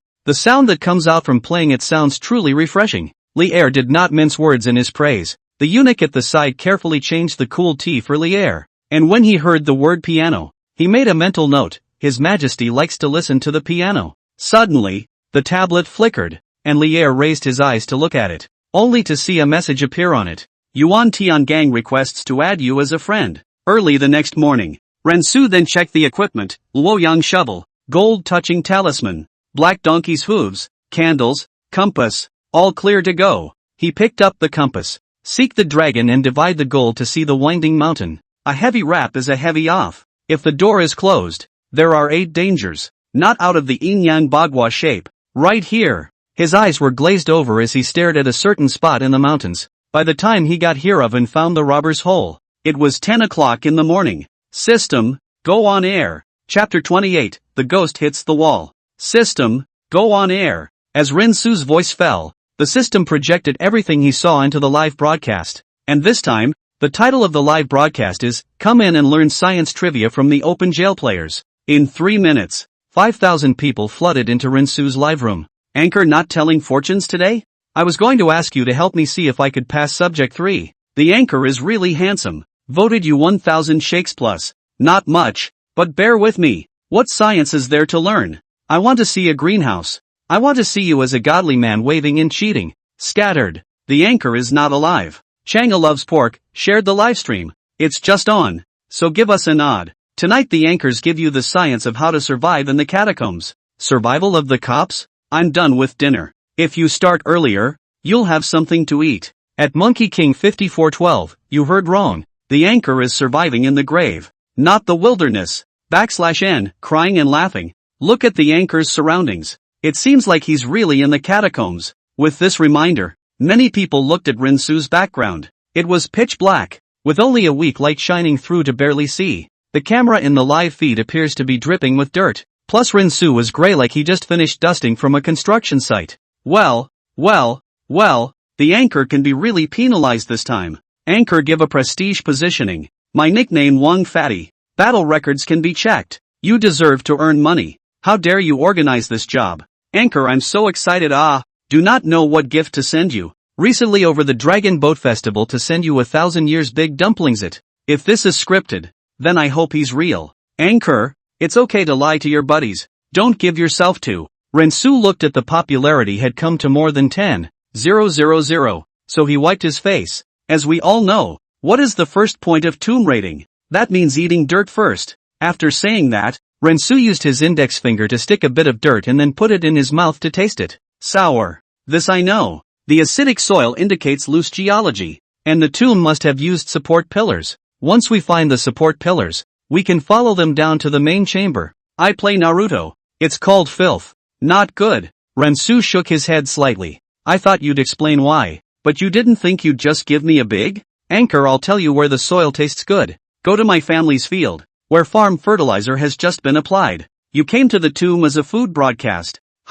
It's not scripted for me to eat. Rinsu snorted. Just a little joke. Eating dirt is actually a way to find out how old the tomb is. With the little brother like rich experience in grave robbing, Rinsu initially judged that the age of this tomb can probably be traced back to the period of the North and South dynasties. The robber's hole he was now in had obviously been opened up, and the opening was just big enough for a man to walk through. Judging by the fact that the shape of the robber's hole was able to stay the same, someone must have reinforced it. So, there must have been more than one wave of grave robbers coming in here. Rinsu had no choice but to continue to go deeper inside. There was silence all around. Rinsu was wearing a headlamp, and the sound of every step was clearly audible. One section of the cave's path is convex and the rest is downhill. Since this section of the path of the robber's cave was very dark, even with a headlamp, he could only see a dozen meters ahead of him. After walking for some time, Rinsu sensed that something was wrong. Why are we going the same way? Even the pop-ups on the live feeds picked up on this. 10 out of 12 is not right. How do I feel that the anchor is going around in circles? Yeah, there's a rock I've seen over and over again 3 times. You're performing the King of Qin walking around the pillar. Realizing that he wasn't the only one who had noticed this, Rinsu realized that he had been hit by a ghost. Brothers, this is the first thing I'm going to popularize to you, ghosting. What should you do if you meet a ghostly wall while robbing a grave? Don't worry. Take a deep breath. Try to calm yourself down. Close your eyes. Then start walking forward with one hand on the wall. Ghostbusters have a wide range of opinions even when explained by science, but it makes more sense with a metaphysical explanation. All human beings have 3 flames located at the top of the head and on the left and right shoulders. These 3 flames represent a person's yang energy. If a person whose 8 characters are not hard enough goes into a grave or a place of extremely heavy yin energy like a mass grave, it is easy for the yang fire in his body to be suppressed. In this way, one is no different from the things that roam the tombs, and it's easy to see things you wouldn't normally see. Take for example the current Ghostbusters. Rensu was not the least bit panicked in his heart, but instead, he was presenting the audience in the live broadcast. His perception had long been deduced by the system, and the reason why he could still be hit by a ghostly wall was entirely because his own 8 characters were not hard enough. But that's not what the tomb is about. It's about having a solution to the dangers you encounter, not just bumping around like a headless fly. Just like that, Rensu walked through the journey. When he opened his eyes and saw the pop-up, his forehead filled with black lines. Anchor, open your eyes quickly. There's a ghostly face in front of you. Really? It's still a female ghost. Where is it? Where is it? Why can't I see it? I look at the female ghosts and they're also charming. Anchor, don't private message me. I really don't know what to do after peeing my pants. Rensu, I've heard that dogs can see things that people can't. A glimmer of light appeared at the end of the cave. Rensu was instantly a bit puzzled in his heart. How could light appear in this sealed tomb? And it's sunlight coming in from outside, not candlelight. It is reasonable to assume that all tombs are designed in such a way as to not allow sunlight to penetrate. Otherwise the deceased cannot enter the cycle of reincarnation. If it was caused by grave robbers, that's unlikely. Respecting the owner of the tomb is the rule of the trade. Usually when you steal the owner's treasure, you put a lighted candle next to it. If the candles don't go out, it means the tomb owner doesn't care about these out-of-body things. If the candles go out, run as fast as you can. When you dig a hole violently, you will inevitably get some dirt in your life. Although he didn't understand what was going on, he took out the black donkey's hooves from his backpack. Being careful is a good thing. As soon as he got close, Rensu smelled a pungent odor. Chapter 29, Mandarin Tomb, Prudent Pattern. Rensu smelled a pungent odor. Why does this smell like a corpse? Corpse stench? Even if there were corpses in the catacombs, they should have turned into white bones long ago. It's hard to believe that it's the anchor's counterpart. You're not supposed to have met a skin fragment? Don't show me. I'm having a late night snack for fear of throwing up in the toilet. Rensu had to take out the mask from his backpack and put it on his face to approach slowly. Only one person was really lying there quietly, dressed in black. Rensu hurriedly asked the system to code, so as to save the live broadcast from being blocked. He held back his nausea and held the black donkey's hoof in his hand. Dead people are not scary. What is scary is the sudden swindle. He used a Luoyang shovel to peel back the outside ground clothes, and when he saw the scene inside, he was sickened beyond measure. I have spent my life walking on thin ice, accumulating virtues and doing good deeds, only to suffer such retribution. It wasn't even a person. It was a bunch of hairy dead rats. The black clothes on the outside are the fur on their bodies, but I don't know what the situation is, but after they die, they even form a human shape. That's what gave Rensu the illusion that there was a corpse here. He raked away the piles of dead rats, only to see a human bone. Then he looked around again. There was a lot of rubble here. Rensu guessed that the grave robber died here, and then the rats hiding in the darkness came out to eat the hard-won food. System, give me a flamethrower. Rensu gasped. It needs to be the military kind. He tossed aside the loyalist shovel, the military flamethrower loaded with oxygen, and pressed the trigger on the musket. Snort! A ball of flame erupted in a straight line. Even the air was scorched with a sound. He hated rats, especially ones that gathered in packs like this. Must be thwarted. Brothers, I accidentally met the dumplings just now, and now I'm using my magic weapon to overpower it. How come it's coded at a critical time? I want to see it. Not the anchor. You call the flamethrower in your hand a phallic weapon? I've seen Maoshan's peachwood sword. Longhu Mountain's Fuli. Which mountain's dharma is this from? Anchor? Ask if you don't understand. Is the anchor blowing up the tomb? Rensu, I know you don't understand, but I'm an innovator, and I'm not like those old codgers with their black asses hooves. It's a new era, and grave robbing gear has to evolve with the times. Like this high-pressure Zhurong fire-breathing gun in my hand, specializing in all kinds of big dumplings in tombs. What you said seems to have a few points. You said you were going to be a tomb raider, and you're here as a mage? Technology is what makes a nation, and I think the anchors are doing the right thing. Rensu burned for a sustained period of 5 minutes before he put down his flamethrower and saw the land in front of him that had become charred black. The original swarms of rats were burned to ashes, and the original stench in the air was lost to the flames. Rensu's face gradually slowed down. Cool. Brothers, you should all have learned this wave of practical science, right? Handong Province, a police station. At this moment, a middle-aged man was standing in the office with an angry face. Did you find it? Who the hell is this guy? How dare you live broadcast tomb raiding? Contact the backstage personnel of Shake It Off and tell them not to block the live broadcast room. We want to check his IP address. It's because from the moment Rensu appeared in the chamber on the opening broadcast, someone called the police to report it. Bureau Wang. But his popularity has almost surpassed 10W. If we don't ban him again, the impact could be huge. To be able to be an anchoring jitterbug, the popularity can remain 10,000 online has already surpassed 99% of the anchors. Not to mention Rensu's live broadcast, which is on the verge of breaking the 10W mark. Wang Bureau's face ugly. Last time the Inheritance Jade Seal event offended Chi director. This time someone reported Toon rating to the following branch. The result is that the other party to check the IP cannot be used as a reason, and then passed the hot potato to him. It's not even if you say you robbed the tomb, but you're still ing shaking the whole thing live. Director Wang hated in his heart. Don't let me catch you, you little calf. He gave the order. I'll take care of it if the sky falls. Keep checking for me. Rensu took out his compass at this time, and in his mind, he began to deduce the location of the main chamber according to the pattern in the 16-character feng shui secret art.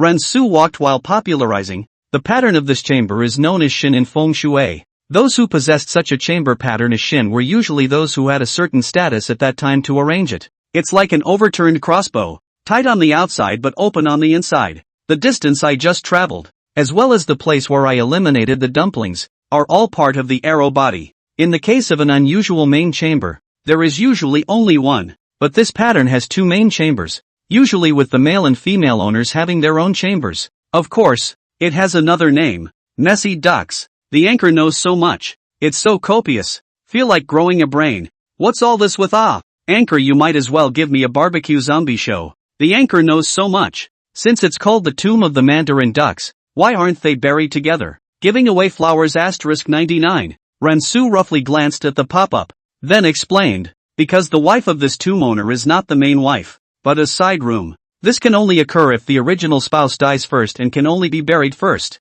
But after the death of the original spouse, the man gets a new love and can't forget his old one, so he can only be buried in this way. Blow up. Isn't this a love triangle? I said such a familiar plot, so it's all left over from the old ancestors game. Jag off. Is there a jitterbug number for the owner of this tomb? At Gao Cold Goddess, what the hell? You're going to cyber violate this guy. \n, stifling laughter. Rensu saw this pop-up, also smiled, and then walked to the end of the arrow. This is the centerpiece of the entire tomb. In the 16-character feng shui technique, the most dangerous place is at the heart of the chaotic Mandarin duck's string. The strings are the two paths in front of Rensu. This tomb scares the inverted most. The main chamber has valuable treasures, but it's a dead end. The way of life can be lived, but without any treasures. It's 2 for 2. Guys. Chapter 30, why can't his live room be blocked? Guys. It's 2 for 2. Anchor, don't choose the path of death. If you do die, who will I watch at night? Choose the path of life. My epet can't just die a hasty death. Aren't you an innovator? If you open up a dead end, it's a live end. It's just a script. If you really choose the dead end, I'll give you a shakeology one. You don't dare to take the dead end road. You don't have the guts to rob a grave. Rensu looked at the live broadcast, still quite a lot of small black people. His heart slightly smiled. Even if they do not say, he must go this way, because only a dead end can have a treasure. The second half of this system quest is about Lianmai identifying a treasure in an ancient tomb. Brothers, if there's a real accident, tell my mother I'm not a coward. Chien, Can, and Burgundy. Jun, Sun, Li, Tue, Kuan. All things under the sky and the way of nature are inseparable from these 8 words. Rensu deduced the life and death paths of the 2 chambers in a moment's effort. The right side is a dead end. The entrances to the left and right chambers were identical, and without some basic knowledge of feng shui, it would be hard to tell any difference from them. Like lovebirds, you can't tell the male from the female at a glance. When Rensu came from the Arrow Road, he was facing east. It is known as Tuijin in Yang Mansion studies and is the place of great openings and killings.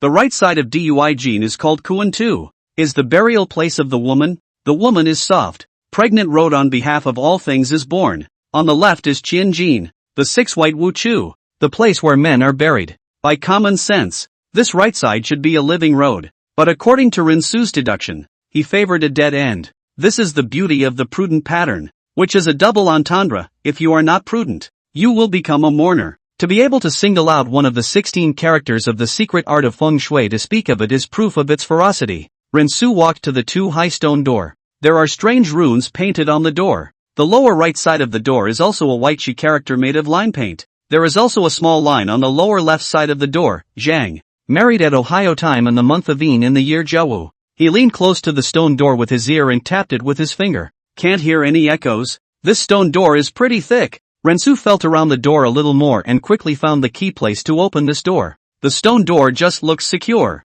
Can you open it? Don't play dumb. I saw the keys in your hand. Don't disgrace us innovators. Just go straight to C4. And now for the brothers' grave robbing trivia. If you meet such a stone door in grave robbing, you must first draw a circle on the door, and then, place both fingers in the circle. Break! Only Rinsu let out a loud cry, and his 2 fingers were directly inserted into the stone door. 2 fingers hooked onto the switch of the stone door, then twisted hard. Boom! The stone door slowly opened automatically. I stabbed it. What's going on? How did the door open? I was watching the circle carefully. The stone door is made of tofu, isn't it? Just letting the finger go in watery? Good hand. If the anchor would come to me to apply for the job as an ear picker, then I certainly wouldn't have hired them either. I'm guessing you silently shouted open sesame in your mind? Is this the legendary hairpin finger? 6666666. Ransu slightly retreated a few steps back. Once the stone door was opened, it might touch some mechanism inside to send out hidden arrows. After the stone door opened, it was pitch black inside the chamber and nothing could be seen. He shone his headlamp inside, which made it partially visible. In the center of the house there was a big black coffin lying there quietly. Rensu raised his foot and wanted to go in. A ghastly wind blew to make him stop his footsteps. Machine front. It was a warning to him. However, Rensu did not hesitate. He took a step in, and the room suddenly brightened up, only to see the candles in the crypt from Rensu's left-hand side light up one by one. Although this tomb chamber had lights now, Rensu felt it was better to have no lights at all. The candle was in a very strange location. A normal candle would be placed in the middle of the room at the very least, which is about a person's height. The candles in this chamber, however, were placed nearly next to each other on the floor, and the length of the candles varied. This also resulted in the chamber only having light up to the coffin part of the chamber. The top of the chamber was still pitch black, and it was as if someone was watching your every move above your head. The eerie atmosphere kind of eluded him. Rensu went to the side of the coffin, shone his flashlight on the corners of the coffin, and inserted his dagger inside the cracks of the coffin. The bars that nailed the coffin are gone. This coffin has been opened in advance. When the dead are put into the coffin, there will be a process of nailing the coffin, which is called casket finalization in the jargon. This finalization is also known as the insertion of the strip, which is completely sealed to prove that the deceased is completely dead, and also to prevent the deceased from swindling the body. This nailed to the 4 corners of the insert is gone, which means that the tomb has been robbed in advance. Then there's no need to think that all the treasures in here must have been taken. Rinsu took out a candle from his backpack and lit it and placed it not far from the coffin. This candle is a must. It's like a signal. If it's blown out, run. Rinsu explained. The small flame of the candle kept twitching as he spoke, and then, he picked up the Luoyan shovel to pry the coffin lid open. Knock knock. The coffin lid was pried open by Rinsu, and the lid slid down to the ground with inertia, raising a cloud of dust. No, Precious, you're serious? I thought it was just for show. I've just entered the live broadcast room, and I've just seen this bad luck thing. I go, really a bit scary. Everyone quickly send some pop-ups. This moment of no pop-ups, I really do not dare to look down. Even if to scold the anchor 2 lines will do. What about those who say the anchor is scripted? Shouldn't they all be scared off? Be careful. I feel like the live room is about to be blocked. At Genius Launch, hey, it's not even blocked now, so it must be that the backstage review loves it too. Jitterbug backstage surveillance room. Quickly report to the team leader. Why can't the live room with live number 541211458 be blocked? He kept hitting the button to terminate the live feed, but it continued. We've been contacted by the police department over here and told to seal it off quickly. The backstage crew had been glued to the screen in front of them, certainly not to see what was being broadcast. Rather, the number of people in Rinsu's live room had broken through to 10W+. Ding ding ding. The audit leader's cell phone rings. Hello? I'm good my ass. I told you to block the live broadcast. Why are the people in here still broadcasting? Bureau Wang furiously questioned. So if there's footage in the coffin that violates the rules, can you backstage afford to do that? Just then, only the camera of the live broadcast began to slowly shift. The coffin thing also appears in the screen. Note, because it's a first-person view, the live broadcast can't see Rinsu's face. and his voice is processed, so there's no way to search for Rensu from that aspect. Chapter 31, Corpse Ladybird. As the camera of the live broadcast shifted to the inside of the coffin, the picture inside that was gradually revealed. Only a pale woman appears in the shot, dressed in fancy clothes. He lay in the coffin with regular hands and feet. There's really someone, but her body looks like she just died? Her facial features look pretty good. Much better than those Netflix stars. This is definitely Just now the anchor did not say that this tomb owner was very prestigious in life. Then his wife must be very beautiful. Yes, in ancient times a woman without talent is a virtue. And it would be hard for you to get these nobles to look at you if you didn't have outstanding looks. Rensu would rather be an old demon woman withered into dry skin and bones than to see a woman with such a clear face. According to the law of nature, after death, the body's flesh and blood will gradually disappear and turn into a human bone, unless special techniques are available to preserve it intact. But the woman in front of her not only hadn't turned into human bones, she was so well preserved. Rensu was sure that this tomb was definitely more than 100 years old. Unless she's alive? Thinking of this, Rensu attempted to shout, "Big sister smash! Sleeping is not allowed here." As if worried that his voice was too low, he paused and raised it again. "Big sister smash?" Still silent as ever. Rensu shines the light on her neck, and the lack of any beating proves that she is indeed dead. Why is that? He placed his hand against the other man's face, and there was no coldness, and it was normal body temperature. He was shocked. Could it be that he had really just died not long ago? Opening her eyelids again, the pupils in her eyes were not lax. Within a few minutes after death, the pupils begin to dilate and can be clearly distinguished from those of a living person. It's simply alive. This thought appeared in Rensu's mind. When he didn't pay attention to the woman's mouth, he noticed something was different. The mouth's a bit protruding, and upon closer inspection it can be seen to be a bit at odds with her three-dimensional features. Like having something in your mouth? This makes Rensu's heart curious up. Legend has it that the Qing dynasty Emperor Qianlong died with a jade cicada in his mouth, and Empress Dowager Cixi died with a night pearl. This is called rations in feng shui, where the dead person's mouth is stuffed with food so that he will not go hungry with an empty mouth on his way to hell. He lifted the woman's lips slightly with the back of his knife. Only a crystal clear jade was in his mouth, and the jade not only didn't reflect under the headlamp, it let the light right through. "It's a good piece of jade," Rensu secretly said. "I'm offended." He pried the jade open with his dagger, which was a bit of work due to the woman's small mouth. According to the rules, grave robbing can take the treasures in the chamber, but you can't destroy someone's corpse. He carefully propped the mouth open with his knife and took the jade out, just as was about to take the dagger out of his mouth. Suddenly, the woman's mouth suddenly closed and directly bit Rensu's dagger. Rensu was shocked. Trying to pull the knife out, he realized that the woman's bite was abnormally tight, but his strength was several times higher than a normal person's. Whoosh! 2 small black balls suddenly shot out of the woman's eyeballs. How fast the speed was! It came to him almost instantly. Rensu's face changed, and in a flash of lightning he subconsciously used his hair-mound finger to clip these 2 small black balls. His hairy finger was lengthened by the system using steel finger cuffs, because the original finger length was already set and could not grow any further. The little brother deduction. Although his talent in the former is a world of difference, but can be deduced to a few resemblances also enough. Rensu fixed his eyes and saw that it was not a black ball. It was completely 2 ladybugs with black smoke. They smelled unusually bad, like they smelled like a dry toilet had been burned in a fire. Scared me. What is this thing? It looks like a little bug? What's with the anchor's fingers being so long? It's called the Fashu finger.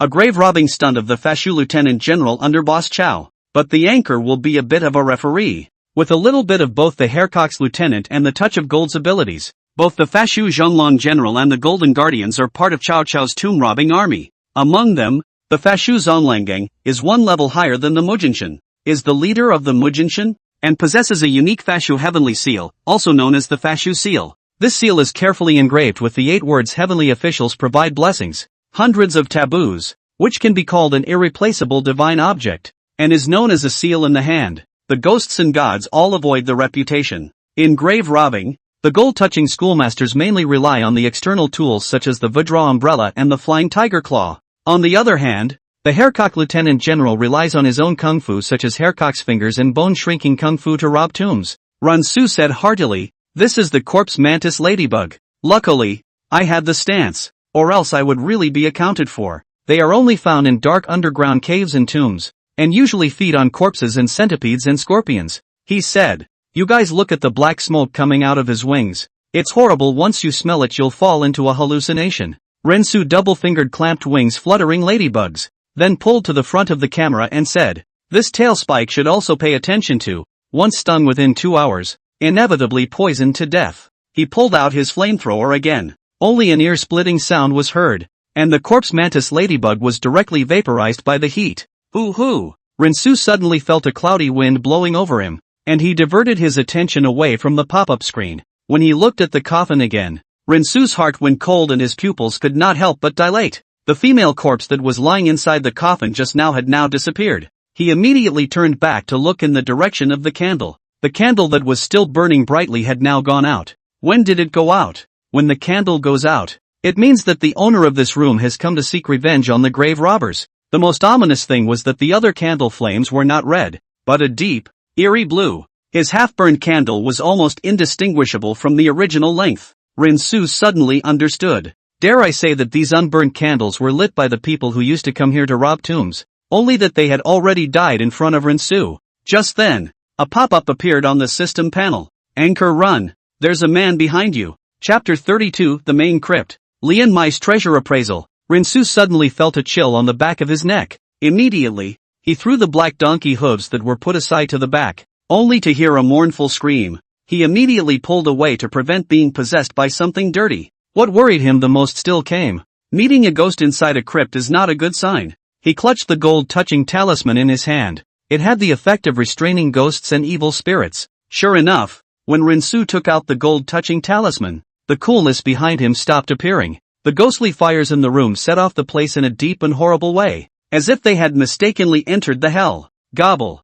gobble, gobble. Just then, the sound of gongs and drums came from nowhere. This sound Rensu felt a little familiar. It seems to be the 3 o'clock in the middle of the night. Be careful of the fire and candles. In the theater, the sound of the gong. But it was daytime when he entered the tomb, not the middle of the night. Just as he was wondering, several bodies suddenly fell from above inside the chamber. It was as if the corpse and the female corpse in the coffin were from the same school, both retaining their flesh intact from before they were born and not completely decayed. Only the female corpse's face had no joy or anger, while the expressions on the faces of these male corpses in front of him were all extremely fearful, so they should have seen something they shouldn't have seen before they died. The key thing was that this male corpse was still wearing armor all over his body. Rensu guessed that this was probably the same waves of grave robbers that had died in front of him, and it was very likely that he was a gold toucher. As the eerie drumming became faster and faster, the bodies lying on the ground gradually stood up. Rensu rushed out in an arrow step and swung his Luoyang shovel at the face of one of them. Bang! His strength was so great that a tingling vibration came from the Luoyang shovel. The corpse's head was knocked off, but the body could still continue to move, lunging towards Rensu's side. Rensu dodged out of the way in a hurry. It's so exciting. It's like watching a movie. Nope. It's like Resident Evil. But Iron Tai, you remember. This is Shake Shack. And all I can say is that you're being slightly more gentle with your methods. Impossible. Absolutely impossible. How can this big dumpling continue to walk around with its head gone? Yeah. As you know from zombies, a zombie can't keep going if its head falls off. And this zombie looks like he's never played the game. I'm not talking about you guys. The anchor is in danger and you're still chatting? Hurry up and deduct 6 to cheer up the anchor. 6,666. 6,666. Although Rensu has a little brother of the body, to deal with some small graves is still no problem. Like the aristocratic level of the chaotic tomb is completely overestimated. Without little brother, that all the blood of the unicorn simply cannot suppress these walking ghosts and monsters. Good thing I'm an innovator. Rensu took out his own high-pressure Zhurong fire-breathing gun again at this time. Snort! A spray of hot oxygen fire came out, their armor blocking some of the flames. But, instead of being thwarted, these corpses are more difficult to haunt. The point is that it's not just one person. It's 5. 5 against 1. Advantage to me. Rensu's gaze was firmly fixed on the several people who were pouncing on him, and his figure flickered, dodging the several people's harsh attacks like a nimble ghost. Not daring to pause for a moment, he busily reached into the backpack behind him and took out all the last few blackest hooves. Quickly, he rushed towards the 4 remaining bodies, not hesitating to hang these blackest hooves on them. But although this black donkey's hoof can suppress evil, it is only temporary. Rensu hurriedly came to the female corpse, then placed the gold-touching talisman on her forehead. At once, The original rapid drumming began to gradually become calmer until it was silent. Although this gold-touching talisman doesn't have the same miraculous effect as the fakiest seal, it can shock for a while. He moved the body of the woman's corpse and shone his flashlight inside but didn't see a single treasure. There are no organs underneath the corpse either. Other than these clothes being more valuable, there are no other treasures. It doesn't make sense that there are no treasures in the dead-end path, unless it's not the main chamber. Rensu thought quickly in his mind. That also meant that there must be another chamber exactly like the one in front of us. Then where could the main crypt be? Rensu secretly pondered. He glanced around, surrounded by tight stone walls, but found nothing at all. He shone his flashlight upwards and could only see darkness. Rensu noticed the blue fire candle next to his feet. The fire wasn't very warm, yet it still consumed the candle's oil. Suddenly, a thought popped into his head. Would he be able to see clearly if he held this candle? There was nothing he could do for a while anyway, so Rensu picked up a candle and stood on top of the coffin to raise it higher. The top of the chamber, which could not even be clearly illuminated by that flashlight, was surprisingly clearly illuminated from above under this blue flame candle. When Rensu saw clearly what exactly was on it, his heart was incomparably shocked, only to see that there were nearly hundreds of corpses hanging on the top of the chamber, and the blue candlelight shone on their miserable and fearful faces, looking exceptionally horrible. And inside their corpses, many ladybugs could still be seen wriggling inside. It seems that these ladybugs made it possible for these corpses to remain uncorrupted. In fact, it is possible to make a body incorruptible according to modern technology, as long as you can ensure that there are no bacteria in the body after death. Without maggots in the body there would be no maggots, and the body would naturally be complete preservation. Rensu was secretly glad that he had put the gold-touching talisman on the female corpse's forehead. If not, I'm afraid that the one who is hanging up now is himself. But there seems to be a diagram on top of this chamber, and the bodies weren't just lying around haphazardly. Rensu frowned, and it took him a while to see what was going on. What a hide! Here's a diagram of the entire chamber's construction. Rensu sighed in admiration in his heart. It seems that the craftsman who built the burial chamber back then deliberately kept a hand in it. In ancient societies, artisans were at the bottom of the social ladder. When they built tombs for nobles, they were often left as companions forever in order to avoid the inner workings of the tomb being leaked out. Rensu looked up to the top of the room and found that the drawings on it were skillfully hidden in accordance with the method of gossip. His mind was instantly much more settled, for he already knew how to seek out the actual main chamber. He was seen slowly crouching down and carefully probing for something underneath the coffin. Suddenly, a look of delight appeared on his face. The mechanism to open the main chamber had been found by him, accompanied by a rumbling sound. The place in front of the coffin that originally appeared to be a tight wall was now slowly parting like a door. Rensu hurriedly held the gold-touching talisman in his hand, while his figure flashed and quickly flashed inside the real main chamber. As soon as he went in, he only saw dozens of bodies fall down again in the original chamber, and the woman in the coffin even sat up suddenly. She slowly turned around and looked in the direction where Rensu was,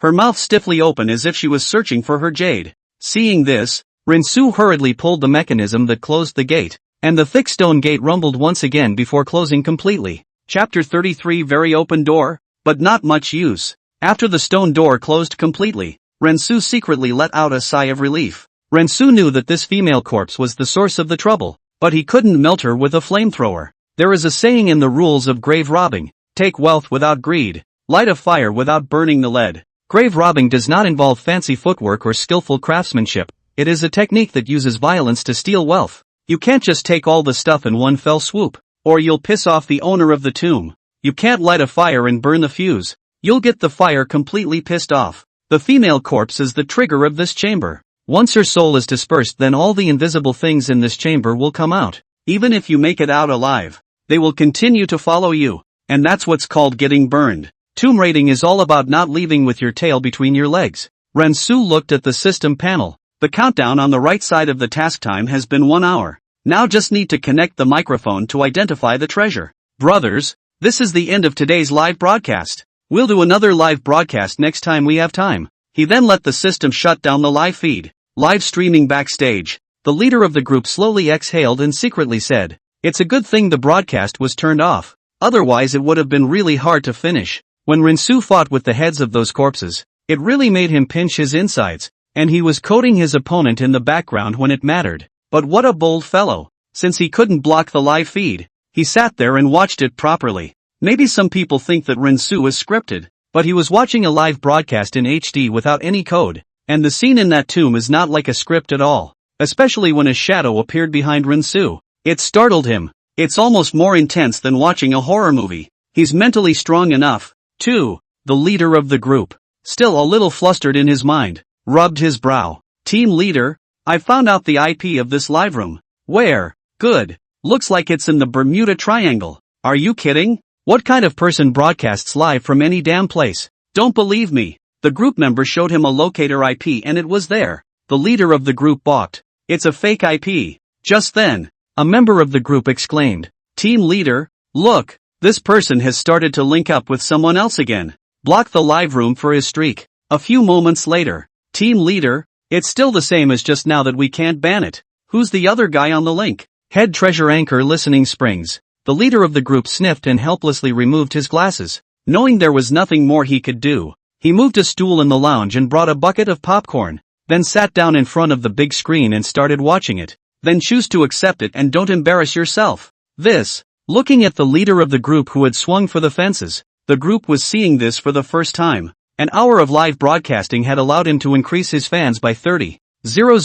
and his anchor profession proficiency had increased by 10%. System. What can this professional proficiency do if it reaches 100%? Is it possible that it's just to become an anchor? This is the doubt in Rinsu's mind. When the anchor is not just need 2 steps. The first step is to turn on the cell phone live stream, and the second step will be to call out to the family. You can broadcast live in all worlds after your occupational proficiency reaches 100. Like what? Any anime, movie and novel world can be streamed live. So it is. Rinsu nodded secretly. He then shifted his gaze from the panel and looked into the chamber. The main chamber was built almost identically to the side chamber just now, except that there were a few more stone carvings in the chamber. He plunged his dagger into the corners of the coffin again, but this time it was hindered by the fact that the inserts were still there. This chamber has not been burglarized. The people who came here to rob the tomb were probably left in the side room. Speaking of which, Rinsu had gotten a few lucky breaks. If it wasn't for the corpse on top of the chamber, he wouldn't have been able to discover the secrets above.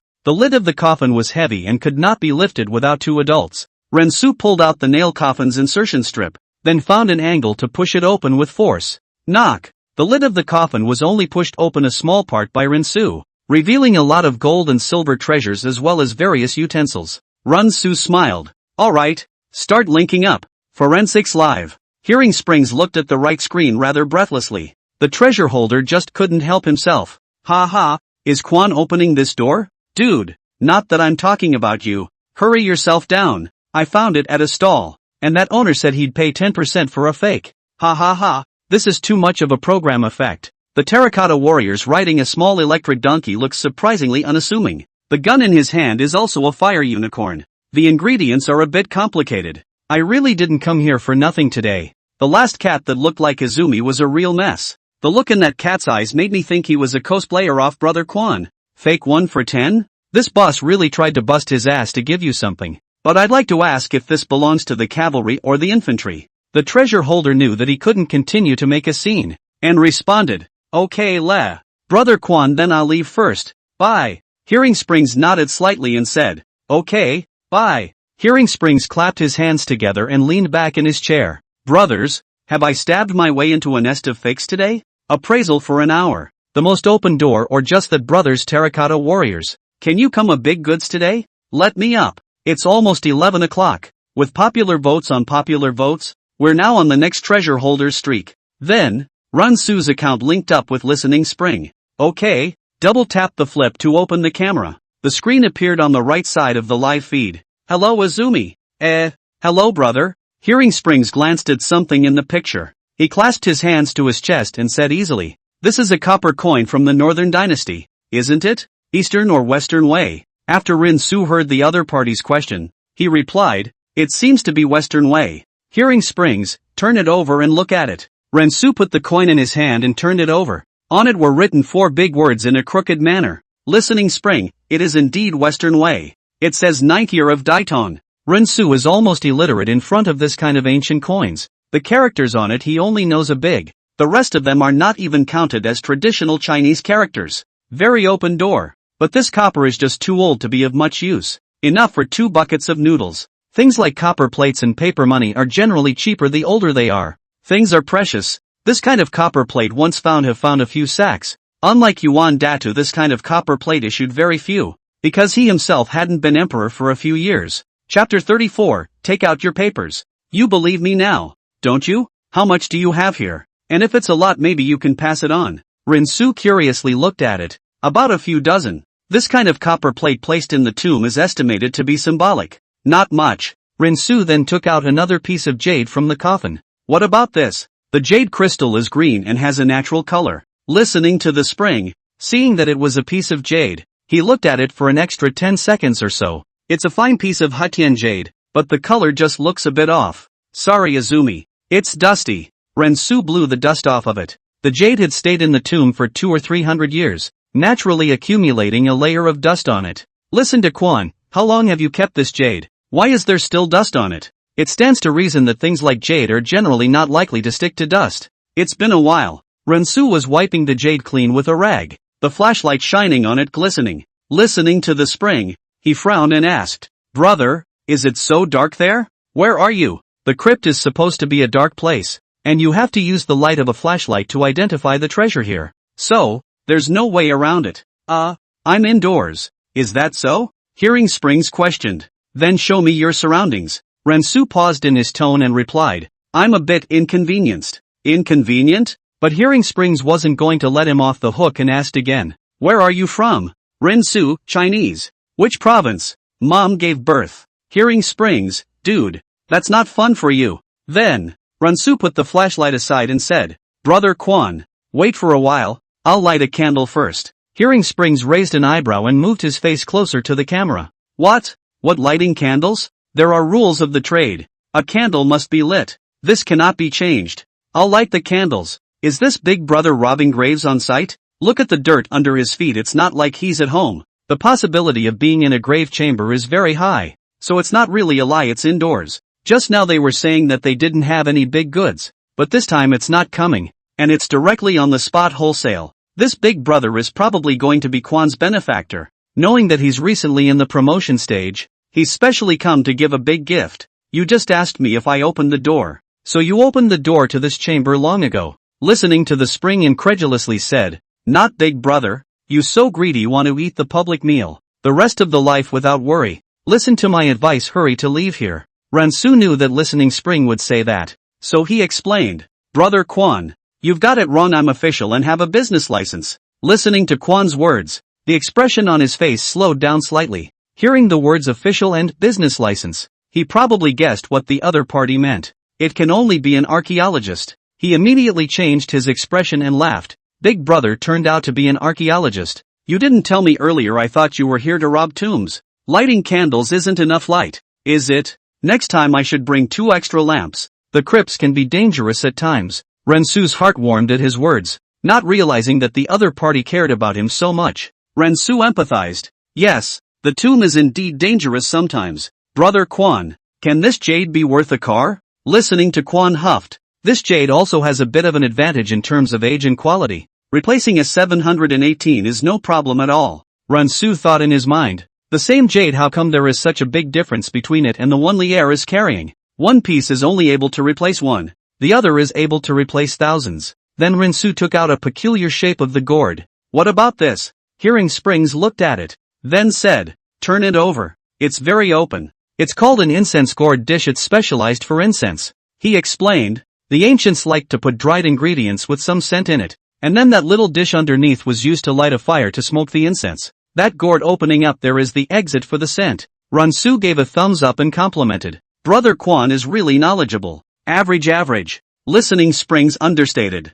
You look at his mouth. I can hardly look at it. The corners of my mouth are grinning up to my ears. Brother Quan is supposed to be great. He knows everything. His knowledge base is so powerful. It's okay, SOSO. Listening to the spring is a little embarrassed by the official praise. Curious, he asked. Big brother, is it convenient to show what it's like inside this chamber? Rinsu naturally agreed, of course. He moved the system's camera around to give a panoramic view of the entire chamber. Listen to Quan read it, but a bad feeling rose in his heart. Big brother, don't you have any teammates? Archaeology is all about a team of people. That is, Grave robbers won't be just one person. Ransu sniffed and replied, haven't found it yet. That's too dangerous. It's not easy to get lost in the crypt to find your teammates, and cell phone reception is bad there. You say that? I mean, I'm the only one who came. Hearing this reply, Listening Spring looked surprised. You came alone? Which made him wonder when archaeology became popular with one person.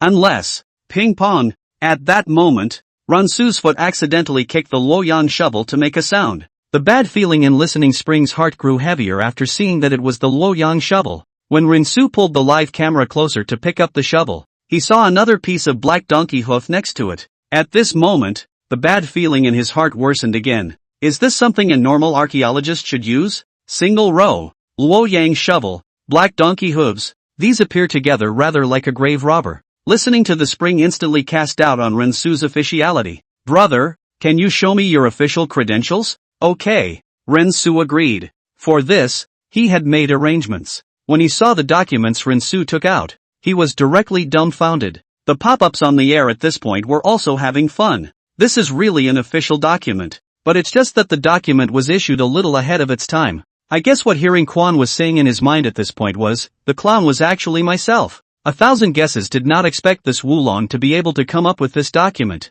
Ha ha ha. I really can't live to laugh. I only saw a small blue book in Rinsu's hand, on which he wrote, Documentation, Grave Robbery License. Name, Rinsu. Unit, Touchstone. Props, Gold Touching Talisman. Black Donkey's Hooves. Brother Quan. Do you believe me this time? Chapter 35. How can this be considered grave robbing? The smile on Listening Spring's face froze to a halt visible to the naked eye and said, Big brother, you're not an archaeologist, are you? No. So I thought you said you were official and had a license? Ransu leaned his credentials toward the camera again and said, Yeah, isn't that right? Look at this and the official stamp. You're listening to the Spring breathlessly. He put his hands on his head and thought about all the times he had seen things in his life. How come I've never heard of grave robbing with papers? He hated it. Man, that's outrageous. Who awarded it to you? Hearing Spring sniffs and brings his face closer to the camera for a closer look. Turn it over and look at it. Ransu turned the back of his papers over.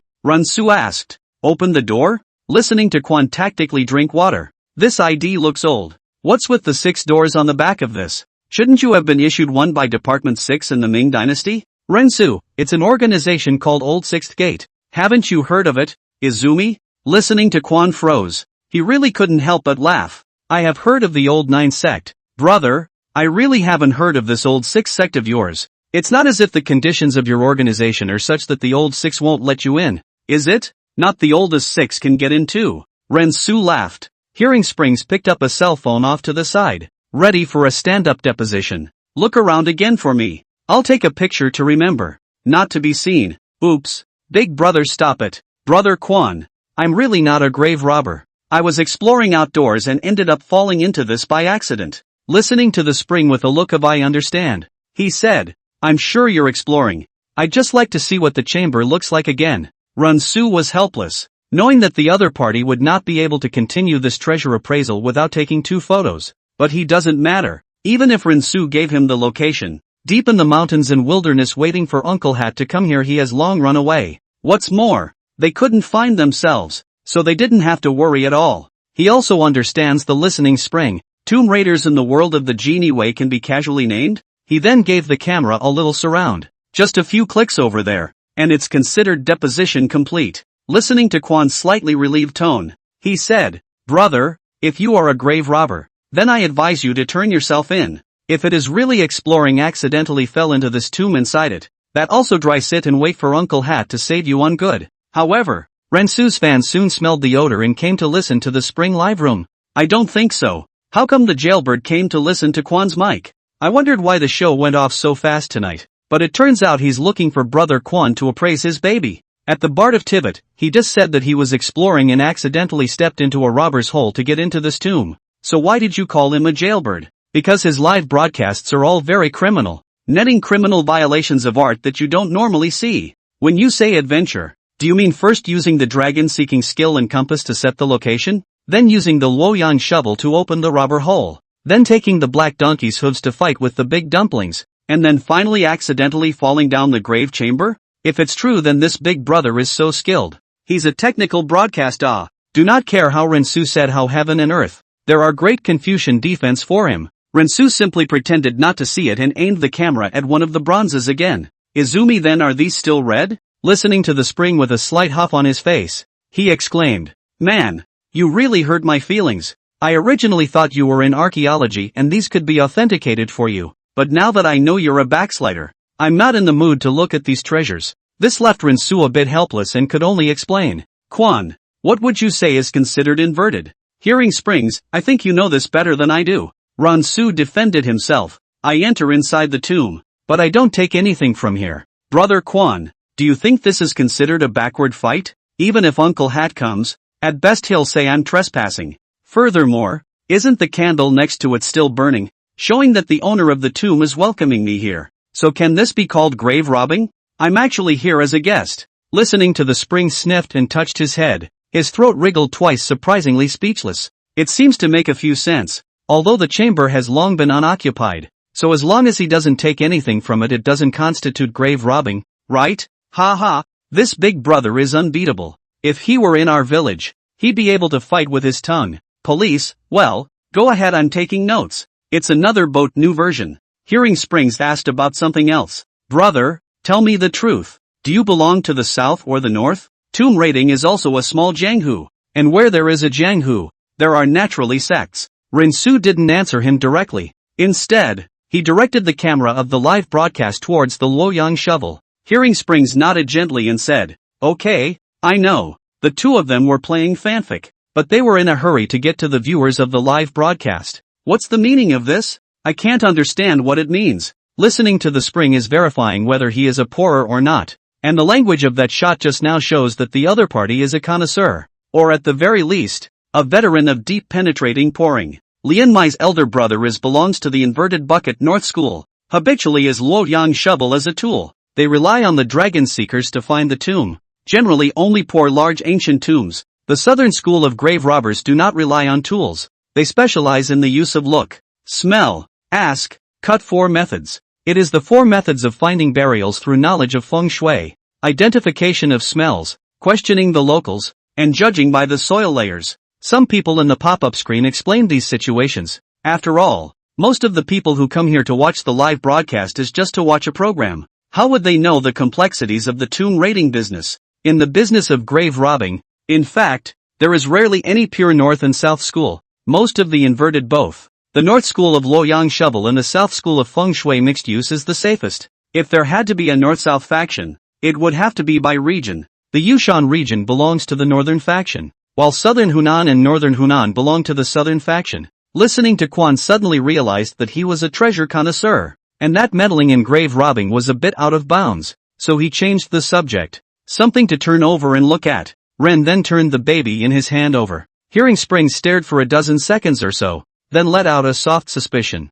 "The thing is very open door. This bronze mirror is rightly from the Northern and Southern dynasties period in terms of craftsmanship, but it looks a bit new, and at first glance it would make people think it's a fake. How is it new?" Suddenly, he remembered something. He is now in the Tang dynasty, a mere 200 years after the North and South dynasties, but for later generations, that was nearly 1,800 years ago. In the eyes of a true treasure expert, 100 or 200 years of things are not as bad as new ones. Chapter 36. The candle went out again. I don't know if Rensu's bowl **** worked, or if Listening Spring was thinking about seeing more of the treasures in the ancient tomb. The two of them surprisingly began to connoisseur the treasure in silence. "Wait a minute, take this mace out and look at it." After Rensu's camera swept past, Hearing Spring called for a halt in a hurry. The treasures inside the coffin were overwhelming, and Listening Spring only asked Rensu to bring out this sword. "Bro, don't show the mace front." Rensu took the sword in his hand,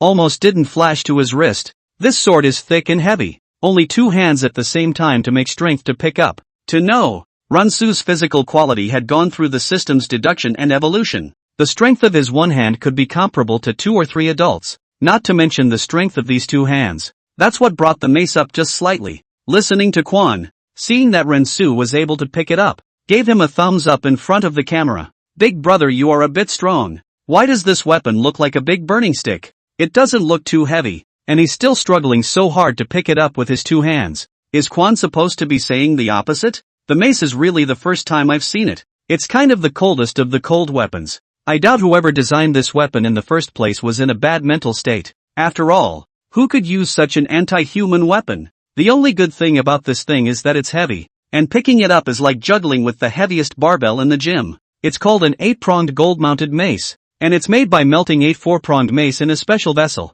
One mace weighs about 100 pounds, and 8 will weigh about 800 pounds. Do you know the famous General Qin Xiong of the Sui dynasty? His weapon was the 4-pronged golden mace, and this in your hand is an 8-pronged one. This is also listen to the spring is more surprised. Rensu can through the hands to pick up 800 pounds of things. Is pick up rather than lifting up? Shows that his arms can have 1,000 kilograms of explosive power. That's scarier than Tyson. Brother, listen to me, let's go work in a massage parlor. Don't come to the construction site and steal my food. I'm afraid the explosive force of these arms must be 1,000 pounds or more. And with this talent to go grave robbing, then I'm afraid that all the toons in the future will have to be fitted with toughened doors. The top 3 heaviest weapons I can remember are Yuan Chengdu's phoenix-winged gold-plated quill, weighing 320 caddies, Westphalian King Li Yuanba's ringing drum, the golden hammer of the town urn, weighing 800 caddies, and Qin Wang Yingdong's jackhammer. You give this mace up, take a flashlight and shine it from the body of the mace to the blade.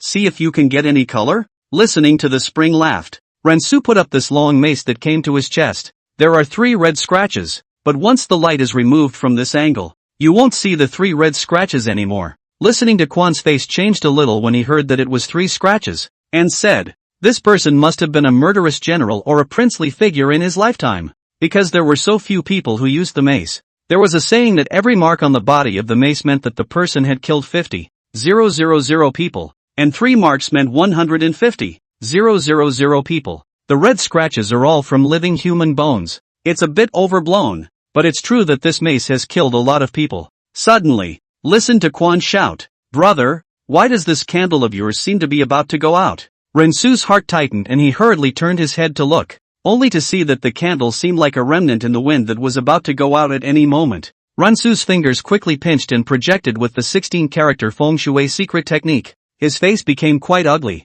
Brother Quan, it's no good. This trigram shows 3 yin lines and 1 yang line. This made even listening Spring a little confused. The trigrams he knew slightly, but he didn't understand the change of yin and yang that Rensu was talking about. No bro, what do you mean by that? Rensu briefly explained with listening Spring and said, just now I divined and counted how many people were in this chamber, and then the yin lines appeared. Listening to the Spring with a slight understanding, he said, you mean there shouldn't be yin lines, only yang lines, because you're the only one in this room.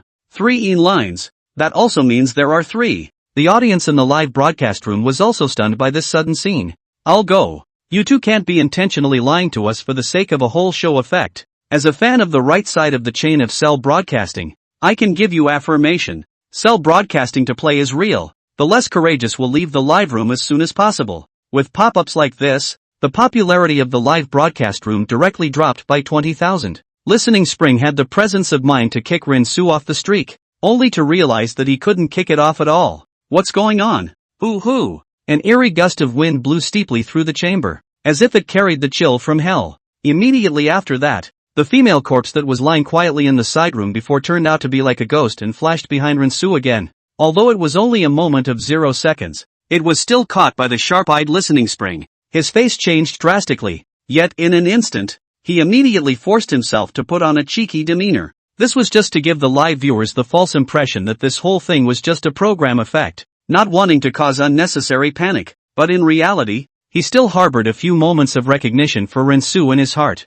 From Rensu's performance after entering this chamber, that calm and collected demeanor as well as the way he handled all the small details, he was able to notice that the other party must have some real skills. So this candle going out is definitely not a coincidence. He knew only too well whether there was such a dirty thing in the world or not. So, not being able to kick Rensu out in time now really made him feel a little disoriented. He hurriedly picked up another cell phone and anxiously contacted the backstage personnel. But the message he received was that they were unable to shut down the live broadcast either. What a houseful. If you can't turn off the live stream, it's very likely that many viewers will be able to see that filth. And then the impact of this incident will be too great. Since the path of shutting down the live stream didn't work, we had to find another way to do it, and we definitely couldn't let these things show up in the live stream. He hurriedly said to Rensu, brother, Hurry up and go next to that mace just now. I seem to have misread something. Rensu only remembered when he was reminded by hearing Spring like this. Yeah, what could be more effective than the mace in suppressing these invisible things?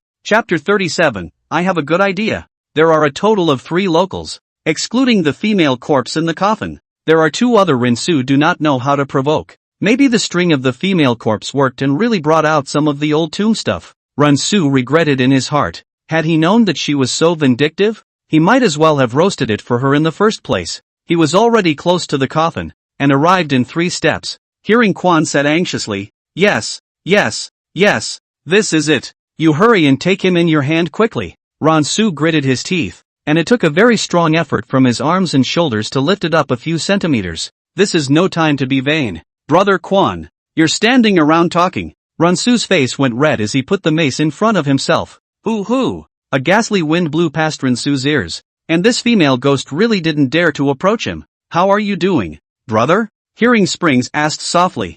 Apparently he's a little nervous too. Rensu, no, nothing, but they seem to be blocking right behind me and won't leave. The 3 were afraid to face the mace head-on, so they could only go around behind Rensu. Rensu could hear a tiny voice urging him to leave, to get out of this maze of a surrounding, even as he felt hands behind him pulling him outward. He then held the mace in a death grip. Listening Spring frowned at his words. Not leaving? You should have brought your black as hooves, right?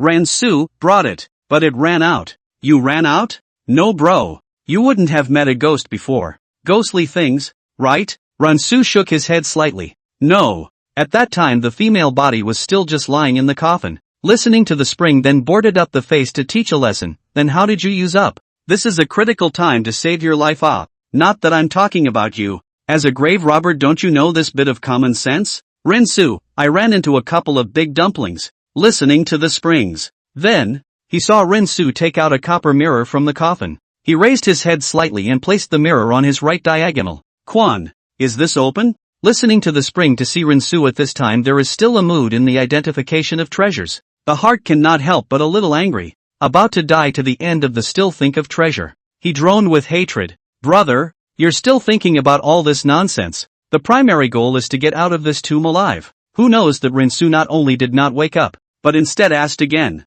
Brother Quan, you quickly look at the door open or not? Listening Spring looked at him breathlessly. At that moment, he noticed that Rensu had been giving him a scowl. Suspicion rose in his mind, thinking that the other man had been asking if the door was open. Then he turned his head to look at the roughly crafted bronze mirror. Hiss! Hearing Spring sucked in a breath of cold air and hastened to tactically drink water to calm down. Only 2 faces appeared inside the blurred bronze mirror. One of them had long hair that covered her face, revealing only a pointed chin and obscure, mean-spirited mouth. The other had a swollen face, white eyes, and fangs at the side of his mouth that made people sweat and shudder at a glance. When he was a child, he had heard the old people in his family say that a lot of people died during the war. And at night there would be a lot of unrelated people appearing at the entrance of the village. They all stood there quietly with their heads down, not speaking. For a long time, no one really saw what these people looked like, until one day, a madman suddenly appeared in the village. Says he's seen what a ghost looks like. He was so young then that he just heard the words from afar. Green-faced fangs. Listening to the Spring's throat roll, he swallowed the water. Very open door. Alright, put this bronze mirror down. What are the 2 of them talking about? Why don't I see anyone else? Isn't he the only one here? There's someone else. I just saw it. 2 faces appeared in the man's bronze mirror. It's definitely a ghost. Jail podcast is really powerful. I didn't expect to get the female ghost's favor. From the side chambers, he chased her straight to the main crypt. Doom recedes. Unintentionally open this live stream and leave when I see the ghost. Amida Buddha.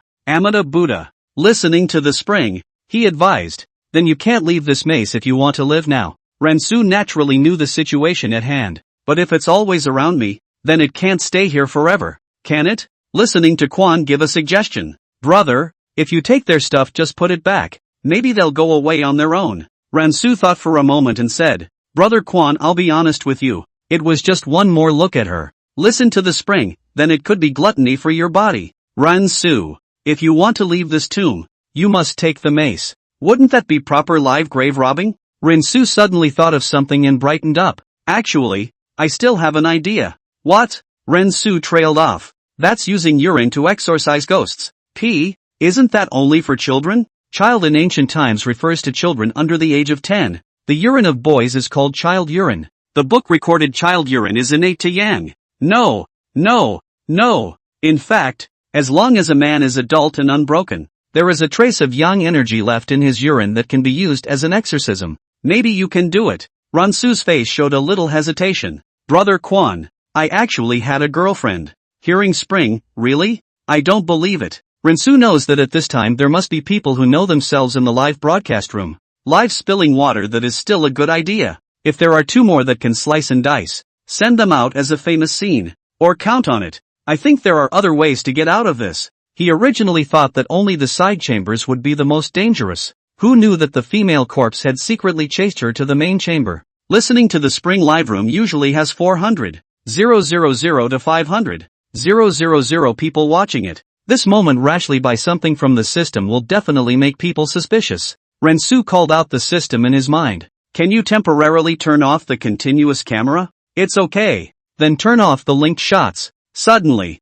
Ransu's live camera shook a few times and then ran out of images, leaving only pitch black. What's going on here? This Big Brother's side of the screen how no longer. Is not the signal is not good. Do not drop the chain at critical times. On the contrary, Big Brother's signal is good. If it's a bad signal from a connected phone, it's going to appear as a back avatar. But his screen is dimly lit, so the phone should have fallen on the floor. It can't be that he's in some kind of danger. Anyone who knows his location can now report it to Uncle Hat for rescue. Chapter 38, This is the Night Ghost. Ransu's temporary disappearance caused Listening Spring's face to change. Brother, are you still there? No answer. He called out softly again. Brother? This situation was the first time he had encountered it in his live broadcasting career, and at the moment he just couldn't even turn off the broadcast if he wanted to. He could only hope that Ransu would be okay. Well, a few moments later, the camera reappears again on the right, and the image of the catacombs reappears. Listening to the spring came to life and asked, Are you alright? Ransu, I'm fine. What just happened? Ransu made up a random excuse and said, I accidentally tripped just now. Hearing Springs, okay, bro, I need to make sure you're not top now? Ever since Ransu had linked up with him, he hadn't seen so many bizarre things in his life. Especially the 2 strange faces in the bronze mirror made him inwardly have a basic judgment about this tomb, a murderous tomb. It won't be Izumi. Ransu immediately reacted to why he asked, afraid that he thought he was possessed by a ghost. Listening to Quan with a bit of suspicion in her eyes, I'll ask you a few questions to test it out. Ransu said helplessly. Then ask, Hearing Springs, what movie is Optimus Prime from? Ransu, Transformers. This classic Cars movie is a household name. Hearing Springs nodded slightly. When Optimus Prime's child is born in the country, does it go on the license plate number or the ID number? Ransu was stunned, thinking that he had misheard. That's the kind of question a carbon-based creature can come up with.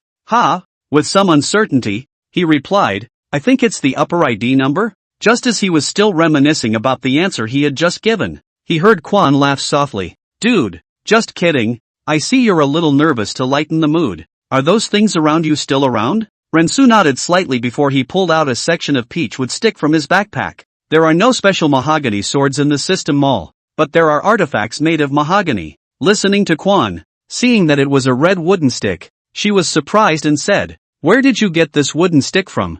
Judging by the color, it should be made of mahogany, right? It's mahogany. I found it when I tripped earlier. Listening to Quan excitedly shouted, Peachwood is a divine weapon to drive away evil spirits. You are so lucky. The sky is the limit. According to the ancient book, peach wood for the ghosts fear peach also. Mahogany has always been the most feared thing by ghosts and evil spirits, and they tend to avoid it. However, Ransu was not as elated as Hearing Spring. Although it is true that mahogany can drive away evil spirits, but whether or not it is effective in dealing with the 3 things behind him is another story. In Taoism, mahogany occupies an irreplaceable key position in the matter of exorcism. In contrast to Taoist priests, inverts often do not carry peach swords when they enter a tomb. They have never been seen preparing mahogany, either in tomb raiding novels or in related movies. This is due to the fact that in the tomb, once you encounter ghosts and large dumplings that want to take your life, the peachwood sword often does not work. Those ghosts that linger for 100 years, or even 1,000 years without entering the cycle of reincarnation, can't be suppressed by just a small peachwood sword. Another thing is that instead of carrying a bulky mahogany sword, A Type 95 submachine gun would be a better way to create a sense of security. Ooh-hoo! As soon as Rinsu stepped out of the mace's range, he immediately felt two streams of cloudy winds coming at him. One blew on his chest, while the other blew on the top of his head. The feeling of chest tightness and suffocation hit him instantly, making it difficult for him to react for a moment. He stifled a grunt and quickly swung the mahogany stick in his hand up toward the air with vigor. Bounce! The blows coming from Rinsu's wooden stick felt like they were hitting a physical object. This made his heart happy. It works! Just then, his flashlight accidentally fell at his feet. The faint light from that flashlight hit him diagonally in the side. Who would not have thought? It is this seemingly insignificant low light. But let the few with Rinsu entangled in the things clearly presented in the lens. They were green-faced and fierce, and their figures were as erratic as ghosts. The live stream was in an uproar. When were these two? How to fight with the anchor? Not right. How can anyone fly straight up? God Eagle Brother can fly, but he's not as outrageous as these two people in front of him, right? I'm a physics student, and I can see that they obviously don't feel weightless. Upstairs, the two big idiots. They are ghosts. I just said I saw two ghostly faces on the mirror, and you guys are still spraying me. I'm a law student, and this kind of thing is so serious that it has to be reported to a special department to be solved. Buddy, since you're a law student, hurry up and help this big brother. I think he's dying. At BMW Shelley, you are really my living father. I am a law student, not a legal scholar. Listening to Quan noticed that the number of people online in real time in the background had reached 100,000. He had mixed feelings in his heart. Happy that his popularity had broken through the million mark, and worried about Rensu's current situation. It would naturally be excellent to live. The negative impact wouldn't be so great if you died in the grave. Then the impact of this incident will not be too great. As it involves a paranormal incident, the officials will naturally try their best to suppress this incident. It is even said that the more pressure is pressed, the more curiosity is aroused. So where will this curious bunch go to satisfy their curiosity? He's on the air. In other words, his popularity won't go down. It will even go up considerably. However, he didn't want to increase his popularity in such a way.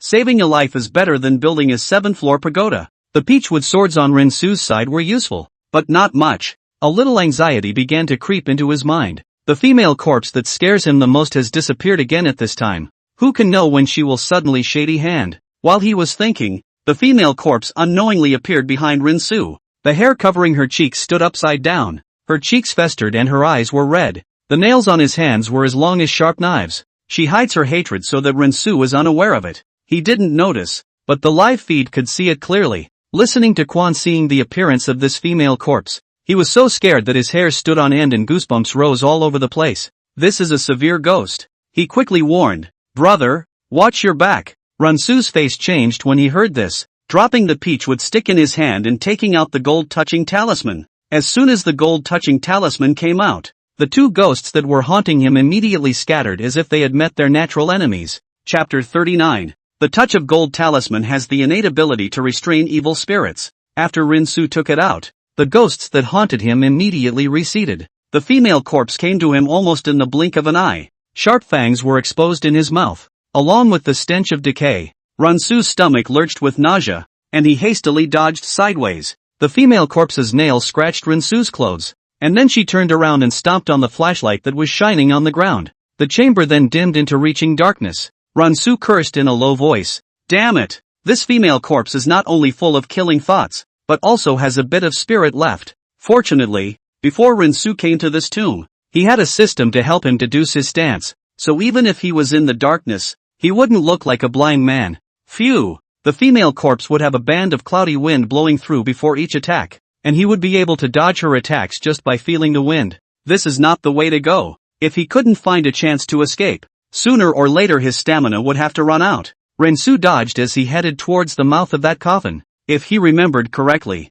on the map I saw on the top of the side chamber earlier, there was a hidden culvert leading directly to the outside world in the main chamber that this dead-end road led to. Now, if we find the mechanism of the dark passage, it is possible to get out from here. I had just been entangled by this female corpse and the two ghosts, and only now did I think of this matter. He clutched the touching talisman in his hand and felt the flow of the Yin wind's wind direction. This female corpse seems to have a heavier Yin wind, Rinsu thought in his heart, because she was the only one who had that fishy smell lingering after a sneak attack. Phew! Phew! No odor, still not a female body. The opponents seemed to be very stable and would not attack until Rensu was relaxed. At this point, seeing that there was no light on Rensu's side, but the camera was still shaking violently, listening Spring asked, "What's your situation now?" "Rensu, it's okay." Hearing Spring, "Where is this tomb located?" "Thanks, Quan. But, I don't need it," Rensu finally bellowed. He knew that Hearing Spring was trying to help him,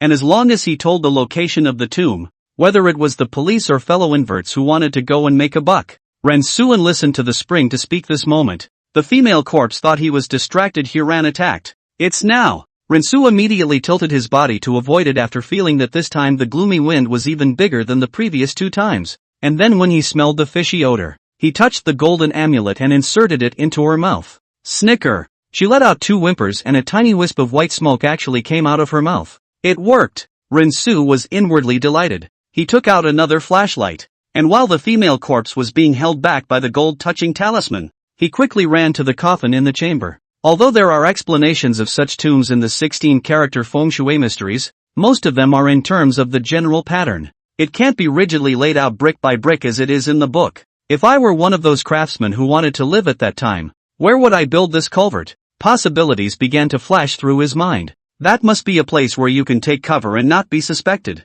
Where is it? Suddenly, he thought of a place. Inside the coffin. Although this is highly unlikely. Rensu took out all the gold and silver jewelry inside and put them on the ground. Soon, the treasure that filled half the coffin was stripped from him. Rensu frowned. Not here? Because the coffin was no different from normal. He was disappointed at the moment and sat down somewhat wearily inside the coffin. This was not sitting down, but once I sat down, I realized something was wrong. Again, uncertainly, he tapped his finger on the wood of the coffin next to him, which was not made of one kind of wood. In accordance with the strict rituals of martyrdom, the coffins were all made out of the same wood. If pine is pine throughout, if heather is heather throughout, it has to be heather. It is impossible to say that the body of the coffin is pine and the bottom is heather. And right now let this coffin be the case. As an artisan, Rensu didn't believe they even had this common sense, so there was nothing wrong with his guess. There must be something wrong with the bottom of the coffin. He brought the Luoyang shovel over,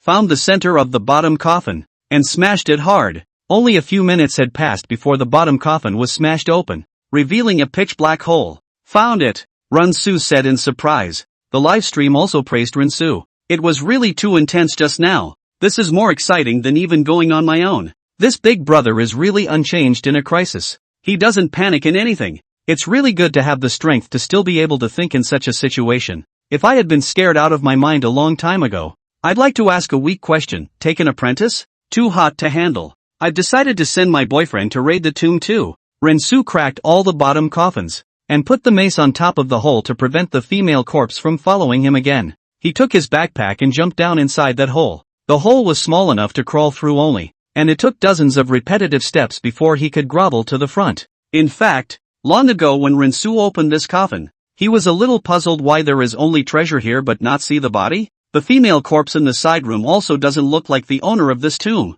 More like a pygmy protecting the real owner. The soil of the culvert was moist, and Rensu speculated that there should be an underground river underneath this tomb. He was shocked as he pressed himself against the wall, for the lower part of this wall was full of human bones. He hit the light on the wall, which had a lot of words written in charcoal gray. Rensu pointed and asked, "Brother Quan, do you recognize these words?" Hearing Springs lifted his glasses with his hand and said, "Come closer." Rensu pulled the camera closer. And since the flashlight wasn't enough light, he had to go from line to line to get him to look at it. Hear the Spring say, "It's like someone left words behind." Rensu asked, "What does it mean?" Looking at these human bones, Rensu worried in his heart that there would be danger in front of him, and if he could know what the words on this wall meant, it might be helpful for him to leave this place. It says, they've been trapped here for a long time, and the guards outside have been guarding the tomb and refusing to leave. There were 20 of them, all of them artisans with their families in tow, but the king at the time wanted them to be buried with him. They purposely left it open when they built the tomb, hiding the secret passage right under the coffin, and they intended to escape from the place with the treasure in the coffin. The coffin was also built by craftsmen who had secretly swapped the wood of the bottom coffin long before. Rensu continued to walk forward, and the deeper he went, the more words appeared in the shot. Listening to the Spring, he continued. This situation continued until the 7th day when the entire group had depleted their food. There was no food in the cul-de-sac, and to dig through this passage, you had to have food as physical support to do so. Many people have been split up as food for others after they were asleep. Chapter 40 Leaving. A change in the truth? In order to survive in the tomb, cannibalism is a necessity. Only Rinsu had seen no less than 10 human bones along the way, and he made a rough calculation in his mind that this was only halfway through the journey. There's no telling how many are ahead, and it's safe to say there should be very few artisans alive. There is no record of any further on, presumably saving the effort of digging all the passages. He squatted down in front of one of the bones and used a Luoyang shovel to dig underneath it, digging until it was about half an arm's length before he stopped. No, since the wall said that 20 people left with the treasure, but up to now Rinsu didn't even find a piece of it halfway. It's understandable that there were no finds on the first half of the trip. After all, there were fewer bones back then, and the treasure was divided equally after one person died. But it's a dozen dead, and it's surprising that the treasure was taken away in equal shares. Then Rinsu thought that these people were stupid and regarded money as their own. In ancient times, the status of craftsmen was the lowest, and after they saw the coffins full of treasures, it was impossible for them to say that one person would just take a few pieces and leave, definitely loaded with pots and pans before leaving. Even if one person only take 20 pounds, then the debt of these people's treasure was divided by the living per capita after the hand holding 40 or 50 pounds of property. The point is that the cul-de-sac wasn't that long on the map of that side room, and excavation must have had to be done later. It is impossible to carry 50 pounds on one's back for tunneling when one is tired and hungry. That would only result in one thing. You have the life to take it, but not the life to spend it. If he was an artisan, he would never do something so stupid, necessary to shed worthless treasures. But this way, in addition to the bones and dirt, pressed to see anything, he began to hesitate, with a vague feeling in his mind that something was wrong. But if we stop there and go back to face that female corpse, better keep going. The front is even more dangerous, but not to meet something as difficult as a female corpse again. The deeper he went into the dark tunnel, the more nervous Rinsu became, for it was all too much, until he saw several short spears blocking the exit as he was nearing the end. There were several bones lodged in the mouths of the spears respectively, and some broken china was scattered beside them. Rinsu's heart was immediately puzzled. This is infighting? Then he realized something was wrong. The number of bones was off. The ones he had met along the way, plus these, amounted to a full 20. However, looking at their posture before they died, they should have all struggled, much less like a guilty conscience that decided to commit suicide to accompany the owner of the tomb. Suicidal people don't stab their hearts out and nail them to the wall. Jabla! Rinsu pulled the spear out, and the skeleton of the corpse fell all the way down as if it had lost its support. At that moment, the head rolled to his feet, and there were 2 small holes in it that caught his attention, and an eye-like seal next to the holes. He instantly understood what this was all about, and feared that he was about to escape when he was discovered by the soldiers. I'm afraid the little hole in the head is from a crossbow. Close to the cave entrance one could hear the sound of water flowing. Rinsu went out from the cave entrance. Connecting this inside was a mountain stream. He sucked in a sharp breath of air, his mind instantly much clearer. That's when the system beeped. You have completed this mission. This reward has been issued. Please check in time. You are in the middle of a live chat and are disconnecting from the live chat room. Rinsu then noticed that the original mission had been completed long ago, live in the booth. When Hearing Spring saw that the right side of the link had been disconnected, she couldn't help but wonder, hey, where is this big brother? How did it suddenly break? Rinsu washed his face by the stream and looked back at this mountain stream. Tomb raiding is indeed a dangerous thing. The slightest mistake will end up with no bones left, but the so-called rich and powerful, as long as you get it once you will never worry about money in your life. He stepped out of the mountain stream noting that the creek on one side was flowing westward, and wherever the river passed there were bound to be homes. Suddenly, he heard someone speaking not far away, and just when he thought he was hallucinating, a line of people appeared in his field of vision. 3 kids and 6 middle-aged men. Among them, there are several middle-aged men Rinsu has seen. It is the original child lost to seek help Yuan Tiangang. A few people. Children walk with their heads down, afraid of being blamed by their own parents. At that moment, Rinsu noticed that one of the children was fiddling with something in his hands. Fixing his eyes, he was holding none other than an exquisite piece of jade, and then he looked into the hands of the others, carrying many treasures in their hands. He was suddenly shocked in his heart. If his previous guess was incorrect, then how did those people in the ancient tomb die? Maybe not from a mountain stream? Rinsu wanted to go up and ask. In the next moment, he disappeared into thin air. The electronic clock hanging on the wall showed 0 o'clock in the morning. Looking at the familiar scene in front of him, he was back in the real world. Rensu sighed lightly. I didn't expect to end up not being able to figure out what's going on. Just when he thinks he knows the truth comes crashing down. Rensu opened his cell phone and there was a message from the landlord on it. It's time to pay this month's rent. Rensu used WeChat along with the rent for the first few months. The landlord was usually good to him, and Rensu had been taken care of by him a lot when he lived here. He opened Jitterbug and the listening spring on his follow list was already off the air. Then, tap into the live stream of the blog account again. Listening Springs usually uses the small number for chatting after the big one goes off the air. Today's live broadcast is really exciting. I've seen live broadcasts of abandoned hospitals in the middle of nowhere, and I've seen live broadcasts of real grave robbing, but it's nothing compared to today's. I was afraid to look at it when I saw the midway point, especially after the ghostly face appeared in that bronze mirror. If you add a little background music, it can even be made into a horror movie. That Big Brother's Jitterbug number I still follow, but it just doesn't work. Unlike other grave robbers who always post fake videos that make people curious to draw in traffic. Just when the pop-up discussion, an ID Su Rindongsheng entered the live broadcast room, Rensu swiped straight to Jitterbug 1. This made the mouthful of listening spring, who was eating, almost spurt out, and before he could thank them, 2 more carnivals were swiped out. Thank you Mr. Asahi for sending Shake 1. Thank you Mr. Asahi for the carnival. Boss, please don't swipe gifts in the public service broadcasting room. Which Mr. Asahi? Is it Mr. Asahi? The crowd thought that was the end of it when Rensu just happened to withdraw $1 million into his Shake Shack account. And after, Jitterbug 1.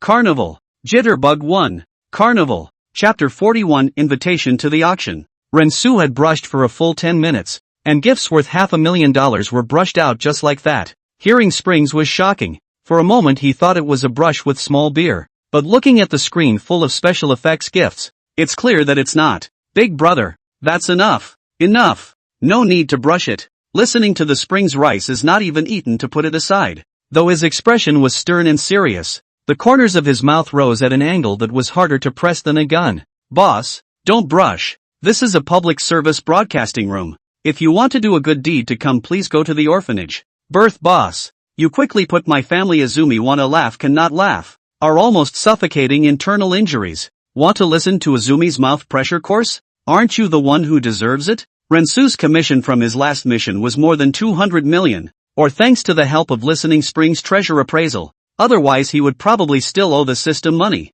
Coupled with the help he had given himself during this grave robbing, it was logical and reasonable to repay the other party. Instead of giving gifts, give gifts. Rensu's cell phone gift has been pressed not goat hand. Originally the other side of a chat live room 20, 000 to 30, 000 people. The results of this wave of gifts brushed down directly pushed the flow to 100, 000 people, until Rensu's Jitterbug reminded him that he can no longer brush gifts, saying that it involves money laundering and other illegal acts, and temporarily limit his reward function. Only then did Rensu stop swiping gifts. He popped up and typed, "Thanks for the help today Quan. Oh, you're the Big Brother from today, aren't you? Oops, I actually did a small favor, and it was your own skill that allowed you to escape." Listening Spring laughed slightly. He wasn't praising Rensu because he swiped a gift, but he didn't help as much as he should have. If Rensu's hands weren't good enough and he didn't have some real skill, even if he was shown where the exit was, it would still be hard to escape death.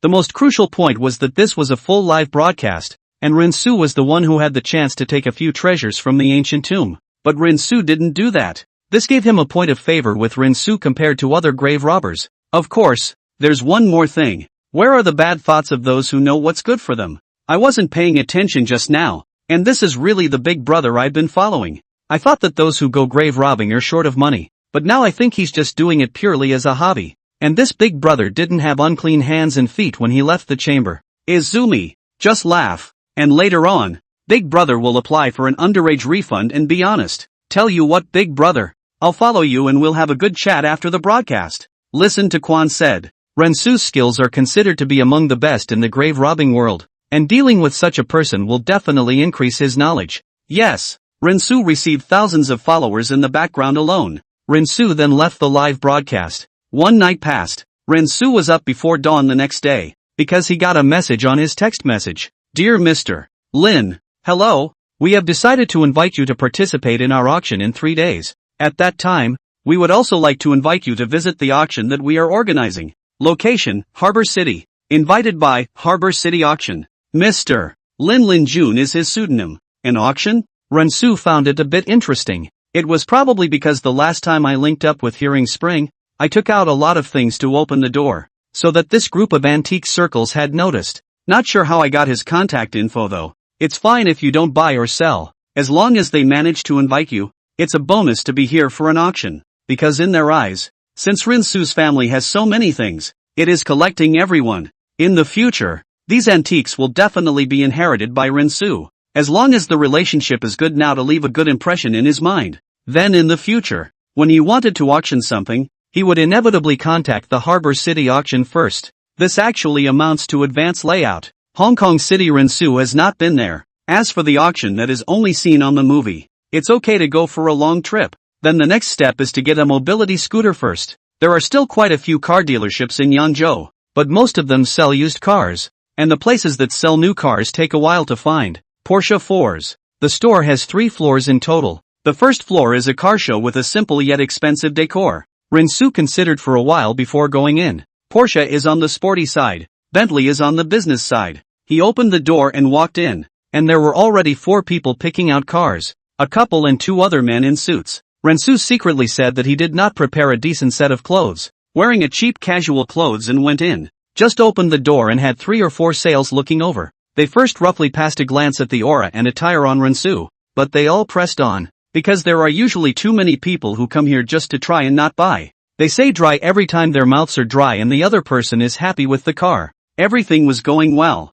but it turned out that when it came time to pay at the end of the day, they said they didn't have the money and that they were there to test drive the car, not to buy it. I'll buy this one later when I'm rich. They didn't even have to guess. This sentence was Rinsu's closing statement. No one received Rinsu, and it was actually a bit awkward for a while. The couple standing behind Rinsu laughed contemptuously at Rinsu's embarrassed appearance. At this point, there was a saleswoman in a blue suit who smiled and walked up to Rinsu. She asked in a soft voice, "Hello, sir. May I ask if you are here to see or buy a car? I'll just see what's out there for my car first." Put. The girl in the couple suddenly burst out laughing. Several people looked toward her in confusion. In a mocking tone, she said, "I'm sorry I didn't put up with this little brother's snide remarks." Saying he was sorry, his face remained devoid of any sincerity. Rinsu sniffed with a disinterested face and said, "Oh, it's okay. I see you look like a sneer too." The girl didn't expect Rinsu to be so stubborn, and said he was not happy about it. She sneered back, "That's better looking than you, the village man. Look, another rush. If you're really confident in your looks, you won't even contradict my words." Sure enough, the girl heard Rinsu still dare to talk back, mercilessly began to sneer, "You look like a poor man. What are you pretending here? You think you can afford to buy in this store?" That was a big hit in the hearts of the few sales that were holding down the fort. "What kind of car did you come to buy without money?" Rinsu asked rhetorically upon hearing this. "You can afford it?" "Humph, definitely. My boyfriend and I bought it together." "You paid for it?" The girl said proudly. "It's not out, but it's mine and the baby's joint property. Asterisk asterisk asterisk asterisk. What do you call it here if you didn't pay for it?" "You." The girl didn't expect Rinsu to be so unqualified. The boy, seeing his girlfriend's defeat, rushed to help. "So what? I bought it for her." Chapter 42. Live at 8 in the morning. Come in and learn how to punch a man in the face. No, the guy in this couple put his arm around the girl next to him like he had won a battle.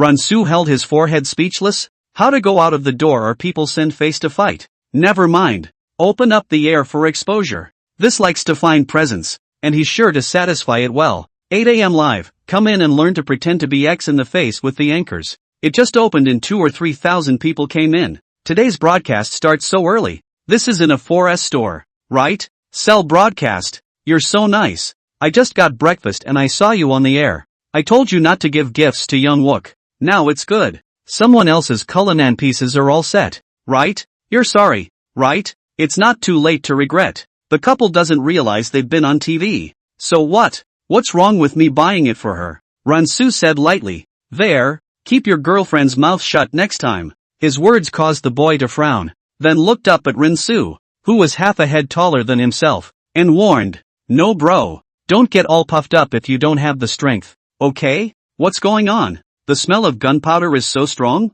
How can you stand this? Take out your Luoyang shovel and shovel him. What's wrong with you? Eating your food or drinking your water? Young Wook will dig up his ancestors' graves for me, and then dance on top of his ancestors' coffins. Rinsu inwardly put the original cause of this matter and explained it objectively. Families? Who gets it? I was just getting ready to buy a car here. The girl saw Rinsu froze and thought she was afraid of her boyfriend. And so, she shouted, "You're going to apologize to me." Then she also dragged her boyfriend and appealed to the people around her who came to buy the car to condemn him. She had tears in her eyes, like she had been grievously wronged. The people around them, however, are not cuties, just watched as a hoot and didn't make any difference. Rinsu wouldn't spoil her as much as his boyfriend. Snickering, "I thought it was okay for you to look like you were ugly, but I didn't realize you had a pig's brain." The words came out as if they triggered some sensitive word. The girl's expression changed abruptly and she shrilled, "Who are you calling ugly?" She suddenly acted like a lunatic and grabbed Rinsu's hair with her hands.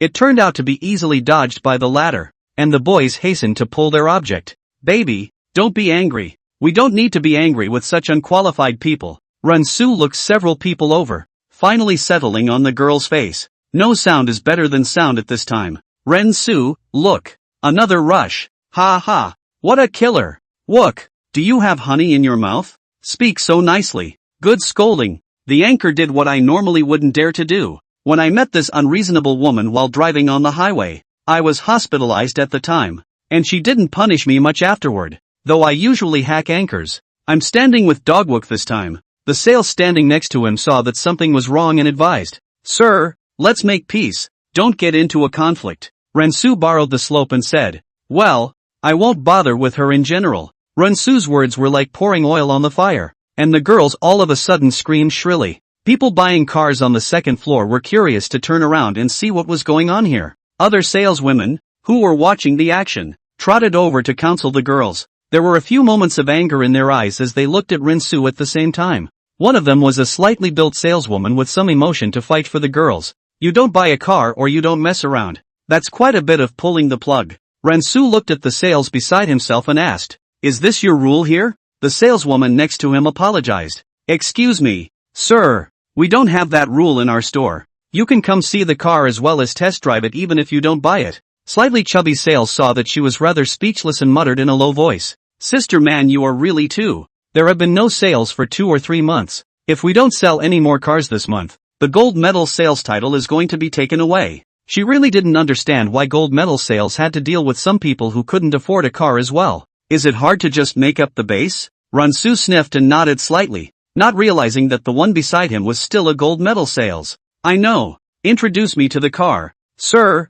may I ask if you're on the business side, or the sports side?" There is a big price difference between the business and sport types. As Rinsu was thinking about it, he saw a nice-looking car in the center of the car show. Just that one. The saleswoman followed Rinsu's finger and her face changed slightly. "Sir, that car is a limited edition for my store. No wonder it looks so much better than the other cars. It looks like a performance beast just parked there." Rinsu doesn't know anything about cars. He just thinks that if it looks good and can be driven, it's fine. At this time, the girls who had already quieted down, heard that Rinsu wanted to buy a limited edition car, and said in a conspiratorial manner, "Is it to buy the most expensive car so as to find an excuse to get off the stage?" The body of a slave. The heart of an emperor. Rinsu looked around like he was looking for something. "Where's that barking coming from? Do you hear it?" He also made a point of asking about the couple. The female's chest rose and fell in anger. "You, what a lack of quality. It's just dirty to talk to you. And you know you're talking crap, don't you?" Seeing another gun going off, the saleswoman hurriedly answered, "Sir, would you like to try it on?" "Well, try it then." The saleswoman led Rinsu to the limited edition Porsche and personally opened the door for him. "Sir, the front and rear covers of this car are made of high-density full carbon fiber." The saleswoman explained it seriously. "Landed at 1300 W. The car has been sitting here for 8 months and no one has bought it until now. And its price alone is more than a deterrent to many." She knows Rinsu can't always afford it, but she's willing to give a boy the chance to experience the car of his dreams. Rinsu secretly smacked his lips after hearing this and said, "It's a bit expensive." The girl sniffed and snorted, interjecting to diaphragm him, "Oh, ridiculous. It's bad luck to sit in a car like this when you're so poorly dressed." The saleswoman gave the girls a disgruntled look. "Sir, you are young, And just because you don't have money now doesn't mean you won't have it later. I'm sure you'll have the strength to be able to afford it later. The other saleswomen heard this and looked a little pityingly at the sale that would be taking back the gold medal title before too long. The audience in the live room sniffed but hollered. This is a great sale from somewhere. It just so happens that I need to buy a car lately. I'm going to rush one. What do you think? That's the power of gold medal sales. Others sell 1 unit as much as you sell 10. Miss, the road is wide open. Rensu froze, not expecting the other party to believe in him so much. He was then seen taking out a card and asked, "Swipe or transfer?" Chapter 43, Recruiting a Laugh Older Brother. Rensu took out a lime green bank card. "Swipe or transfer?" The saleswoman was a little surprised and froze for a few seconds before responding. Do you mean to buy the car in installments?" Rensu said in a flat tone. "Full payment." "Wait, are you sure you want to pay full price for this limited edition car?" The saleswoman asked with a smile on her face. "Missy, what good would I do to lie to you? Hurry up and check in. I have to drive tomorrow for something." The sales lady smiled incredulously again. "Ha, you bought a car just for something tomorrow? Or else?" Rensu asked rhetorically. If it wasn't for the Hong Kong City auction in 3 days, Rensu probably wouldn't have come here to buy a car. Actually, taking an airplane would be fine. But that was a risk of crashing after all. And at the moment he didn't want to meet with jailbait. Both are jailbait. Though, we only support gateway payments here. And your bank card must be one of Green Dragon and Huaxia Bank to do so. For large transactions online, you must use a gateway to be able to make them. And the confidentiality of this type of payment is of the highest level, directly protected by the banks and the police. What a coincidence. This card of mine is the Green Dragon Bank. Until this moment, the girl remained unconvinced, unwilling to accept that the poor man in front of her had transformed himself into his unattainable tycoon. "No way. You must be acting with him," she questioned, pointing at the salesman. "I'm sorry, ma'am. We have had training and are not going to do childish things." The salesgirl had deliberately emphasized the word children very strongly. It was already implying that the girl in front of her was simply being unreasonable like a child. The girl's boyfriend did not even have the courage to look at Rensu at this time, thinking of what he said before and Rensu, and now they are popping to their own face. "I was so ashamed that I could not wait to find a crack in the ground." He pulled the girl and tried to leave, but the other party had already been broken by Rensu's great defense. She snapped, "You must have stolen this money." When she said that, everyone looked at her with strange eyes. "Stealing? Try stealing a 1300W for me? Not to mention that this is at a top bank like the Green Dragon Bank, where they trace every customer's money back to where it came from, and there is no stolen money or illegal proceeds." Rensu opened his phone, then disliked the balance to her face and said, "See for yourself." The girl looked at the string of numbers that appeared on the screen. 1, 2, 3, 4, a full 8 zeros. At this point, even if she couldn't accept it anymore, she had to admit that she had looked away and kicked the real iron plate this time. "Big brother, sorry. We are dog-eyed. Just don't take it personally." Her boyfriend was quick to wimp out. This kind of person who could casually take out $10 million was definitely someone he couldn't afford to mess with. Moreover, Rensu looked young, so he might be one of the second-generation ancestors, and he was estimated to have a strong and scary background. The money he was able to buy a car with was only nibbled out of his parents' hands in the name of marriage. If they knew they were causing trouble outside, they would have to shed their skin when they returned. Rensu sniffed and the corner of his mouth lifted slightly. So what? Not so much. Not so great. The two of them looked like wolves with their tails between their legs, leaving the place in ashes. "Mr. Su, are you done? It's my turn to have a good time with a new body. This birth turns out to have long been a rich second generation. I say, how it is possible to set up the pieces so quickly. Ha ha, the expressions of the couple at the end are really funny. I'll give you the MVP of this board. Young Wook." Rensu glanced at the pop-ups in the live broadcast, and since the couple had left, he was ready to close the broadcast. "Brothers, this is the end of today's morning broadcast. It's off the air for the next 2 days. What's that? Morning erections? Say it clearly and we'll go on the air. If you have a morning erection, I'm a high roller." Rensu looked at the sales lady holding a stack of papers in her hand. She first pulls out the contract for Rensu, who readily signs it, while later fingerprinting the document. "Okay. The bank will give you a dynamic verification code later. Just send it to our general manager then." The sales lady smiled sweetly. This single successful. Not only their own gold medal sales retained, there will be more than $100,000 in bonuses and belong to her small long vacation. She looked at Rensu with grateful eyes. The other salesmen, who were watching, were gutted when they saw their colleague was able to trade to complete the order. If he wanted to stick it over now, he would probably just stick it to Rinsu's cold ass. Will the car's license plate be ready by tomorrow? Yes. Buying a car is not the same as buying groceries at the grocery store. You need to register it at the DMV the same day. The whole process of picking up your car and getting your license plate in one day is actually difficult to accomplish. But for special customers like Rinsu, there is usually special treatment. The sales lady asked for Rinsu's WeChat again and said she would alert him if there was any progress. But she already left his cell phone number. Wouldn't it be redundant to ask for WeChat? Back home, Rinsu just happened to see the landlord to collect the rent back. His landlord is a short little old man, usually liked to listen to the opera. Every time to let Rinsu help him download the opera to listen to. Rinsu taught him how to surf the internet several times, but the other party didn't like to learn. He also has a trademark Cockney voice. Where have you boys been getting rich lately? I haven't seen you in a long time. Rinsu scratched his head, a little embarrassed, went back home. The old man usually liked to pull him along to listen to music and play chess, and not seeing him for such a long time had probably bored the old man to death.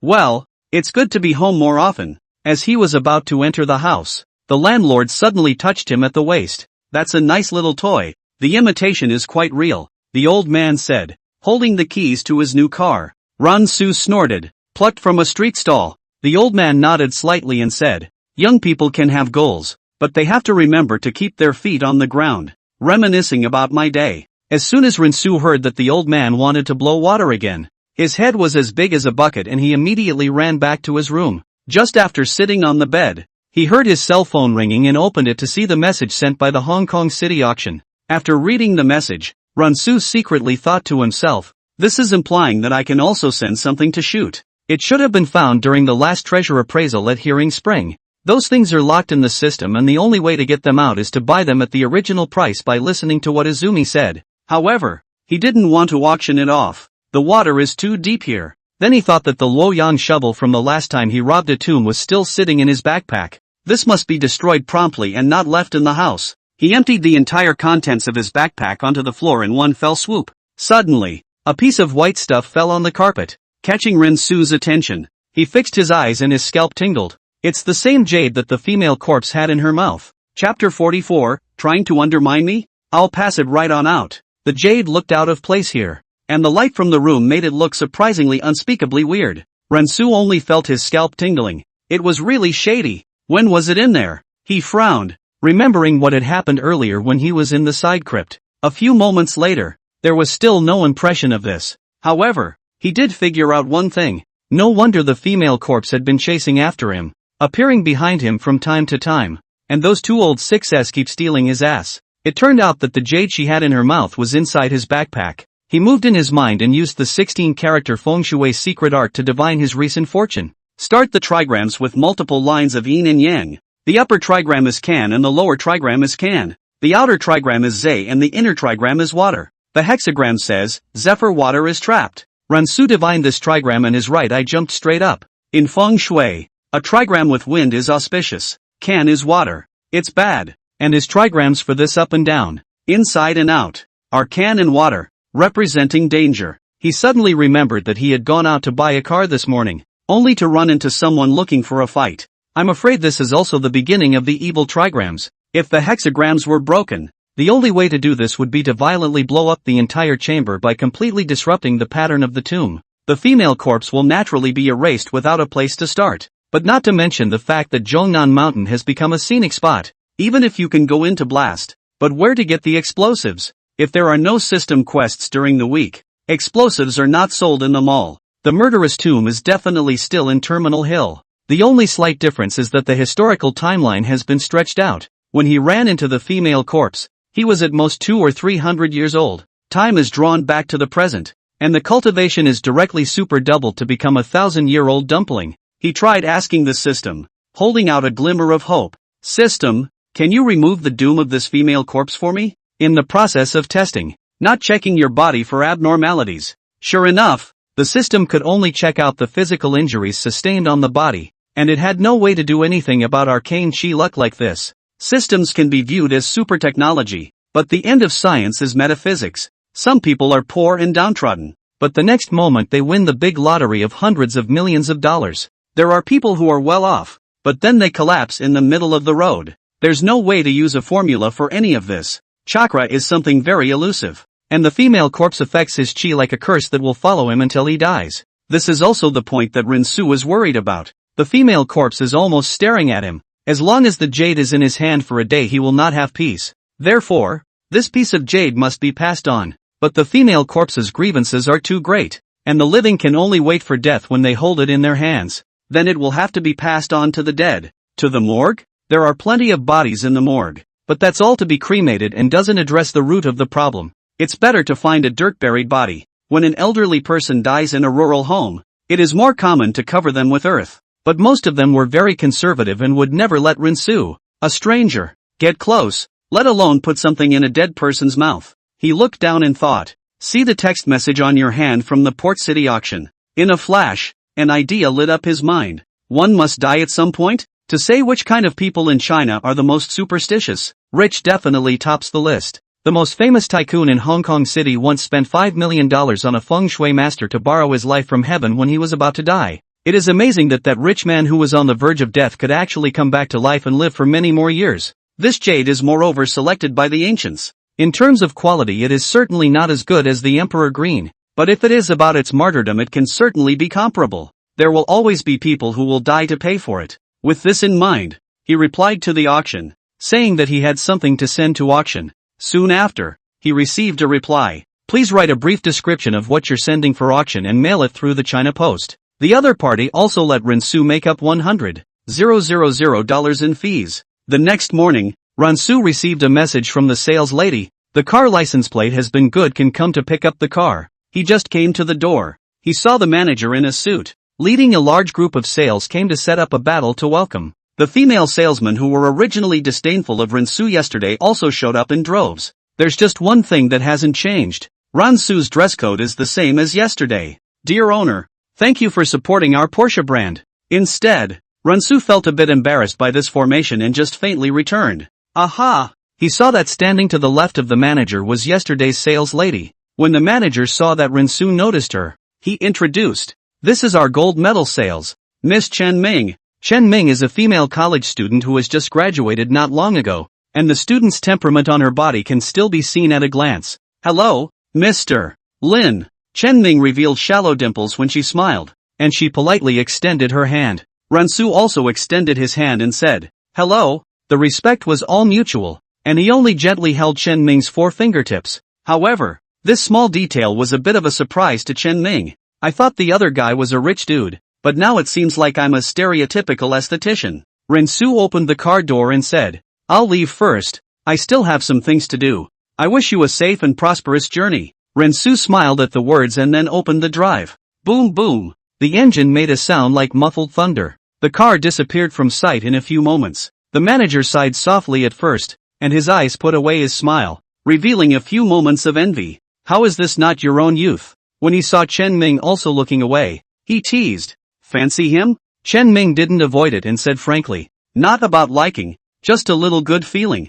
The manager froze, not expecting her to just admit it. Come to think of it, Rinsu is good-looking, young, rich in gold, and springy. If he had met an equivalent rich woman when he was younger, he probably would have had trouble resisting. Then, he remembered something and said with difficulty, Little Chen, I can't grant your small long vacation for now. Chen Ming was puzzled. Why? The manager explained. Here's the thing. A lot of people called yesterday to come in and buy a car. Now Chen Ming is even more puzzled. Just buy a car. One less is not impossible to sell. They all have to name you as a salesperson or they won't buy. Ha! Chen Ming was surprised. You don't have that many contacts yourself, do you? Then, the manager was heard to say, they said they all met you through a person called Jinyu, and came to buy the car because they thought you had a good character. Chen Ming was full of questions. But I don't know him? Chapter 45 Opening. Auction tasting fine chaff. 2 days later. Harbor City.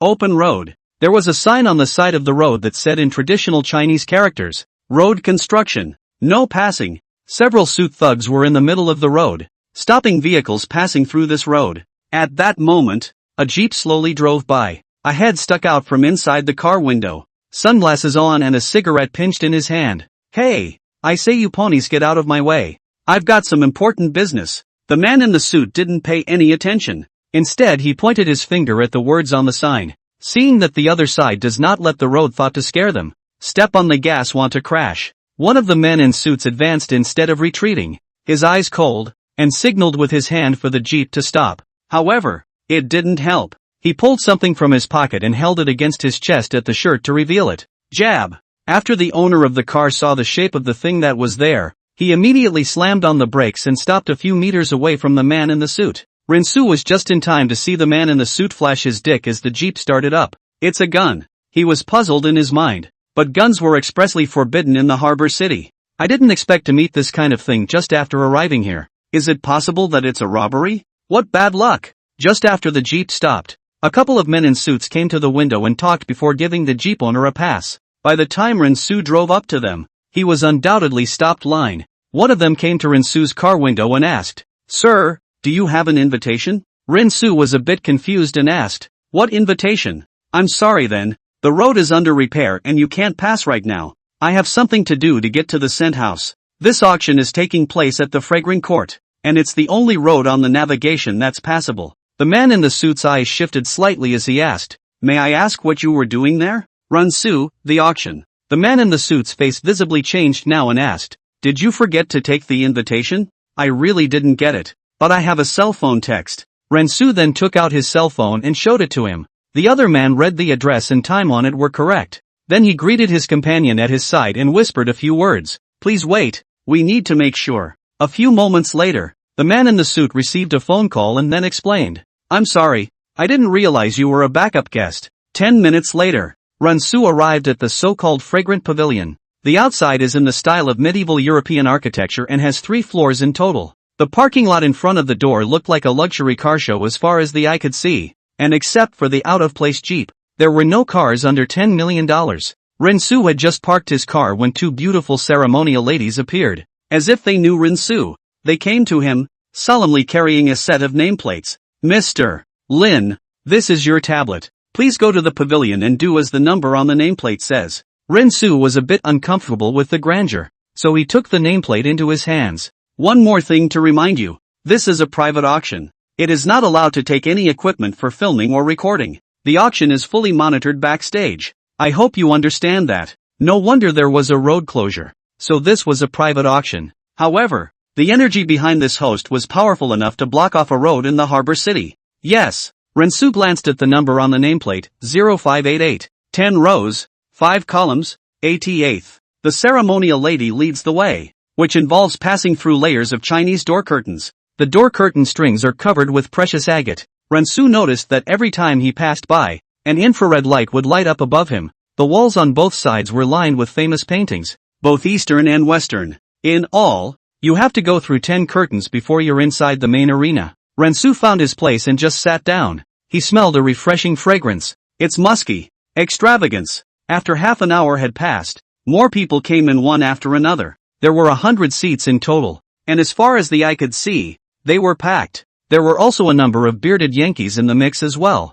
Rinsu made a man beside him, the very same owner who drove the jeep just now. He pushed Rinsu's arm and said, "Dude, my name is Zhang Xiao. What's yours?" "I didn't scream. I asked you what your name was." Rinsu didn't want to deal with him, but he didn't expect that the other party would have to pursue the matter to the end. "Lin Jun." Zhang Zhao's eyes lit up. "Surname Lin? Could it be the Sanzhou Lin family?" "Rinsu, no. I'm just a member of the general public." Zhang Xiao hemmed and hawed. "It's fine to fool me. The general public can come to the auction of Emperor Hong Kong?" Rinsu looked surprised. "What Emperor of Hong Kong?" Seeing that his expression did not look like a fake, Zhang Xiao said, "It's literally the same thing. My grandfather was somewhat of a friend of Emperor Minato, so he let me come here to see the world." Rinsu instantly became interested, originally thinking that this was just an ordinary auction. He then inquired, "This is my first time here. Can you tell me what's being sold at this auction?" Zhang Xiao was already good at moving around,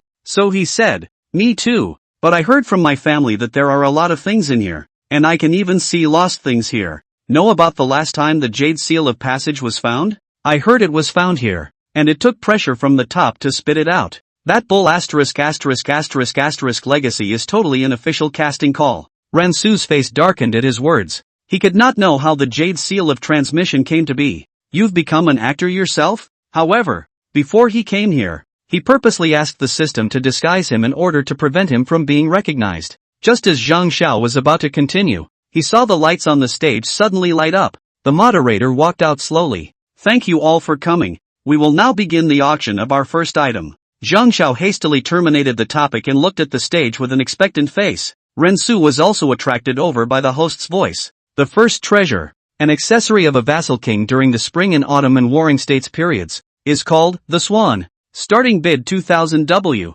Raise the bidding by no less than $2 million, and the bidding will now begin. A murmur of whispers was heard from the stage as soon as the host's words left his mouth. Zhang Xiao looked a bit excited and said to Rinsu, "Look at this sword. It's in excellent condition. The inscriptions on it are all still there. And it's also the sword of a vassal king." There was also a large projection next to the presenter, with the sword's likeness and the details of the carving presented one to one. Zhang Xiao marveled. This is actually out of luck? Looks like I really came to the right place this time. Xiang, meaning auspicious. The so-called out of the mascot is that the first item is a good one. Rensu didn't expect this to just come up as an inscribed weapon. Although he promised Miss Manners that he couldn't videotape or record, he didn't say he couldn't broadcast it live. System, go on air. All come in. The anchor takes you to savor the fine chaff. Chapter 46, Jade at the auction. All come in. The anchor takes you to savor the fine chaff. Rensu was positioned just in the center and could only project a panoramic view of the stage.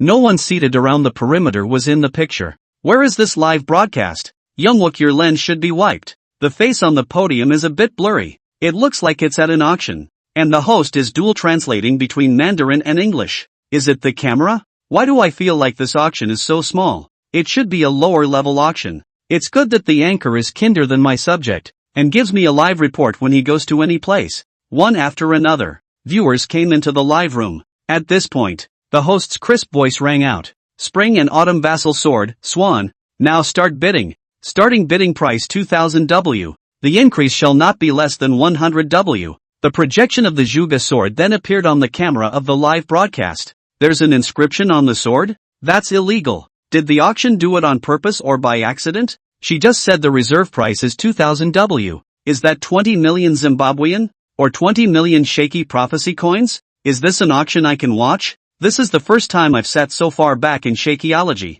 Find out more about yourself. Have you been working hard to earn money lately? As the host's voice fell, after a murmur of whispers from the stage, someone held up a sign. 7165 first call, 2500 W. Is there anything above that? 1845 first call, 3000 W. 6533 first call, 3500 W. 7165 second call for 5000 W. 6533 second call for 7000 W. This auction in order to bidding fair. Each person's opportunity to call the price is limited. When the number of people involved in a large number of each person only 3 opportunities. Only when the final 2 are decided can there be unlimited bidding, with the highest bidder ultimately winning. The price soared all the way to 200 million before the bidding finally stopped. Rensu couldn't help but be staggered in his heart. The first item could be bid up to hundreds of millions of dollars. What heavenly price could it be lifted to if it came to the later bidding? The little bit of money he had on him,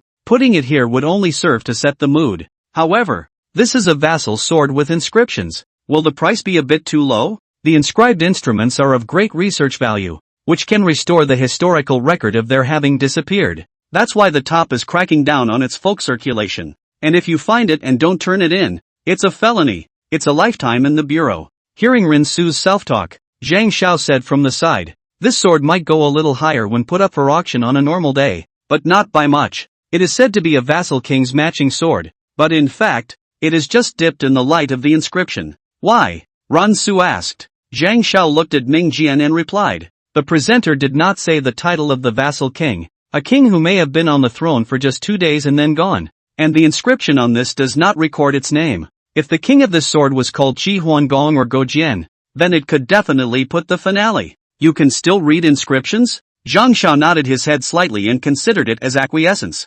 Rinsu was surprised in his heart. This auction was truly a crouching tiger and hidden dragon. He did recognize Zhang Zhao's statement. If it was really a somewhat famous vassal king, this sword could only appear in foreign auctions. The second item in the collection. is from the famous European painting The Battle to Stop Gotham, with a starting bid of 1500 W. The third collection. Collections were auctioned off one after the other, and almost all of them sold for more than $100 million.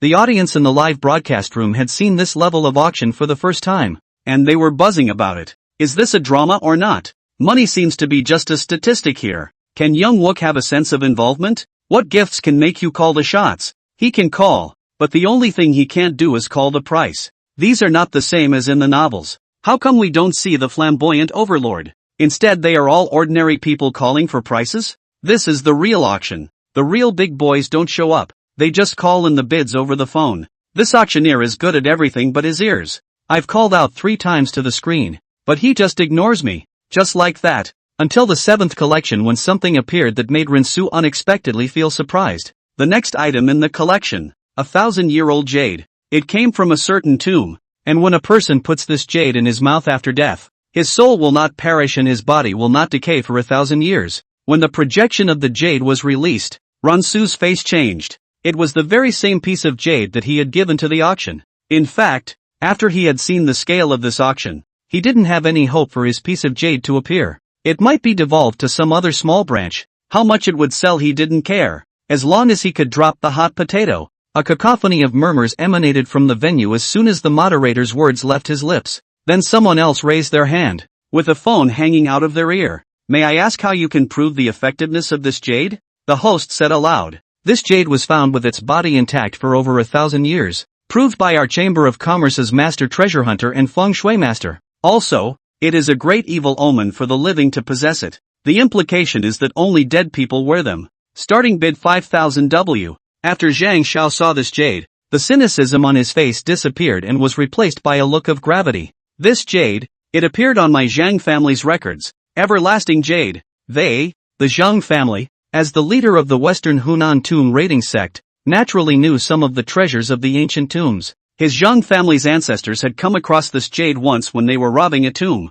5 people went and only one ended up surviving. When he came back, he refused to say anything no matter what he was asked, and died in his house a month later. The most important thing is that the method of death is extremely tragic. He used a knife to tear open his scalp, and then used the knife to scrape clean the flesh and blood, exposing the skull. By the time the family found out, they were unconscious. What is strange to the Zhang family is that there is an eye on the top of his head that he carved with a knife. After some time, the male members of the Zhang family died one after another in this way. As a last resort, the Zhang family dug up the house of the man who fled back in the night before finding the jade in a remote place. The Zhang family knew it was cursed. They went to the tomb in the night, exchanged the jade back, and brought a lot of treasures to send in to seek protection. Since then, their Xiangxi Zhang family has been able to continue their legacy. Chapter 47 Brother Lin. I have a big tomb here. Since then, their Xiangxi Zhang family has been able to continue their legacy, and in order to prevent future generations from being tainted with such karma,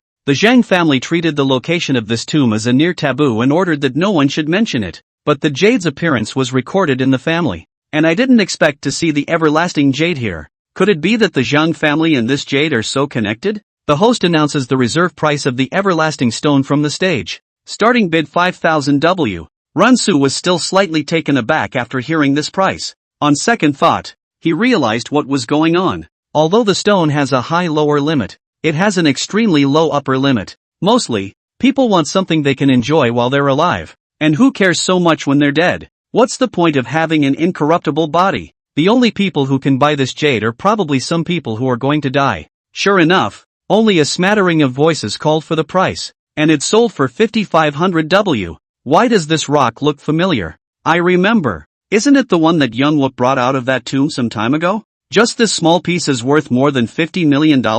Brother Su, are you still accepting students? It doesn't matter if it's money or not, but I'm a natural learner. This sea of learning is endless. Turning back is the shore. Isn't the sea of bitterness endless? Are you counseling or discouraging? At this time, Zhang Xiao, who was beside him, did not move and left the venue. Soon, merchandise was auctioned off piece by piece, and it was finally the turn of the grand finale. Rinsu's heart couldn't help but look forward to it a little bit. The current auction of life renewal and life extension can be called the most expensive. Some of the elixirs that appeared in it, Rinsu even felt unreal. Return to Life grass was auctioned to 700 million high price. It can be dead people fishing out in the living for several years. Only the premise of using it cannot be about to die of old age. It must be a near-death caused by a natural or man-made disaster for the rejuvenation herb to be effective. It's called heaven is not meant to be. If a person who dies of old age wants to live a few more years, he or she has to borrow a life. Legend has it that Zhuge Liang,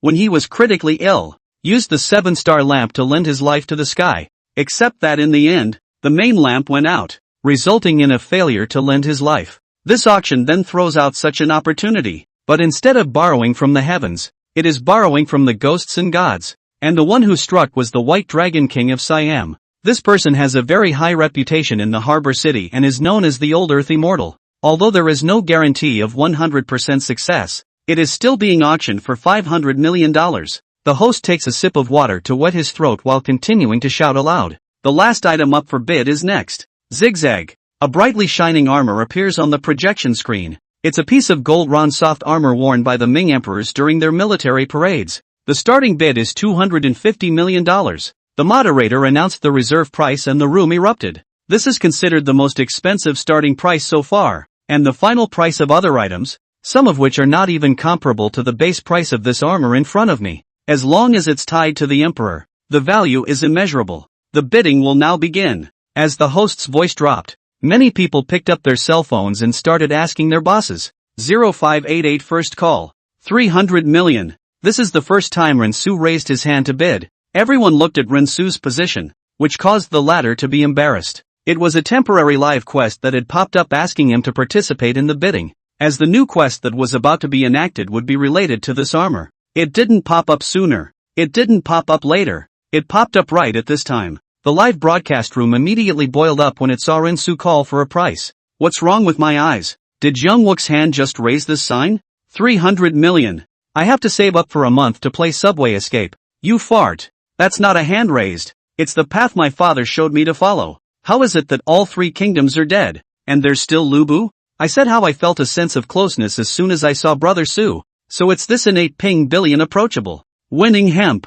Sooner or later, we, the Asahi army, will rule the antique world. May I ask if there is anything above that price? The hostess asked as she scanned the room. 7732 first call. $350 million. 2734 first call. 400 million. 1983 first call. $450 million.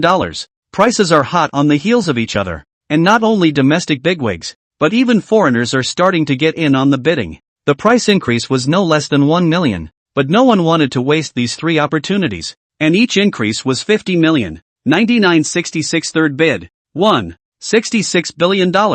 At this point, the auction was already silent. This price is already out of the budget of many behind-the-scenes owners. Is there a higher price? Bilingual translation by the moderator. With a hammer. Emperor Ming's armor, which eventually sold for $1.56 billion. Rensu could only marvel at the financial power of the final winner. The $1.6 billion isn't for you to pay for total assets. It's liquidity. Those who can make it this far, you can just go straight to the Chinese rich list and find them one by one. When the show dispersed, Rensu received news of the auction just after he turned off the broadcast. It said it would take 10% of the transaction amount and the remainder would be returned to his card. Rensu's trip here was not so unproductive that the jade was finally out of his hands. It's passed on, but it's still a good idea to be a little careful. After the auction dispersed, this road leading to the fragrant pavilion was passable again. Rensu started the engine and was about to leave when a jeep ended up stopping in front of him. Zhang Xiao slowly stepped out of the car and came to his window with sunglasses. He knocked on the window, which Rensu reluctantly opened even though he didn't want to dwell on it much. Zhang Xiao skillfully handed Rensu a huazi. Rensu gave a refusal. Brother Lin, I just went to inquire. How did you get this jade? Rensu's face was unperturbed, but his heart still thumped. What jade? It's from the auction. I don't know. What sect are you from? Qin Pai. Qin? Zhang Xiao frowned, having never really heard of it. I'm a bit of a straight talker, so let's give it to you plainly. Can we work together for once? I have a large tomb that is rumored to contain the other side flower. You've seen the value of the rejuvenation herb this time, right? 500 million. A whole 500 million. The price of the Peishang flower can definitely exceed it. Zhang Xiao looked at Rensu with a light in his eyes. Now that the family elders did not allow the younger generation to go to the inverted bucket. Instead, they were all told to study. And Zhang Zhao's head was just spinning when he heard about studying. He followed his father to learn more than 10 years of inverted bucket. And now rumor has it that there is a big tomb in Yunnan. But he alone has a single power. He just left the field as to call his grandfather to say that he has seen the everlasting stone. In the name of prevention. So that his grandfather to call the Hong Kong on the emperor to ask for information about this everlasting stone to send auction. That's when I realized it was Rinsu who did it. After saying that, Zhang Xiao would then stuff a packet of huazi to Rinsu. I'm not interested. If you want to go, you go yourself, don't drag me to my death. Rinsu refused without hesitation. He also knows what the other side of the flower is, rumored to be a divine weapon that bridges the worlds of yin and yang, with the effect of bringing the dead back to life. Rinsu stepped on the gas and took off down the road, only to hear Zhang Xiao standing on the front of the jeep and shouting, "You're the first one to survive with the everlasting stone, and you can't get involved with my Zhang family in this life. It won't be long before you come to me, and then we'll see how I love on you." Chapter 48. 10 years old Chinese medicine doctor, specializing in difficulties and miscellaneous diseases. Zhang Zhao's invitation. Rinsu was not interested at all. Cao Cao, the Grand Master of grave robbers, set up the golden guards to make money off the dead and use it to feed his army. So even before his death, he was unable to fulfill his wish for great unification, while his descendants either died young or died at an early age. Grave robbing damages yin virtue and depreciates yang life. The ferocity of the tomb alone already made Rinsu not want to go back. The flowers on the other side of the river, as Zhang Xiao calls them, grow at the intersection of yin and yang, and are usually found only in ancient tombs, and once it appears, it's bound to be treacherous, and the slightest mishap will result in an impermanent claim to life. As for having the effect of bringing the dead back to life, it had only appeared in some ancient books. It took him a day to drive from Port City to Yanzhou. When I got home, I fell asleep, and when I woke up again, I was awakened by the ringing of my cell phone. It's all about money transfers from the Green Dragon Bank and private messages from Jitterbug asking when he's going to be on the air. There was a conspiratorial remark that he was the official ape of Shakeology, broadcasting one off the other, and now he can't even do his morning broadcasts, and that he should send him some important patches. One of the other messages Chen Ming sent him was an emoticon. "Chen Ming, what are you doing?" Rinsu didn't think to reply to her message either. The two of them weren't very familiar with each other in the first place. He then opened the system panel,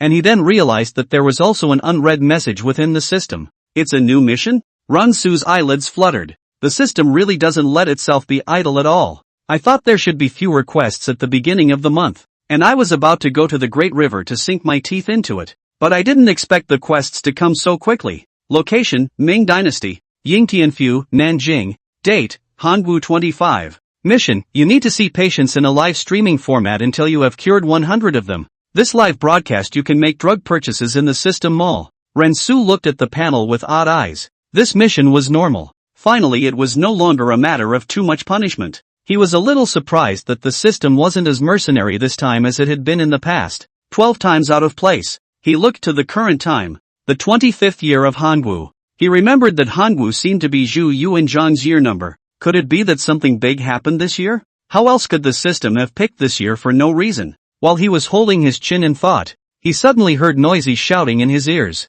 When he looked up again, he was already in the middle of a downtown area. Rinsu looked at himself. The costume and hair binding were already done. The corners of his mouth twitched. Asymptomatic crossing? It didn't even give him a chance to prepare for Baidu Hangu 25. What happened? His knowledge of history goes as far as a history. However, according to the system's usual style, could it be treating old Zhu this time? And then old Zhu was in a good mood and rewarded after he recovered from his illness? Quite possibly. He slowed his mind, then looked to the medicine section in the system mall. Cold and flu medicines, eye medicines, painkillers, high blood pressure medicines, heart disease medicines. In total, there were dozens of categories, which dazzled Rinsu. Rinsu spent 500,000 Chinese system currency to buy a dozen or so medicines that were most likely to be taken by the sick. The system's currency was 1:100 to the Huaxia coins, which meant that 50 million Huaxia coins had been spent. He was a little heartbroken though, but if it's really what he thinks it is,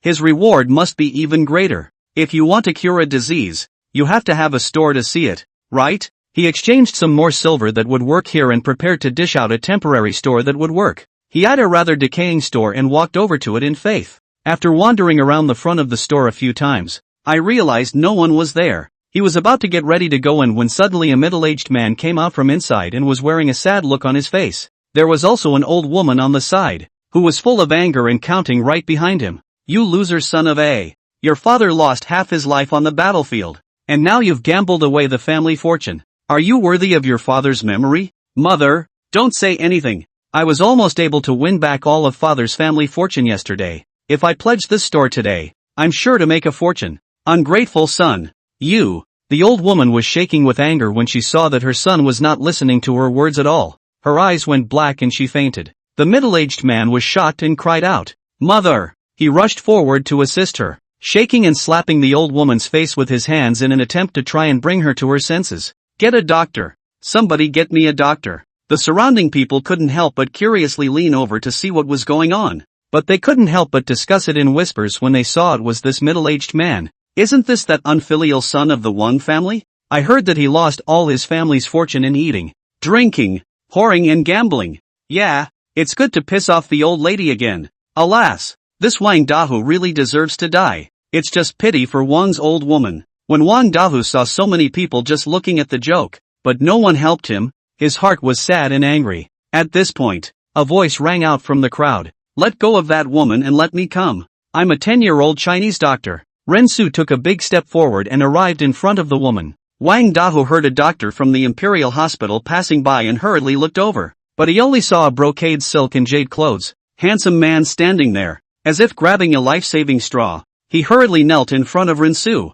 Doctor, are you a doctor? Can you save my mother? Get out of the way. Seeing that Rensu was so young, the crowd didn't think highly of him. There are a lot of quacks these days who solicit under the guise of being a miracle healer or disciple of a miracle healer. This young man shouldn't. This Wang can't be saved anymore. Look at her eyes turning white. Too impulsive. This Wang Dahu will probably blackmail him for a sum of money afterward. It's not that they don't want to call a doctor, but the doctors are all in the city, and a round trip would take 2 hours. Older people should not move the gas. Hurt the body can still use medicine to make up. Hurt the gas can only go to the ghost gate to walk through. Whether or not you survive is purely a matter of luck. Although Rensu didn't know anything about medicine, he still knew some basic medicine. At the very least, he knew that the old woman's symptoms of being pissed off were definitely high blood pressure. He first pinched the old woman's middle and ordered Wang Dahu, "Give me water." Wang Dahu was so busy scooping a ladle of water from the family vat that his shoes ran off one.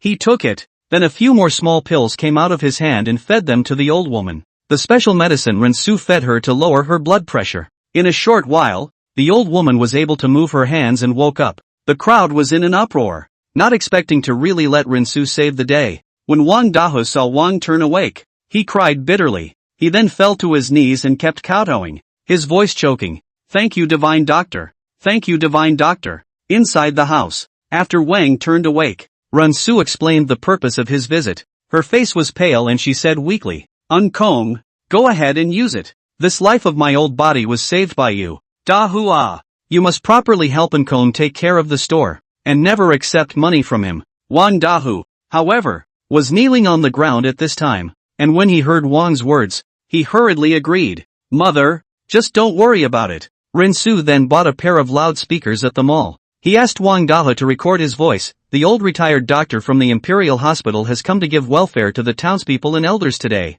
Free cure. Free cure. Free cure. Say the important thing 3 times. The loudspeaker was placed at the entrance of the store to yell, and those shouts that were originally selling goods were covered by this loudspeaker. Many people couldn't help but flock to Wang Dahu's house to watch. "Dahu, is healing really free here?" someone asked. Wang Dahu swore. "No money. Money is a grandson." And next to Wang Dahu was Rensu, who was sitting on a chair in a white coat waiting for a patient to come to his door. Since some people had seen Rensu saving the dying Wang before, and because there was no charge, some people entered the house and decided to give it a try. Rensu couldn't help but have a smile on his face when he saw someone coming over. System, go on air. 10-year-old Chinese medicine practitioner, specializing in all kinds of difficult and complicated diseases. Chapter 49. It's not appropriate to start today. They're all oddballs. 10-year-old Chinese medicine practitioner, specializing in all kinds of difficult and complicated diseases. Hey, hey, hey, hey, hey, hey, hey, hey, hey, hey, hey, hey, hey, hey, hey, hey, hey, hey, Hey, hey, hey, hey, hey, hey, hey, hey, hey, hey, hey. What's with the title? How come you're an old Chinese doctor again? Can you do what Chen Zai did and get rid of the disease? I don't know how to cure impotence. Anchor, don't private message me. I'm a tea seller, how do I know how to cure impotence? You're even a doctor. Let's bring out our first victim. Only a girl in her early 20s appeared in the camera of the live broadcast. With a smile on his face, Rensu gestured for her to take the seat in front of him. Hello girl, what's wrong with your health? I don't have a problem. It's my husband who has a problem. Oh, what's the problem? He's got a problem there. What's wrong? Rensu was a bit confused by her remark. The girl was a bit shy, so she yelled out toward the outside. Children's father, why don't you hurry up and come in? Then, inside the house walked another dark-faced, simple-looking man. The girl scowled toward the man and said, quickly talk to the divine doctor. The man also seemed to have a bit of trouble speaking, and grunted without saying anything. Rensu understood what was going on in an instant when he saw this, and he asked, but it's not lifting? The man froze at his words and waved his hands. No, no, ha! It was Rensu's turn to be puzzled. But not durable? The man's face was already dark, and when he heard Rensu question him like this his face became even darker. The girl seemed to understand, too, and blushed for a moment. Well, the man spoke up about his condition. Divine doctor, what's wrong with me that I always split when I come out of Daigong? Rensu instantly widened his eyes. Are you sure it's not Kuju when you diverge? In ancient times, the big Kung was Rashi, and the little Kung was Slim. Rensu had lived most of his life, and it was the first time he had heard of a fork in the lasher. I'm saving lives, not approaching science. The man could not help but lower his head in shame when he saw Rensu's shocked face. It is indeed humiliating to say it, but this is no way. The man heard that this is an ominous sign, but also looked for a few doctors, but they are all to do nothing about it. So, it's on to Rensu to try it out. How long has it been? The man asked his wife. When did our father come? Middle of last month. Yes, that's when it diverged. Rensu this is puzzled. Internal medicine can still give 2 bottles of medicine according to common sense, but surgery he knows very little. But people are here, so you can't just not see them, right? He then said, let's see you take your pants down. What are you doing? I admit I'd like to see some color, but not if it's a guy. Oi kiddo, are you going to take it off now? It's starting to get a little hot. Coming up here and saying people don't lift. I feel like people are going to be scared out of their wits by you. Though reluctant, the other man took it off. There was no such thing as underwear in ancient times, but they labored a lot throughout the day, and sometimes their legs ached from the friction. That's why we design our underwear according to our needs. The man's underwear in front of me is a thong. Rensu hid his eyes and noticed the thin inverted triangle of threads tied under his buttocks. One of the threads is exactly between those groins. What is it? The man replied, this is the yang rope that my father fixed for me, saying that this will enable me to give birth to big fat boys in the future.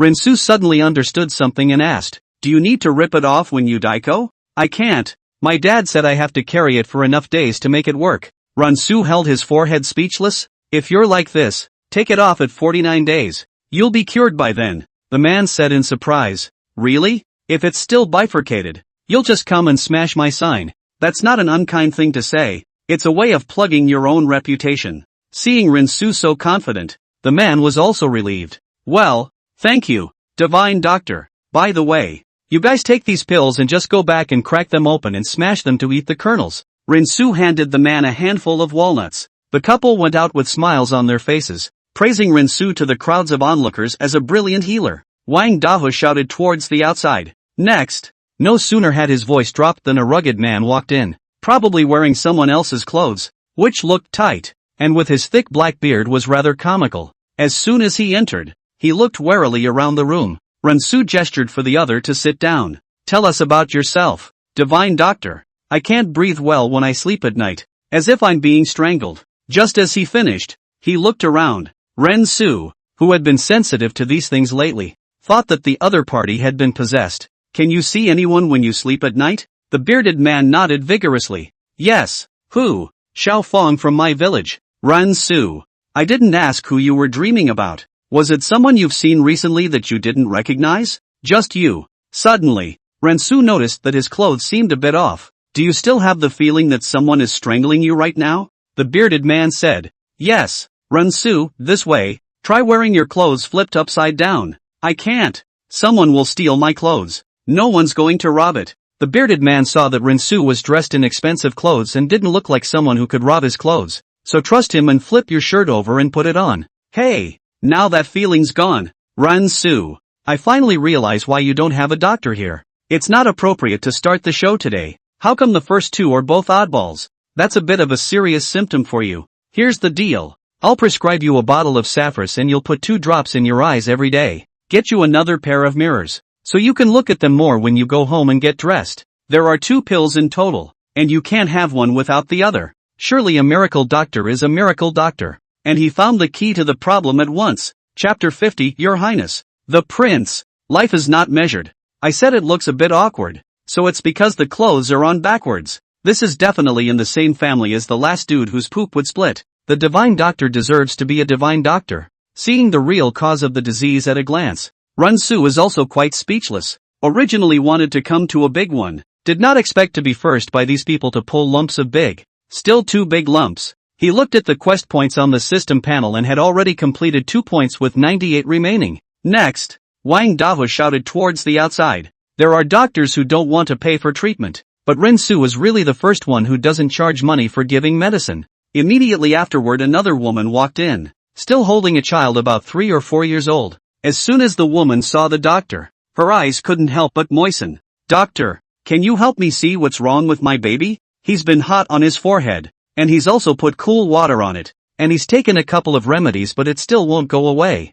Rinsu first felt the child's forehead with his hand, and look at the boy's reddened face and his eyes in a constant downturn. He didn't even use a thermometer to measure it. High fever. Ancient medical conditions are very poor. Small children and adults compared to immunity is worse. Once it is caused by what cold fever. In addition to hard to carry, the rest can only pray for blessings. Even if the emperor's child had a high fever, even with the aid of an imperial physician, it rarely survived if it was not strong in its own right. Rinsu immediately asked, how many days has it been? Is he still active and eating? It's been almost 5 days. And he stopped eating for the last 2 days after only 2 mouthfuls of hot porridge. The woman wiped her nose with her hand and couldn't stop the tears from falling again. The child her father died early. If the baby also, how can I face his father in the Yellow Springs? Rinsu knew that this matter could not be delayed any further. He hurriedly shouted, Dahu, fetch me a bowl of hot water. Then, Rinsu took out another fever-reducing medicine in the system.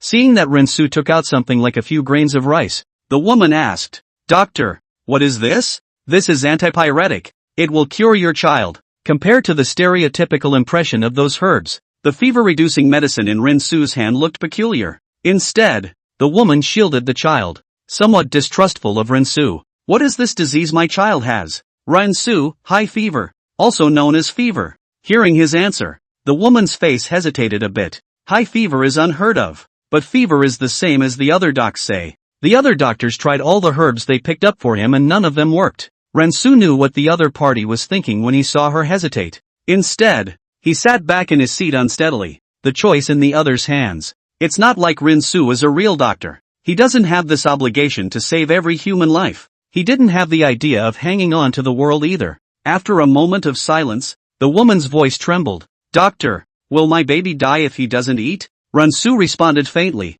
Will. The woman's face was still hesitant. Then can I try this medicine first? Yes. Either way, the woman was concerned about her child. Fever reducers are not a problem if taken in small amounts by a normal person. This woman put the medicine in her mouth and drank and swallowed it. After a few moments, she felt no discomfort. That was when she let go completely. Doctor, here's the money for the medicine. If my baby can pull through, I will definitely burn incense and build a shrine for you. The woman took the medicine and turned her head away. And by the time Rinsu asked Wang Dahe to return her money, she had already disappeared into the crowded crowd. Next, patient, divine doctor. I want to marry the daughter of the old Wang family, but she won't let me. I don't think about tea or food every day. I think I have lovesickness. Rinsu, why don't you let you marry? Patient, he said, not only was I ugly, I thought I was beautiful. Rinsu, this symptom is very common. I'll prescribe a pillow for you. Remember to make sure to use it during the day so that the daydreaming effect is more effective.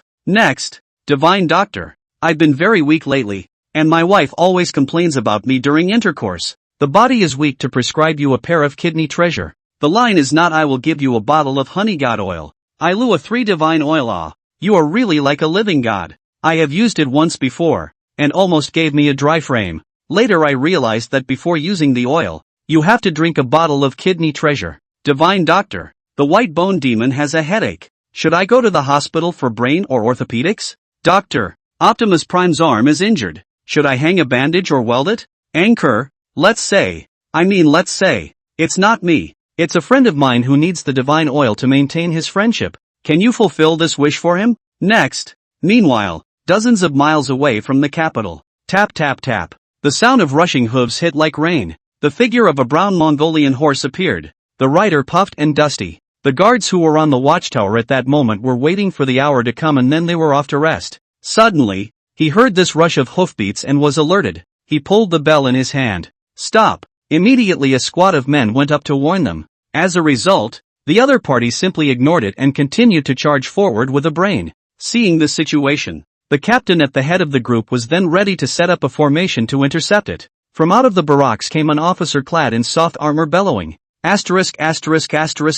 off. Seeing that it was the officer who had also come to his aid, he bellowed toward the knight, "Get out of the way. I told you to get thee out of here." The officer kicked the captain a few meters away. Hurriedly, he asked the soldiers blocking the front to clear the barricades and open the gates. Well, the rider came through nicely. "Big brother, you." The officer gave him a hard stare. He then realized that this was the military and changed his words. "My lord, I don't understand why you hit me. What if the other party is an enemy spy?" He had relied on the relationship of the officer in front of him to serve in the military, and many of the rules here were not yet known. The officer cursed with hatred. "You're such an idiot. Get your ass back home tomorrow and serve your mother. Didn't you see the bright yellow flag behind that horse? That's the 800-mile emergency. If you delay for a moment, not to mention me protecting you, our whole family will be executed after the fall." The more the officer thought about it, the angrier he became, and then shouted, "Men,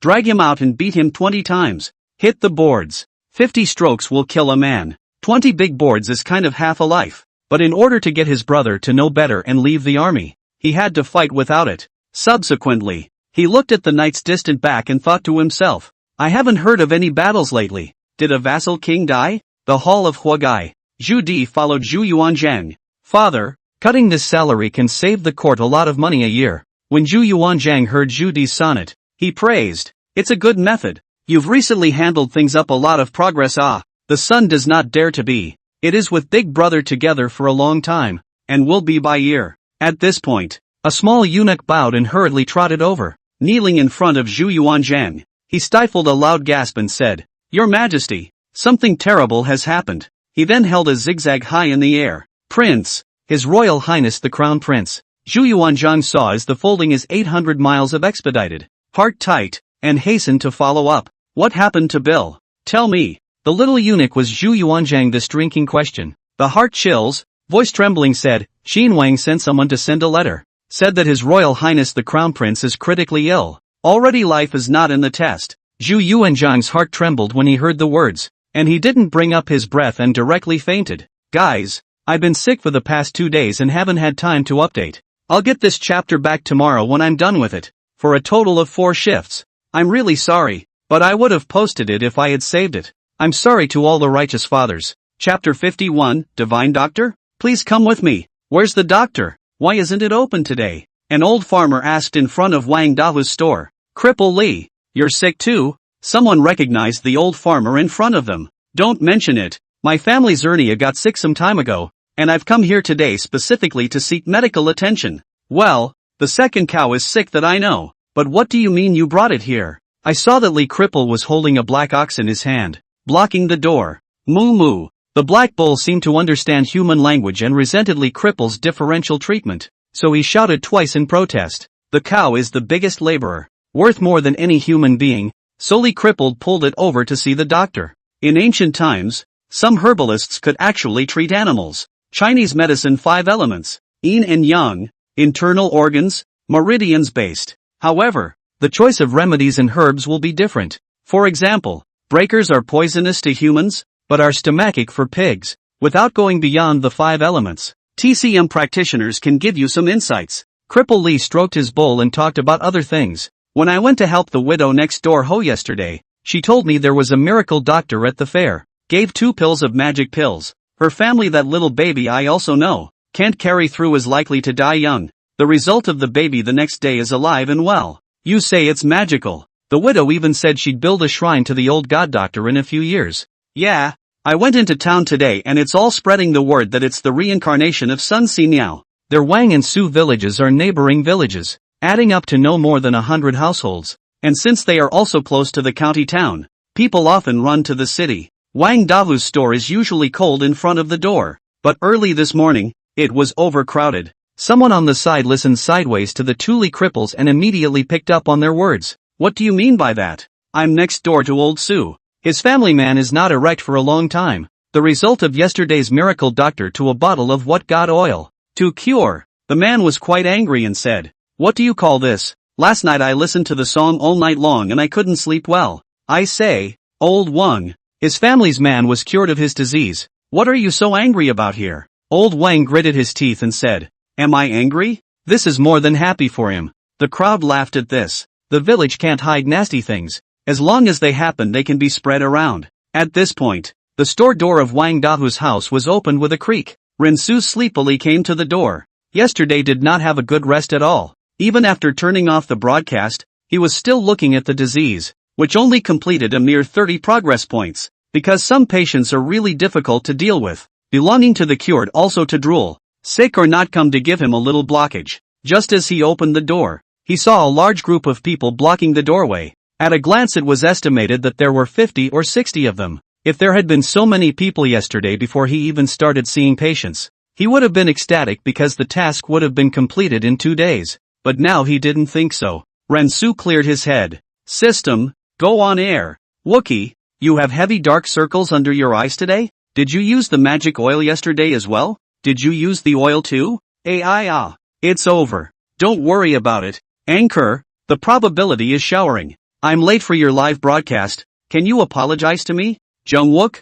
I'm a veterinarian. I've seen what happened yesterday, and I recognize that Firm Wook is the birth. The live room is all a bunch of black people. Can't you guys can less encouragement and more abuse? Rensu did a double take when he saw this pop up. Where are my jail tubes? Hurry up and ban these Counter-Strike hacks and high-level hacks for 2.5 minutes. Rensu recently live broadcast popularity is high. Naturally appear a lot of small black people. Sometimes it's easy to break your defense when you see these pop-ups in a bad state of mind. That's why he purposely screened out a dozen or so true believers to form the jailhouse. After finding out the black person is first banned, and then uniformly pulled into the Prison Reform Institute group for early aid education. Subsequently, Rensu then asked Wang Dahu to guard the door, while he himself sat inside the house. You, go in, Wang Dahu said, pointing at Cripple Li. Li Cripple was leading Ernia to go in, but the former was stopped. You can't go in with this cow. If you're treating the cow, go in and explain the situation to the divine doctor and get the medicine.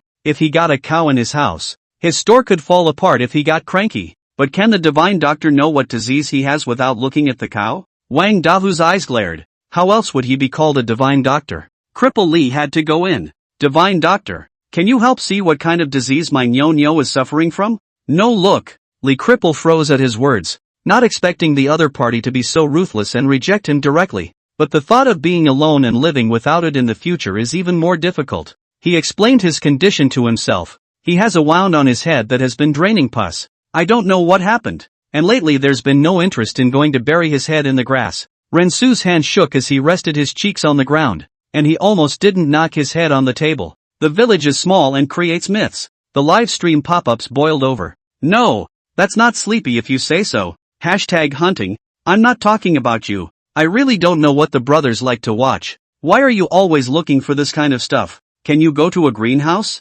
What to see? What are you eating? The legendary old cow eating young grass? Anchor, just take a look. Since he's only looking for you to watch it, you can't let down someone's old man's wishes. Then what? I have something to do, so I'll stop watching the live broadcast for now. Rensu's head was instantly as big as a bucket, watching the bulls come in. Right now it's live, and the only way to treat it is to wait until the next broadcast to see it. You've got a bit of a serious case of this. Wait until the evening. Just then, there was a cacophony of voices from outside, and the cow, unable to see Li Cripple, trespassed in without authorization, puffing and puffing. Moo moo, Crippled Li was not angry at being rejected at the moment, so he made a pact. That's fine. I'll come back tonight to see my bull. Ran Su. You told me it was this cow. And then there was a cacophony of noise from outside. Thinking that another animal was coming, Ran Su hastened to lean against the wall first. But this time it wasn't any animal. Instead, they are the brocade guards in flying fish suits with embroidered spring swords.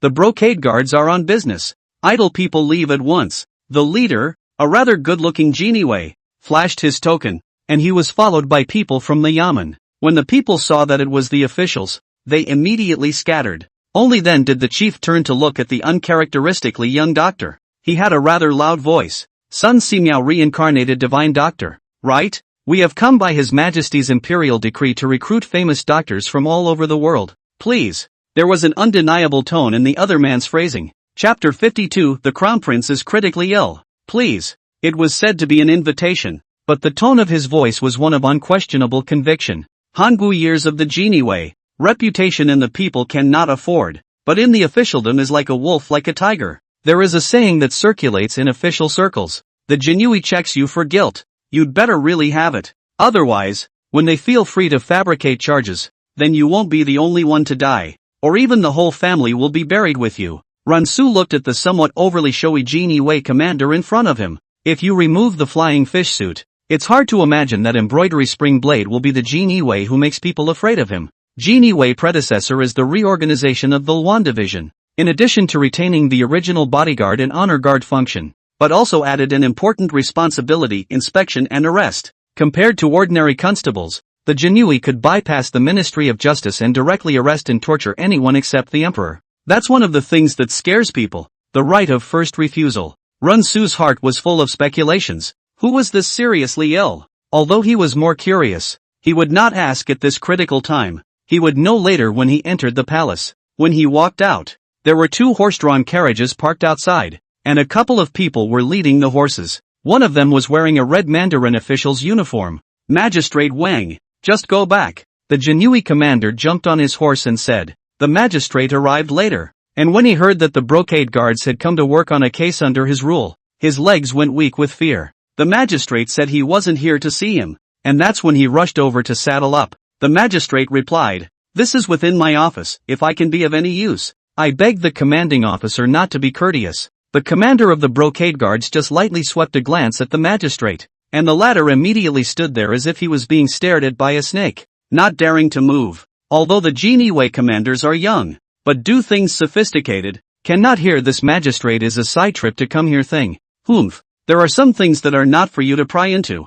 You should go back and spend some quality time with your outer room now. The magistrate's face blushed with shame at his words, not realizing that the brocade guards even knew about such things. He hastily nodded his head and responded, "You taught me a lesson." Ran Su was surprised. They could even feel out the secrets of a small local magistrate. This Jinui was worthy of being the emperor's eyes and ears, but it's understandable when you think about the fact that this is the capital. This little brother of the Jinui is really handsome. Anchor, can you ask for his WeChat for me? Genie Wei predecessor is the emperor's honor guard adapted. Can do Genie Wei people generally look very handsome? Only the late expansion of the army led to the face value of the fault. It's over. The anchor's medical skills can only fool the villagers. If you really go to the palace, then you won't be exposed in minutes? I advise you to leave early. What do you think? Young Wook Pao Emperor beheaded. Eastern Palace. Normally the place was much more lively, but today it was exceptionally cold. His Highness is awake. His Highness is awake.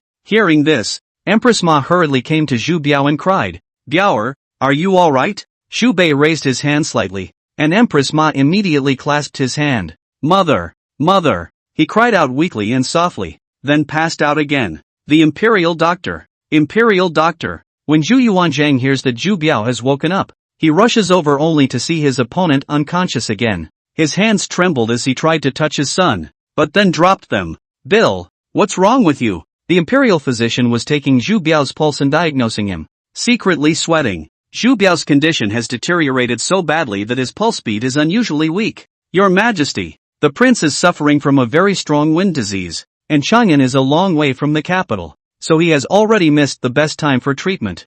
I'm afraid there's no way back." Zhu Yuanzhang was already old. Hearing the words of the eunuch's eyes darkened and fainted again. Luckily, There were eunuchs who supported Zhu Yuanzhang in time. Your Majesty, it's important to take care of the dragon's body. Bunch of losers. A bunch of wastes. What's the use of me raising a bunch of you eunuchs? Zhu Yuanzhang covered his chest and cursed. Come on people. Pull all these losers out for me and chop them up. A team of guards appeared just after his words, ready to escort all the eunuchs out. A group of eunuchs knelt on the ground and kept kowtowing. The minister of the Imperial hospital had to step forward at this time to block the emperor's anger. Your Majesty, rest your anger. Even if you kill us, there's nothing you can do about it. He heavily kowtowed his head to the ground and said, His Highness the Crown Prince's condition has already returned to the heavens. If he had been sent a few days earlier to regulate his body, he would not be in the situation he is in today. The court messenger was actually complaining that King Zhu of Qin had sent it too late and wanted to drag him down to bear the wrath together.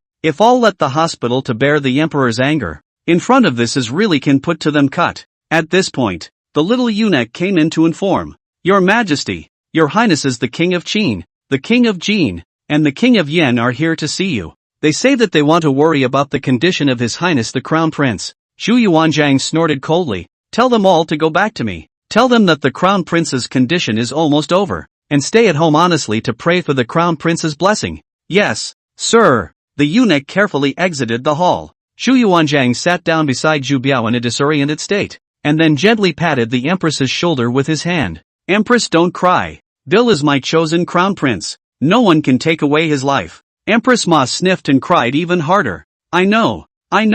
My son will definitely survive. Zhu Yuanzhang's eyes were firm. He had survived no matter how vicious the situation was in his life. How can you send a man to his death in vain? He shouted out to the palace. Old Mao, I am here. Mao Chang respectfully said. Mao Chang was Zhu Yuanzhang's most trusted confidant, and is now the commander of the Jin Yiwei. Did you find the famous doctors you were told to look for everywhere? I am guilty. Only 17 famous doctors were found near the capital. They are all now planted by my minister near the gate of Chengtian. Good. Bring them all up to me. Chapter 53, The Divine Physician? Sungjiangmen. Rinsu was brought into a room by the brocade guards. There had been 16 people in here before he came, and there were a few more brocade guards in the room, standing motionless beside them like statues. Suddenly, a voice rang out. Young Shang, are you also a divine doctor? Here belongs to Rinsu as the youngest. Naturally said it is him. Follow the voice back to look. It was only a short, middle-aged man with a dry, thin figure, a long face, and a beard. Rinsu didn't want to say much, but he still responded slightly out of politeness. My name is Han Ping, known as Han Sanwan. After he registered himself with his number, he immediately drew a lot of attention and greetings. But it is rumored in the south of the city that no disease has been able to withstand the 3 strikes of Han Ping Han's 3 hands? The corners of Han Ping's mouth lifted in triumph when he heard his peers' praise. I don't dare to take the honor. It's none other than old me. This time, His Majesty invited us to the palace, so I think it's the right time to serve His Majesty since the dragon body is suffering from an illness. As soon as the words fell, the brocade guards on the side rebuked. Shut up. If you dare to talk nonsense again, I will let your head fall to the ground. Han Ping's face went white. Misunderstanding. Afterward, he hastily diverted his attention and looked at Rinsu Dao. Where did you learn from? Rinsu doesn't want to answer this. So many words? The other party frowned when he saw that Rinsu didn't answer. There were a few other peers in this room that he recognized and felt a bit embarrassed about his face. He dared not mess with the brocade guards. But Rinsu, this young man does not know to respect the senior? What's more, how he looked at Rinsu was like a charlatan. How could anyone be so young to leave the profession to practice medicine? He slowed down and decided to give Rinsu a hard time. You little student, could it be that the old man has dismantled you and dares not answer me? Rinsu suddenly snorted. Asterisk. Good. Old man, you think you're a big shot. You think you're Hua Tua and Magpie?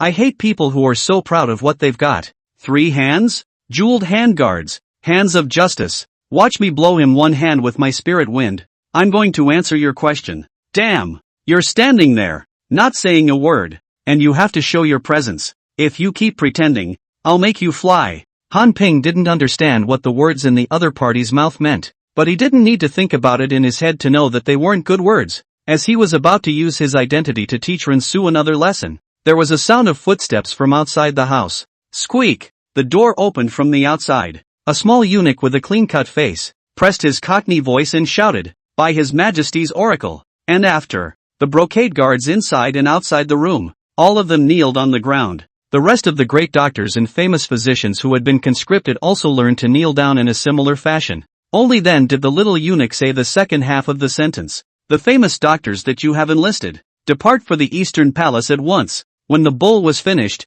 the crowd rose. "Commander Fong, I'll leave this place to you. We'll go back to serve His Majesty first." The little eunuch fawned and said to the handsome young man behind him. The brocade-clad boy wrinkled his nose and stepped away from the eunuch in disgust, afraid that the shadowy aura would get on him. Rinsu curiously looked. This handsome young man is the please their own when the brocade guards. The handsome teenager commanded his man to put a piece of black cloth to blindfold Rinsu and the others. "Don't talk and make noise on the road. Once there is any discovery, cut the tongue," the handsome teenager said in a cold voice. The crowd sniffed. Only then did he realize that the palace in front of him didn't seem to be as good as he had imagined. The Eastern Palace was under martial law at this time, and no one was allowed to enter or leave without the emperor's order. Rinsu's group of people were arranged by the brocade guards a few hundred meters away from the temple, and from time to time, they saw eunuchs and small eunuchs coming in and out with decoctions in their hands. It seemed extremely busy, but extraordinarily quiet. Outside the temple, the old eunuch was holding a roster of the very names they had signed themselves. "First, I'll give you a heads up. Today the crown prince fainted and couldn't get up, and the Imperial hospital said it was a wind chill that had gotten into his bones. They are at their wits' end at the moment, which is why they sought you out from the folk. His Majesty promises a reward of 10,000 taels of gold and 100 acres of good land to whoever can be the first to cure the crown prince." The crowd's hearts perked up when they heard that there was such a generous reward. "Sing the name of the person who enters later, and whoever is called will go in." The first three, Lu Quan, Ing Chung, and Jia Gao. Until now, Rensu only know the original critically ill. Is that the legendary position of the history of the most stable prince? The old Zhu's good big son, the executive vice-emperor of the Ming dynasty, Xu Biao. Not a moment too soon, Rensu then saw them being carried out by the guards. One of them had already had his leg broken, asked only to know. Someone before the king disrespect peeing his pants. The emperor was furious to let the guards pull out to break the legs. The other two indiscriminately prescribed medicine was pointed out by the imperial physician is not right, immediately dragged not far to the beheading. This scene really scared the famous doctors who were waiting to be summoned. They were so tense in their hearts that some of their legs had already begun to weaken. Han Ping's mind had already begun to recall the cases of wind chill he had seen before, but realized that he had only a few impressions, because of his life to see the doctor. Only for the scholar gentry power and wealth. Poor people have the wind and cold to see the doctor. Usually he will refuse. It is only because of the high cost of medication for the difficult treatment of wind and cold, and where the poor can afford to pay for it. He couldn't get any oil out of it either, so naturally he chose not to watch it. Even he, who was confident in his medical skills, could not help but worry at this time. He couldn't help but glance at Rinsu, only to see the other party standing there in a daze as if he was dumbfounded. Thinking that Rinsu didn't give him face and dared to humiliate him, he secretly hated in his heart. Stinky brat, scared silly. You really think the divine doctor is a cabbage? See how I'll expose you in front of His Majesty later. Rinsu didn't know that someone was already trying to target him. Now he was looking for ways to cure minor ailments with his own limited general medical knowledge. He couldn't afford to be sloppy in this situation right now. He really needed to consult a master. Looking at the live broadcast, there were 300,000 people online. So what, guys? Do we have a big guy on the air who knows history and medicine? Guys, it's almost 1 o'clock now, and I've been fighting off a headache to get 3 chapters in today, counting the chapter 1 made up yesterday. That's 4 chapters. Mission accomplished. Went to bed. Continue tomorrow. Good night.